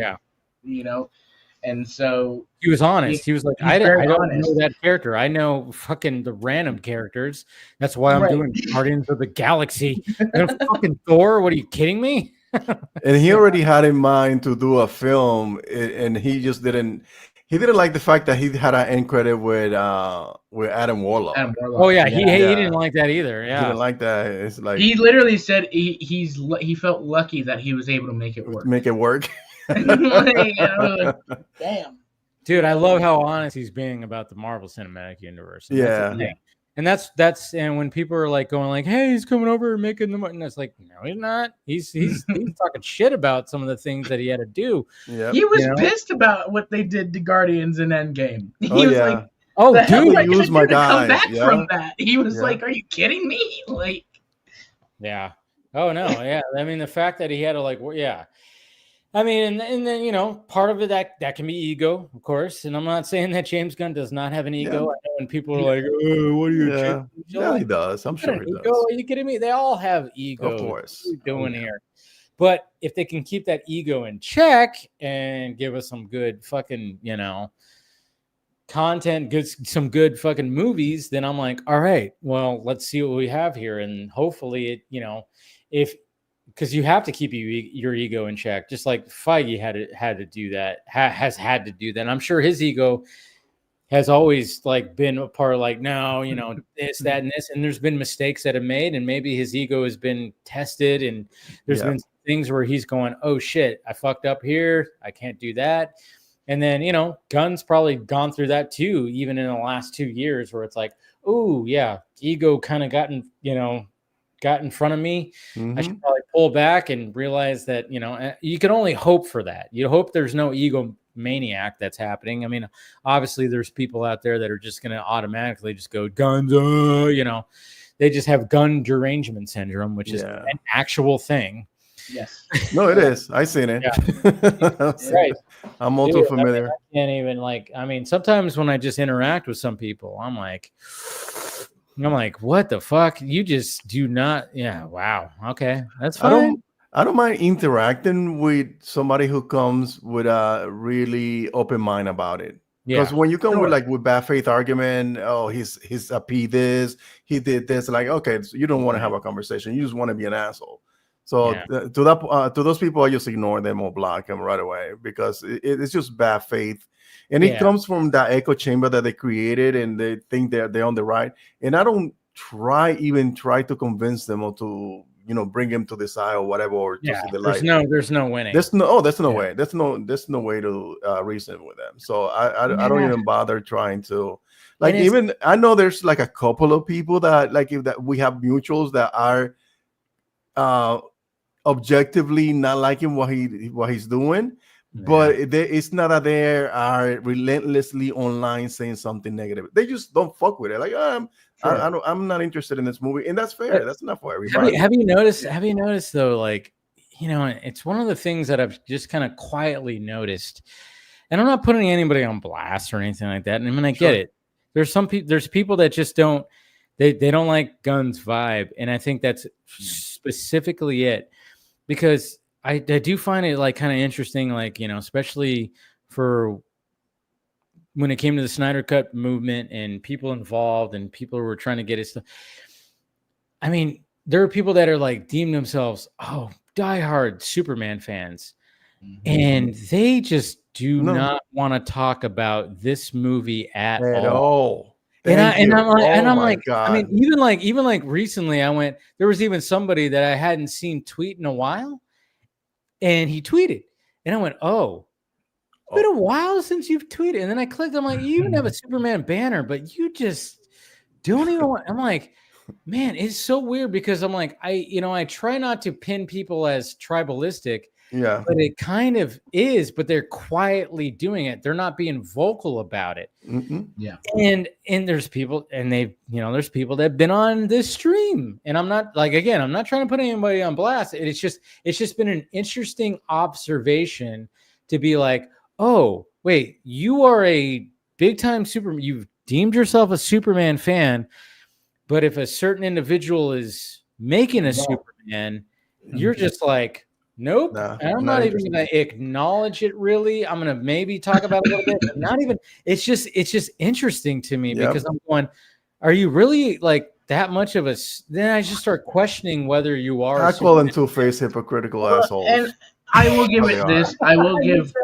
I do. Like if I know who it is, I will fucking call him out. And I will give some of it some good faith because I do think again, like.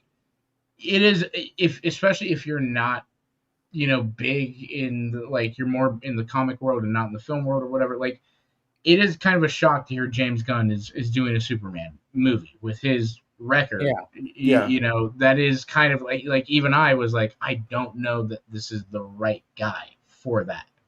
And I think again, part of it has been the challenge on him as a writer to do something like that is different from his other films and other superhero stuff. Yeah, it's just been interesting because I don't know. I think it's just because I've grown. I mean, Batman is my ultimate favorite character, and I would say Flash and Superman are like second and third. Sometimes they flip flop. I've just been such a fan of just the character itself and the different iterations. Like I said, when it comes to me and Superman, I got introduced with, of course, the Donner Superman movies, Christopher Reeve. And then it was comic books. It was Lois and Clark. It was the Fleischer short animated, and then it was Superman, the animated series, which I'm revisiting right now. And I'm just kind of going like, and I always would say, and what Zach did, I was like, oh man, he turned Superman into I love what he loved it. He just, after Superman Returns, which I was like, even I remember walking out of it going, yeah, that was cool, but it wasn't anything really new. It was just fresh visual effects.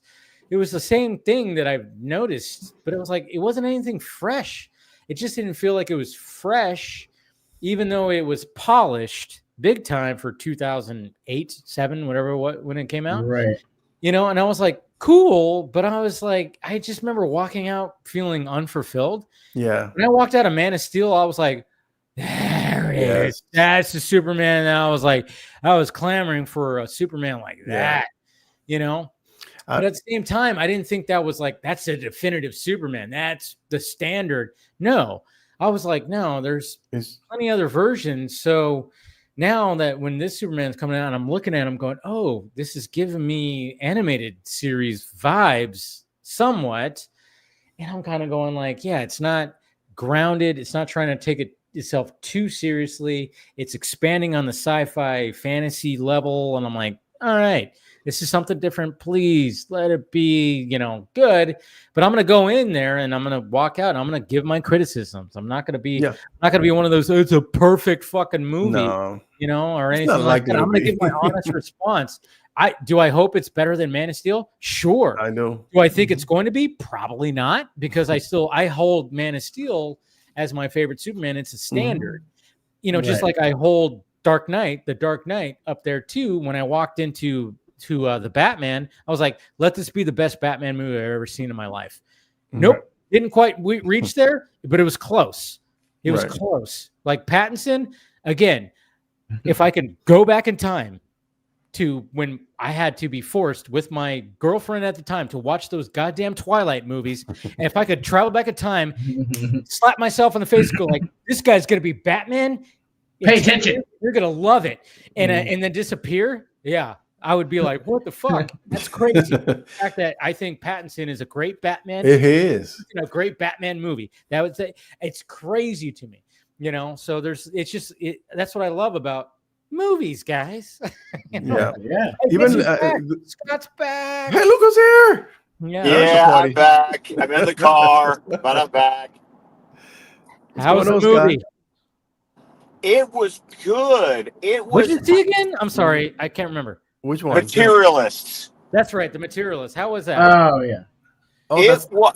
You see any nipples? That's what. No. Is that the one with Lucky? Tommy Hiddleston? No, that's Life of Chuck. I want to see that. Oh, that's Life of Chuck. Yeah, that's the one I'm waiting for. Oh, you're gonna Just the one with Pedro Pascal and Chris Evans and Dakota Johnson. Okay, and Dakota Johnson. Yeah, like a little love triangle thing, right? Yeah, I saw the trailer. Yeah, it's people are mischaracterizing it as a rom-com. Take the com out. It's a romantic movie. Comedy is a stretch. Not so much comedy. it's a stretch, but what it is though, it's a very when I say adult, I mean grown up. I mean, it treats you like you're a mature person. Okay. And really deals with, because if you don't know the plot, Dakota Johnson plays a matchmaker in New York City. And I think that what Celine Song, the writer and director, did was she really kind of poked at what people think dating and getting married are in a very materialistic society. Thus the title of the movie. I appreciated it for being just a very, I'm going to use the word harsh, almost a harsh commentary on the way people view what not even being in a relationship, but what you're looking for. I appreciated what Celine Song was trying, at least how I interpret what she was trying to say in the movie. And it really makes me want to go back and watch. I haven't watched, this is her second movie. I missed the first movie. First movie was called Past Lives. Okay. That movie's amazing. Oh my God, I love that movie. I was not the biggest fan of it, but it was good. I love that freaking film. Such a heartbreaking film. I love it. Well, I want to watch, especially since now I understand. It's like, oh, I see what you can do. You know, I see that you take this material very earnestly and seriously, I really want to check that out after seeing this movie. Because, like I said, I appreciated the subtle, the way it kind of just attacked materialistic relationships. I didn't know what to expect, and I liked it because it just felt like a romance movie that was for grown-ups, and I liked that. Okay. Interesting. Okay. All right. I'll probably catch it when it's out On Netflix. Well, no, it's A24, so it'll be on Max. Yeah, it'll be on HBO Max, which is good. I got Max. So, I but can wait 40 days. And then Ben, like I don't know if you caught my review earlier or on Letterboxd for this one. It makes you appreciate life. Okay. Oh, for the Life of Chuck. Life of Chuck. Yes. Yeah. Okay, that's what you're talking. Yeah. Yeah. And I wanted to see it last night, but like I said, like there was a late showing, and if I had to drive like 35 minutes as opposed to just driving 20 minutes for an earlier showing for Dragons, so there's an 11:40 for Life of Chuck tonight. I want to see it. God damn it! Check it out on Sunday. I know I might have to like maybe catch it sometime this weekend if I like just have some time to just get out of the house. I might. I don't know, because I really want to see that. I saw the trailer and I went, and it was funny too because anytime the trailer, both times the trailer show, this is why I love going to movies with my dad. He's all, that's Mark Hamill, huh? And I'm like, yeah. He's like, yeah, because obviously, you know, growing up on Star Wars, and of course him showing us Star Wars when we were little and stuff like that. So he's just like, it's Mark Hamill. Luke. I'm like, yeah. But it's also great because Mark Hamill's become one of Mike Flanagan, like many auteurs, has that troupe of actors that it becomes a bingo card of there they are, there they are, there they are. You know, because if you've watched enough of Mike Flanagan's work, it's like he just has those actors that show up, even if they're. I'm just glad he has his wife. I'm just glad he has his wife and a lot of stuff because God damn, how did he get her? My God. Actually, he's a great writer. He's a great writer, man. Listen. Well, no, actually, that's a cool thing that she did. He did an interview on Katie Sackhoff's podcast, and they talked about. And Kate Siegel was Katie Sackhoff's guest this week. Ooh, I'll have to check that out. Because I mean, when I saw her in what was the series, the house on whatever, the Haunting of Hill House, that one. And then I saw, I was like, I fell in love. I was like, God damn, this girl is. And then when I realized, wait, that's the wife of him. Oh, yeah, he got her. She was in the House of Usher too, right? She was the addict. She's in literally every single one. She was the addict. Yeah, I remember. Yeah. And she's just, I don't know. I'm like, she's just so fucking beautiful. She is. She's gorgeous. She was great in Midnight Mass. Oh, yeah, she was. Oh, yeah, totally great. I love Midnight. That whole series. The best part of Midnight Mass is when the preacher, he's giving the last sermon right before he brought out the demon. I was like, dude, Mike Flanagan's writing is just like perfect. And this guy's delivery, I don't know what's his name, the name of the actor. Oh, the guy who played Batman in Crusader animated series. Yeah, that's right. Yeah, he just like went on this long ass speech. I was like, oh my dude, God. That guy, yeah, oh yeah, that whole scene right there when that happens, Jesus Christ, man, yeah. What got me was the scene, the scene in the the one person AA meeting where the priest is like going at the drunk about let's stop with all the bullshit, and that was like you said, Ben, Mike Flanagan's writing is amazing. It's so personal. It's why he does such good Stephen King adaptations. Yep. Is because he loves to write characters. And Stephen King, when he's firing in all cylinders, the reason his horror works so well is because it's characters. Yeah. You know, So I do ever want to say for the life of Chuck, cool thing to know before you watch the movie. I didn't know about it until I was watching the credits. Exactly like Gerald's Game, filmed in Alabama.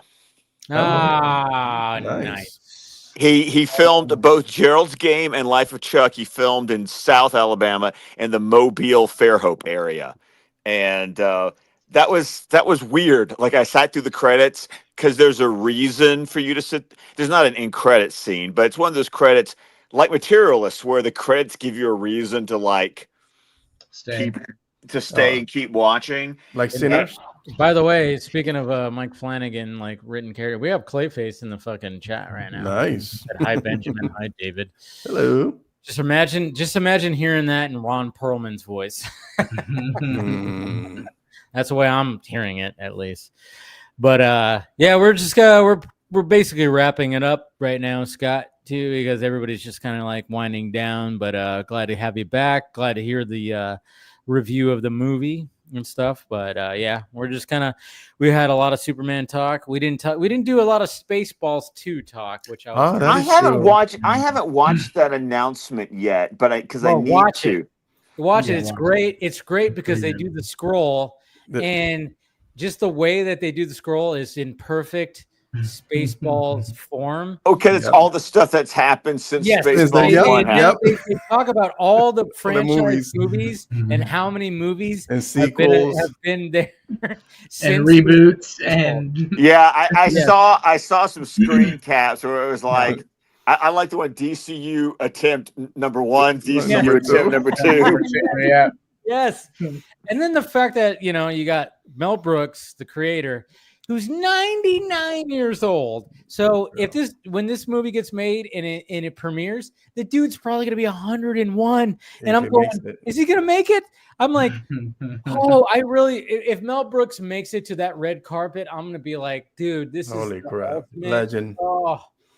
The only gripe I have is I know that Josh Gad is going to be Barf's kid, and I'm going, I don't really like Josh Gad that much. Well, we got Moran back, so that's all that matters. Yeah. But, at least, Bill Perlman and, like you said, Rick Moranis is back. Yeah. So see, I'm going to have to watch. I will have to watch this movie because if I am recalling correctly, and I think I am. Oh, you're talking to the expert here. I've seen it so many times. But my point is, if I remember correctly, I believe Spaceballs was my first ever Mel Brooks movie.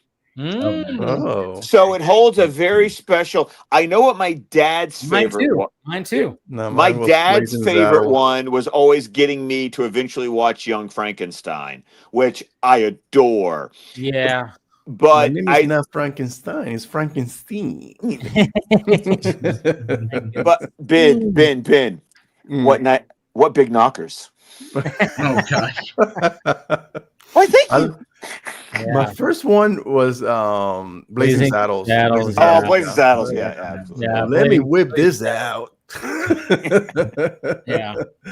No, Blazing Saddles was good, but yeah, I think my first introduction to Mel Brooks was also Spaceballs, and then it was Robin Hood Men in Tights, and then I went back and watched The Young Frankenstein, Blazing Saddles, obviously when I got older, because those two were Blazing Saddles and Young Frankenstein were a little bit more adults than I would say Spaceballs. It was. Blazing Saddles definitely was. There's another great one that's not very well known, but I remember catching it on the syndicated channel that would just show movies like on Saturday afternoons and stuff. To Be or Not to Be. I never saw that. I don't think I saw that. Here's the reason I watched that. It's a Hamlet one. Yeah, I think I've heard of it. I remember it because it's a remake of a more serious movie that, of course, Mel Brookerized, but he does it with Anne Bancroft. But there is a song in that movie because it takes place in Poland right before the Nazis invade, and Mel Brooks dresses up as Hitler and does this entire song called "A Little Piece." It's him dressed as Hitler with a map of Europe, and he going, "What is the matter? All I want is a little piece." A little piece of Poland, a little piece of France, a little piece of Austria. And as he's saying it, he's ripping the countries off the map as Europe becomes Germany. And it's such a great movie, but of course it's Mel Brooks. It's just all of his stuff is just I love the fact, I mean, like I want to get that what he was wearing, Spaceballs, the sweatshirt.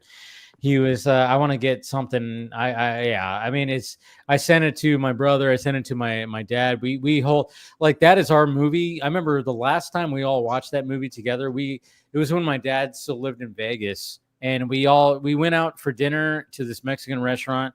We had margaritas. We got fucking lit up, and the whole way home we started quoting Spaceballs. And mind you, this is when, my dad got remarried, so she wasn't familiar, So we were just like quoting Spaceballs. And we're like, we got to watch Spaceballs. So we got home. We took 2 shots of tequila, put on the fucking thing. She fell asleep, thankfully. And we just watched Spaceballs, and we're laughing. We're quoting it. I mean, that's just like, that's a movie that me, my brother, and my dad, we just hold true. So, like, when that all announcement came in, I was like sending them screenshots in our group chat. I was like, look at, oh shit. But I worry, but hopefully it'll be good. But hey, Rick Moranis, if he's coming back, sweet. Lord Helmet. Yeah. Darth Helmet. R.I.P. John Candy. I know, but I just know that Josh Gad's going to play Barf's fucking son. Yeah. I'm like, I don't know how I feel about that. Hopefully it'll be all right. I'm not a fan of Josh Gad. I'm not a fan of Josh Gad either, but I know he's going to end up playing that character. We'll see what happens, but I love that Lewis Pullman is going to be showing up, so he's going to be Lone Star's kid. It's got to be. I just wonder if Princess Vespa, that actress, I can't remember her name. I wonder if she's showing back up. I just wonder who's going to show back up. Is Colonel Sanders going to show up? That guy's still alive. Colonel Sanders. I think, he's still alive. He's still alive. Well, I forgot what his name was. I know he showed up in the X-Files series for a bit. I can't remember. He's been in random other things, but I wouldn't be surprised if he shows up, But that's, when it comes to the original cast, that's about it.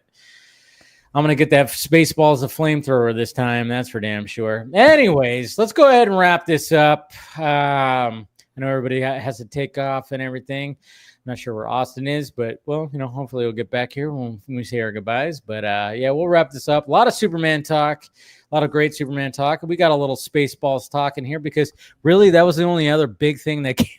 By the way, Colonel Sanders, yes, George Weiner, and he's still alive. Okay. I knew he's still alive. He's 79. Oh. Yeah, but I mean, hey, if Mel Brooks is going to play 99 Yogurt and President Scroob again at 99, hey, he can fucking, what's his name, can come back at 79 years old. It'll be fine. He's still working. He actually did episodes. He did a series on Hulu, right? He did A Million Little Things. He's done Station 19. Yeah. That's all his television work. He hasn't done a movie since 2018, but he's been doing. There you go. He's coming back. He's coming back. He doesn't come back. There's no way. And I can't remember what that girl's name was who played Princess Vespa. Obviously, you can't have what the robot who was what's her name? What was that comedian? Fuck, who voiced the robot? Her robot, Joan Rivers. Joan Rivers. There we go. Yes, yeah. She did the voice. Obviously, she's gone, but I don't know. I don't know how they'll pull that one off. If they try to pull that one off, but maybe they'll have like a kid version. That's what they're going to end up doing, huh? They're going to have kids, Lone Star's kid, Barf's kid, and they're going to have Dot. What was her name? Dot Matrix. That's what her name is. And then the Princess Vespa was Daphne. I knew her name was Daphne Zuniga. Yeah. She's still around. She's 62. We'll see if she comes back if she wants to. We'll see. That should be interesting, though. But all right, let's go around the horn and. Wait a minute! It's already been announced. She is reprising her role. She is. It didn't. Yeah. Let's see. I'm Nice. double checking the source here. So they got Pullman, Ramis, or I mean, I wouldn't be surprised. Nice. I mean, Yeah, like, the Wrap reported it on this week on the 12th. Oh, okay. Well, good. So that'll add to it. Fuck yeah, man. Get the gang back together. But I still worry though. When you do a comedy after so many years, sometimes it just can be like. I was talking to somebody like Mel Brooks. If he didn't like it, he definitely wouldn't be involved. Very true. Very true. It's 99. And I would say I agree with you. My worry, as well as the Biff son thing, please, dear God, don't let it happen, but it probably will. But I would still hope, even with that it's still good and it's still funny and it'll be great. The Schwartz awakens. The Schwartz. That's what it's all about right there. All right. Let's go around the horn, guys. It's been fun. Of course, thank you to Chris. Thank you to William. And of course, thank you to Yara being the special guest tonight. Her first time on, and hopefully we'll have her on again. She was great to talk to. And I'm sure she'll be on again because, she's a big fan of what's happening with Superman. And definitely with Superman coming out in a month. Wow, crazy. Less than a month. Less than a month. Woo! Yeah. God damn, it's gonna get crazy, folks. And then after that, we're gonna have nothing to talk about. Just kidding. We'll have nothing, right? Then Peacemaker. Yeah, then it's just like, okay, what are we doing? No, we'll be all right. But Supergirl for the next year. Supergirl. Oh, yeah. I'm sure. That's the thing. It's like it's always funny too, because I remember even previous, like when it came to, BVS comes out, what else am I going to talk about? I can talk about Justice League. And Justice League talks, what else can I talk about? The fact that Justice League got fucked up. Okay. It's always like one of those things where anytime that you go, oh wait, I've been heavily talking about this. What's going to happen when it comes out? Then it's like, well, there's always the next thing. We always talk about the next thing. In the next many things. And then it's like, hey, you could take a break from talking about the big thing and talk about some little things. Take a little break, because let's face it, I've been fucking posting clips like crazy. And I'm like going, Jesus Christ. It's going to be nice after, when we get to August, after the big, I'm going to be like, I might take a week vacation, guys. I'm just saying, but I love this shit. So whatever. I don't care. Let's go around the horn. Ben, what do you got? You can find me. Oh my God, Scott is here. He's gonna put me to shame. You can find me on Real Anarchy on Twitter and YouTube and TikTok, I think, and Instagram. There you go. And I'm always live on Fridays, 7:30. Depends what I'm doing that day. Pre-Vodka stream. Right Pre-Vodka stream. Yes. Love it. There you go. All right, Austin, what do you got? Hopefully, I know I've been saying it for a while, we'll have some content coming here soon. Get on it, man. And stuff, and I know. Hopefully, I miss seeing some shit from you, man. Come on. I will. I gotta kind of find a corner here in the room to set up and stuff. Because right now. Oh yeah, you live in a new place now, huh? I moved places and kind of. This is my first time streaming from it, so I was like, that's why I came in earlier and left. I was like, let me kind of reset and have some posters in the background and stuff. So yeah, kind of redesign the place and get everything ready, and then you find me at Borderlands Studios. I am going to be doing some short film stuff here in July and August, so I'll have some content coming. Like it. Scott. Well, of course, you can find me on X at Scott DC27. You can find me on Vero at Scott McClellan. And then, of course, as I've been promoting, find me on Letterboxd, either through Scott McClellan or Scott DC27. You can check out my reviews on there of The Life of Chuck and my forthcoming review of Materialist. And hopefully, if I can see it on Monday, I'll post my review for The Unholy Trinity. Of course, I just dropped today. If you will subscribe to the 602 Club, you can hear me joining Matt over there as we discuss Ballerina. And then, of course, every Wednesday night at 10 p.m. Central, 8 p.m. Pacific, you can join me here on the Film Junk YouTube channel for the DC Fanimated stream. Next Wednesday, we'll be returning to Neo Gotham as we'll be watching the 12th episode of Batman Beyond Season 1, A Touch of Curari. Ooh, love it. Never misses a beat. Scott. All right, guys. We love you. And of course, again, thank you to Yara for being the special guest tonight and spending some time with her. Hopefully we'll have her back. And thank you to Chris. Thank you to William. Of course, thank you, Ben. Thank you, Austin. Thank you, Scott. And thank you, everybody who's been sticking around this entire time. We love you, and we will talk to you later. Peace.